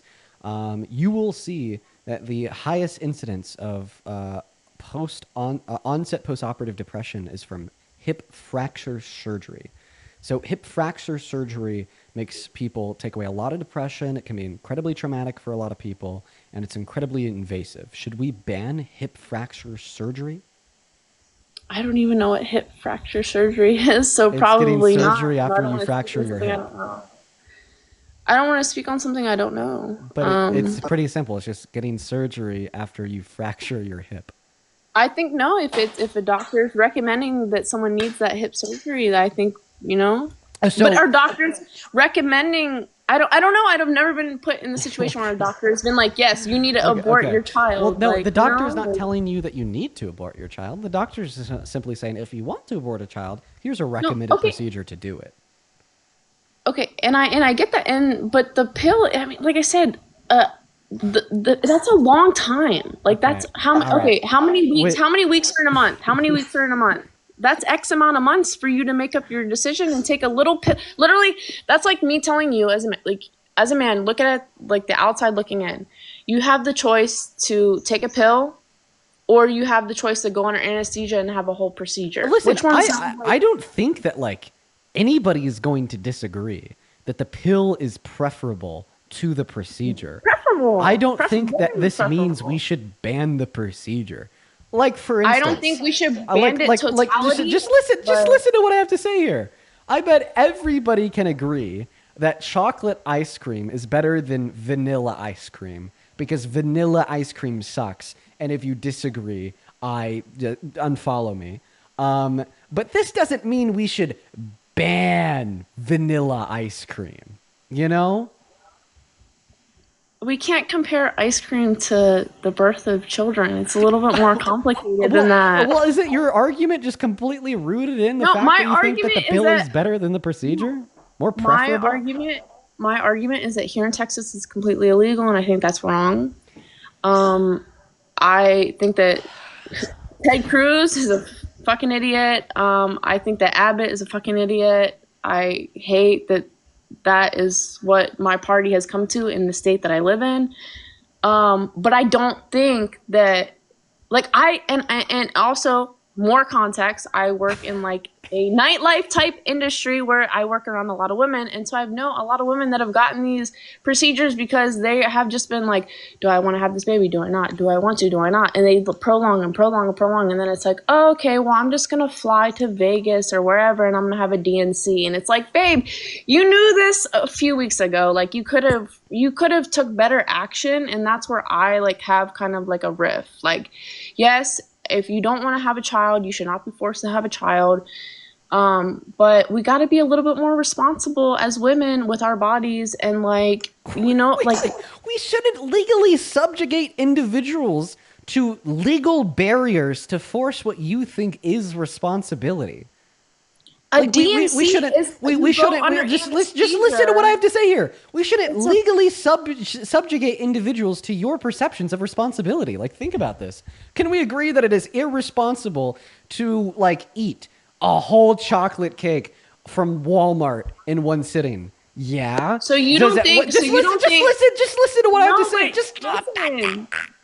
Just listen. You can't complain. We can't compare cake to babies. But the whole time you haven't been talking about the baby. You've only been talking about the woman being reckless, the woman being irresponsible, the woman waiting too long, the woman having an easier procedure earlier through the pill. You have not once mentioned anything to do with the fetus at any point through your actual argument. But then as soon as I get done responding to your actual argument, it somehow gets wrapped back around to the baby. I can if you want me to. As someone I'm going to give you one last shot.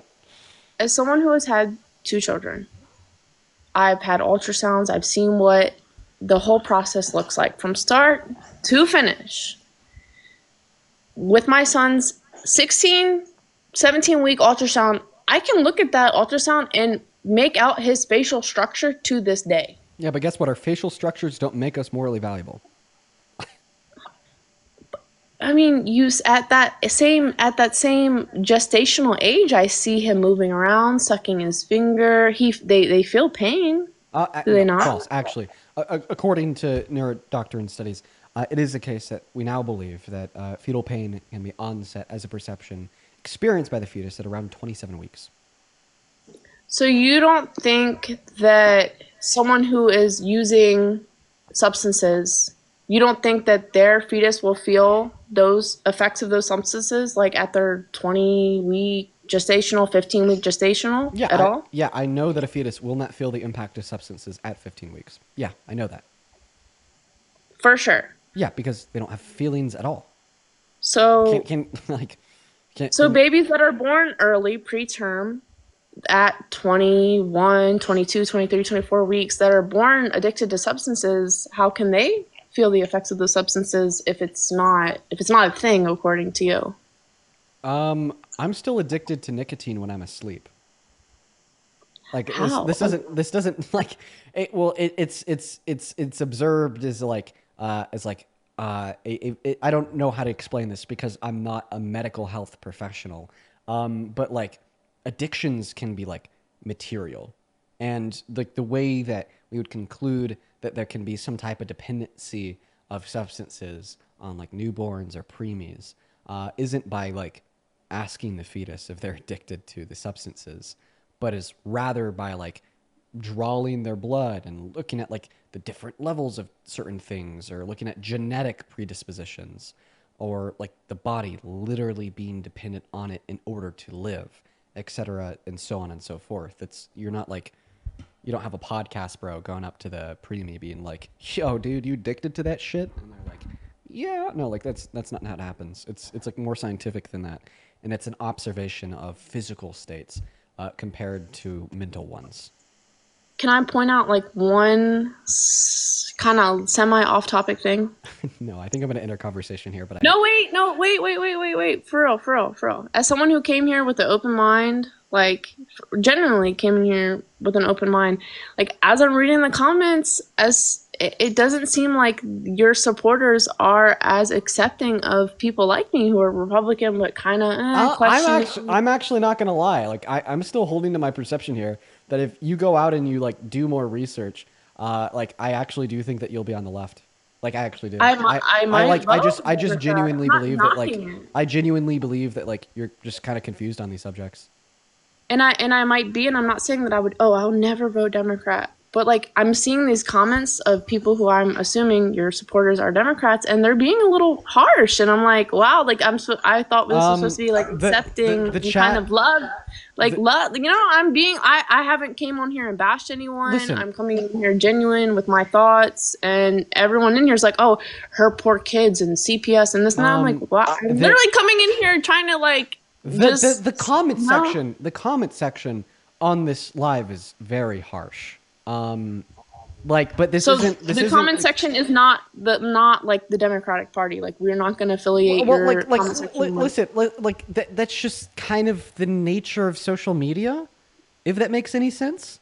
Like, I just don't know what to tell you. That's just the nature of social media. I mean, my feelings aren't hurt. I'm just saying, as a Republican, like I said, who is a registered Republican, who leaning something else here, leaning more moderate.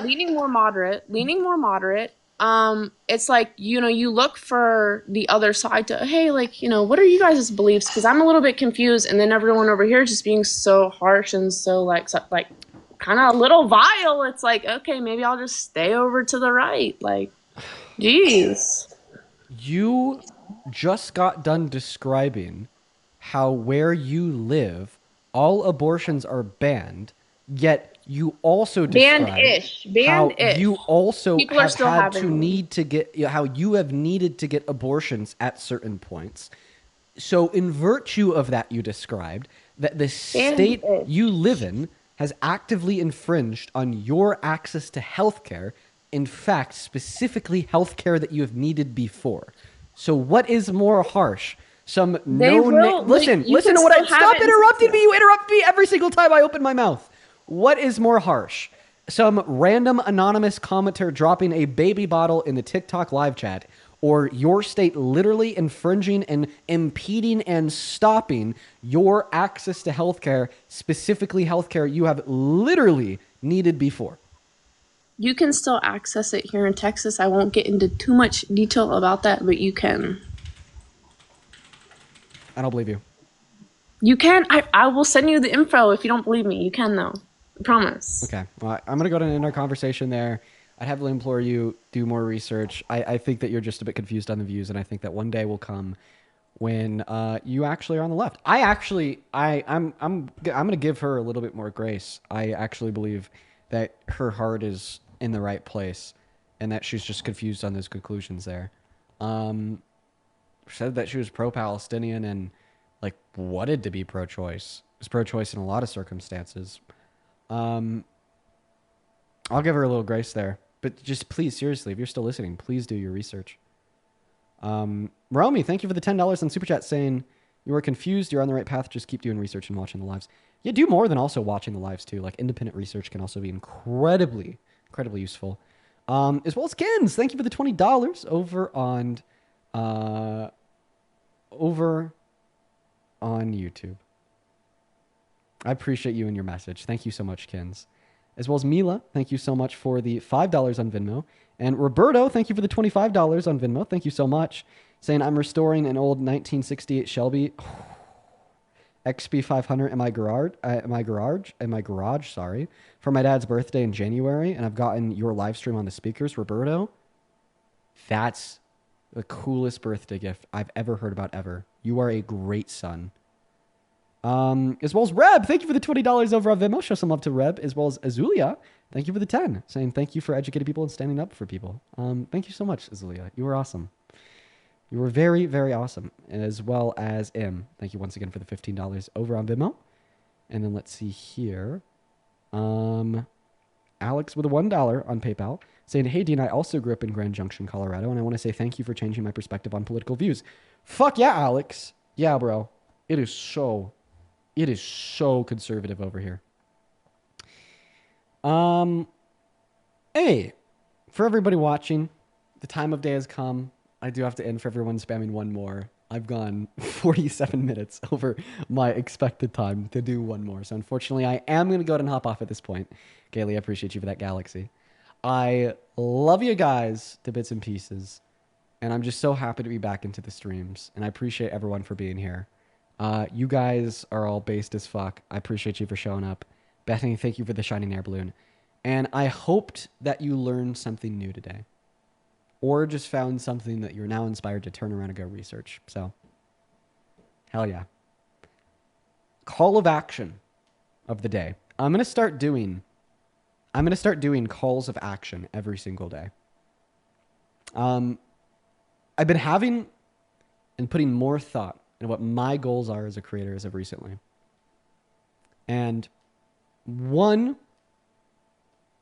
conclusion that I formed with more thought in the last handful of days is that I need to develop my worldview and my goals more.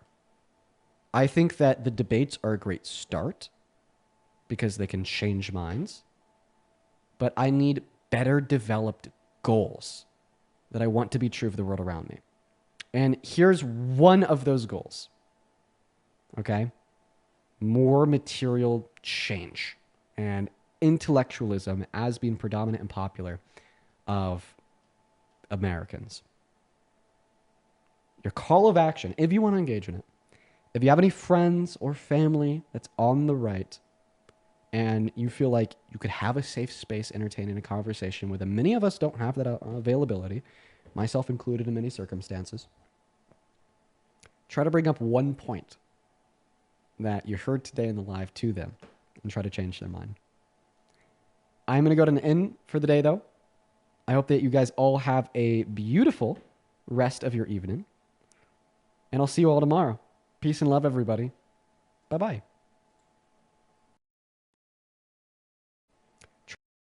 And I'll see you all tomorrow.